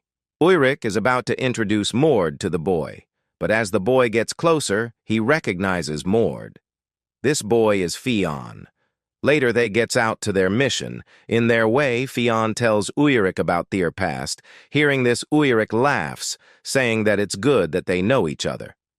Fionn is depressed. It's finally the first mission he has been waiting for. He never thought he would be doing it with Mord Fionn. Still vividly remember getting beaten up that day like it was the end of the world and ending up in the infirmary. He thinks that he will again get beaten. As he is thinking this, Mord speaks up and asked Fionn, "How have you been? Where did that boldness go that made you punch me as soon as you saw me? Why do you look like that?" This shocked Fionn a bit. He didn't expect that Mord will approach him so nicely. Mord then asked him, how did he end up joining this unit? Fionn replied, I returned after relying on the medical center, and the world had changed. Instructor Daisley was stripped of his position. Fionn then tells Mord about how Daisley's wrongdoings came to light. After hearing all of the story, Mord tells Fionn to prepare himself as this independent mission will not be an easy one. Fionn says that he is fully prepared to prove his worth. Mord wishes him good luck. Fionn don't know how to respond to this. He simply thanks Mord. After walking deep inside the forest, Ulrich tells everyone to pay close attention. He tells them that this mission absolutely must not fail. Their opponent is the long-standing enemy of the Vernus Grand Duke family, the Ornus family, son of the sun, god Ratas. He punished those who defied Ratas, creating a path to the throne with blood spilled in countless battles. Truly, he was retribution itself. But in that process, there was someone who blocked orders multiple times. That was none other than the son of the sky, god Arita, the war god Vernars. A battle between the god of retribution and the war god. This vicious feud between the two showed no signs of ending and continued as a battle between their families, even 500 years later. Ulrich tells everyone that the Ordar's clan wiped out the support troops of the kingdom's army. And now they're in this demonification dungeon. As Mord and the rest gets inside, they gets that this dungeon is at third stage of demonification, which means a dungeon break will happen soon. In that instance, the dungeon starts to shake and cracks forms on the walls. The Ordars are trying to use this dungeon break to escape this place. Ulrich don't know that to do. Mord steps up and says that the Ordars are skilled in hiding, so if they starts track them, they will not find them before the dungeon break. Hearing this, Ulrich asked if he has a better plan. Mord smiles and says, certainly. The scene shifts and we can see the members of Ordar's family. They are deep inside the dungeon and are planning to escape. One boy's name is Tefa Ordars. He tells others that the Vert Kingdom Knight will chase them as they are grinding their teeth to find them. Hearing this, the captain apologized to them. There is a girl named Mill Ordars. She tells the captain that it's not his fault, and there is no need to worry as the dungeon break will happen soon. The captain's name is Dikal Ordars. As they are talking, Tefa sensed that someone has entered the dungeon. He further tells that among the intruders, 4 of them are Vernars, and they seems fully prepared. Mill asked Dikal that what are they going to do. Dikal gets into thinking. After a while, he tells them that they should retreat. Fighting is too dangerous for them. Our Vernar's individual combat ability is superior of Ordar's. As they are about to move, the wall shatters and Ulrich and the others enters the room. Ulrich tells them that it's time to pay for the sins they have committed. The scene shifts, and we can see a glimpse of the past. When Mord tells them about his plan, Mord tells them that they will clear the dungeon so that a dungeon break won't happen. Ulrich feels Mord's confidence and agrees with his plan. But first, he was feeling uneasy. But those thoughts were short-lived. Mord's unit pushed all the way to the dungeon's core, and the monsters were shattered one by one as they emerged. Ulrich's unit was considered veteran too, but there was no comparison. This was on par with a unit led by the finest warriors, or perhaps even beyond that. Now back to the present. The Ordars are now ready to fight Dikal, orders Tefa and Mill to not make him go all out. He further says that they will crush the Vernars and gets out of this place. Ulrich tells Dikal not to worry, as he will finish him first, saying he introduce his name. Dikal does the same. Mill calls for Leon and says that she will fight him. The both of them then announce their name. It's tradition for Vernars and Ordars to announce their names before they fight. It's so the victor remembers the loser. There's only one left, so Mord chooses Tefa to fight. There are some other low-ranked knights from the Ordar's family. As they tries to step up, Ariu glares at them and puts a huge wall of ice. Keel, Ariu, and Farwell then goes to fight them. The fight starts. Dikal is fighting Ulrich, and he thinks to finish this quickly so that he can help his comrades. During the fight, Tefa shouts Dekal's name. As Dekal turns, he sees that Tefa is caught by Mord, and Tefa tells them to run away quickly. Mord tells Tefa that he has impressive resolve, that even in a situation where death is certain, he puts his comrades first. Dekal sees this and he gets super mad. Seeing Dekal distracted, Uyrik jumps to attack him. A huge explosion occurs. Mord turns around and sees that Dekal sent Uyrik flying. Dekal's strength seems to have increased by a lot. Mord thought that it's the second stage divine blood awakening, but it a bit different.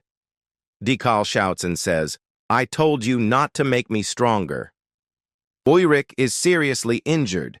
He thinks about using something. He tells that if he uses it, he will definitely beat Dekal.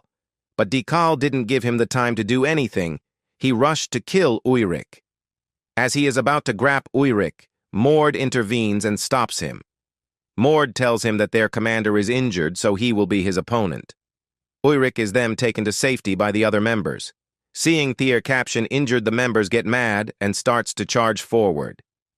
Farwell stops them and tells everyone not to kill any enemy.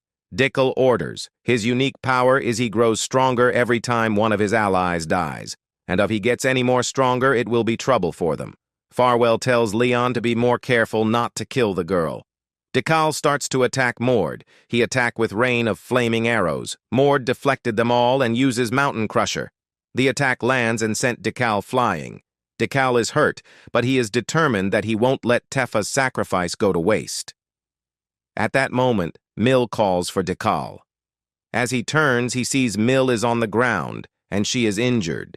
She places her sword on her neck and tells Dekal, "Sorry." Dekal shouts to wait for a bit, as he will figure something out. Farwell also tells Leon to stop her. Mill didn't stop. She cuts her neck, saying, "Please survive, Dekal." Seeing this, Dekal gets stunned for a moment. He recalls the sacrifices of his comrades and screams in agony. As he shouts, power starts to surge through his body. Everyone is in awe seeing this. Mord sees this and gets that this is phase 2 of divine blood opening. And the artifacts and weapons are gifted by the Ordars.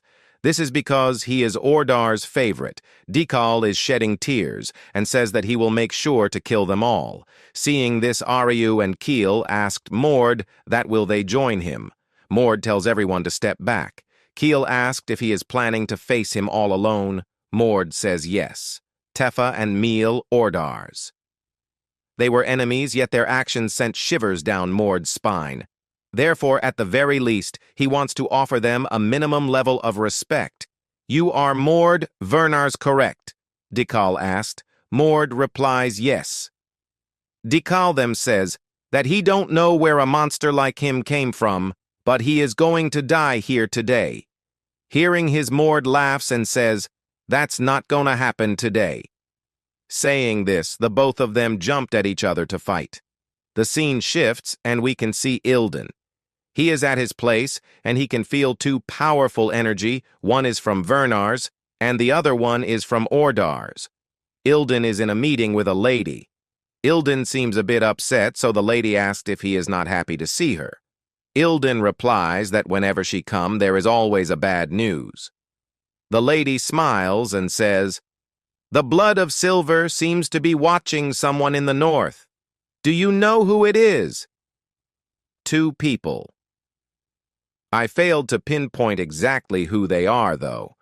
Ilden replies that he knows one of them. The lady requests to tell her who is that.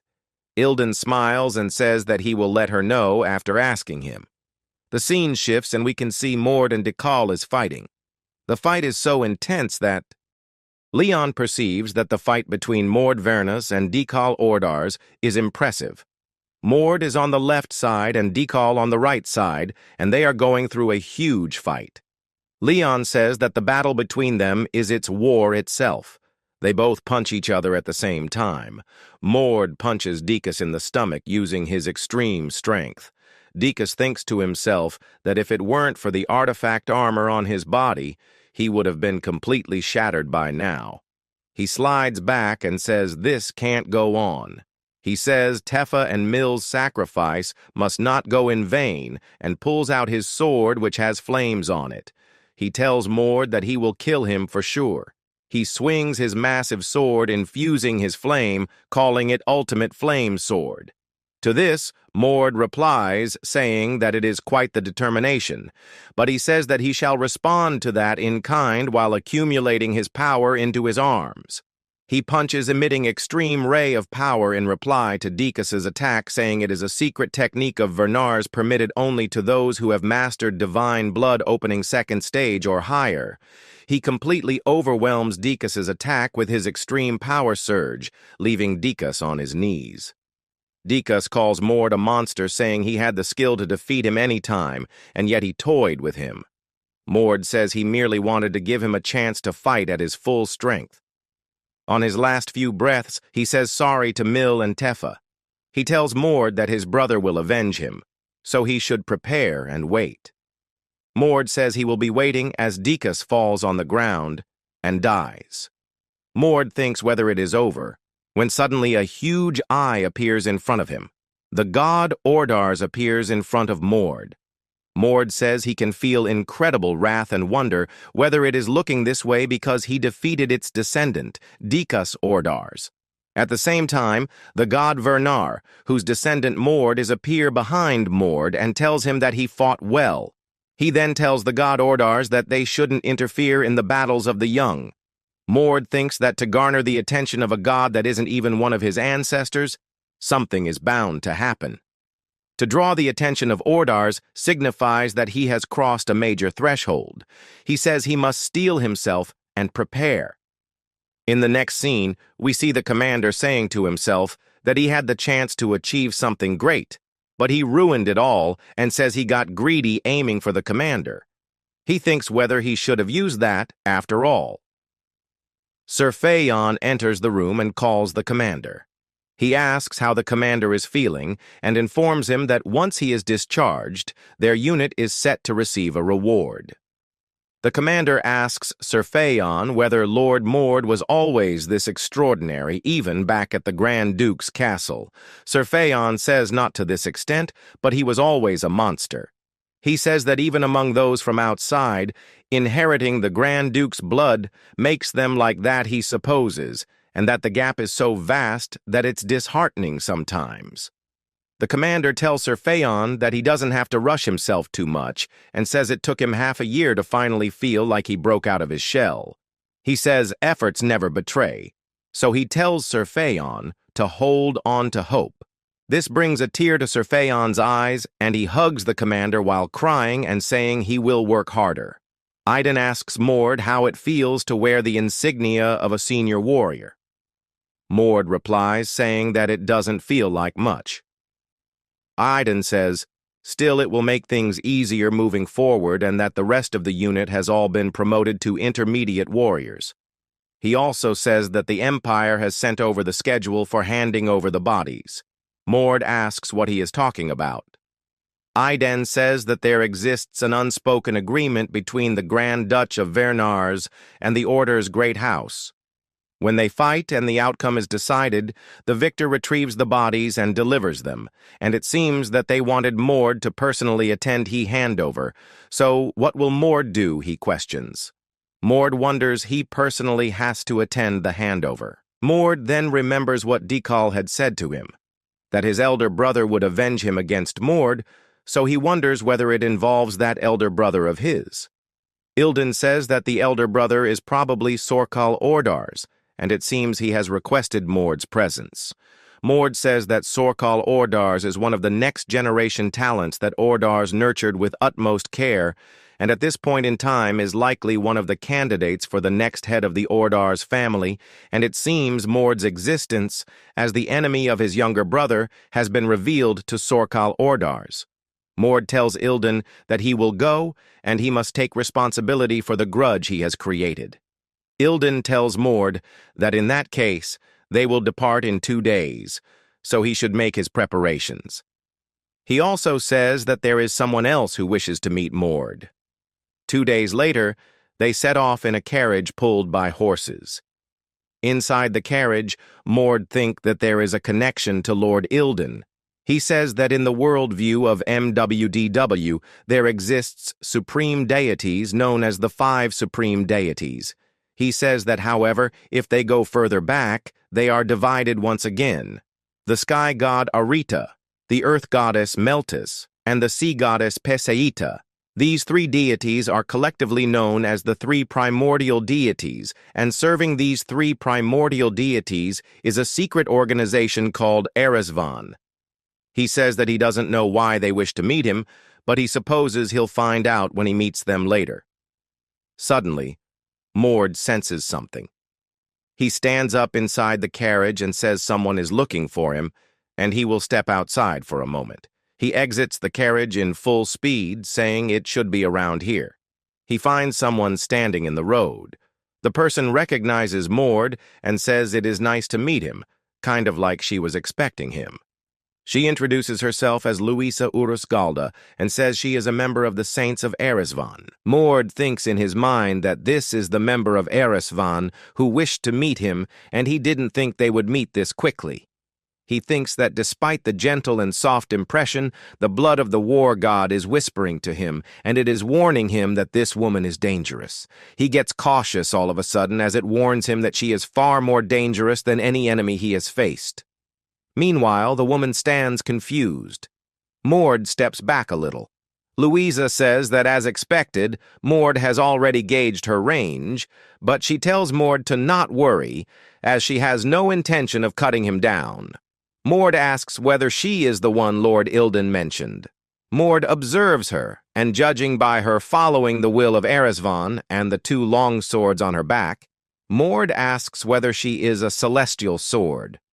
Louisa gets shocked as to know Mord knows about the celestial sword.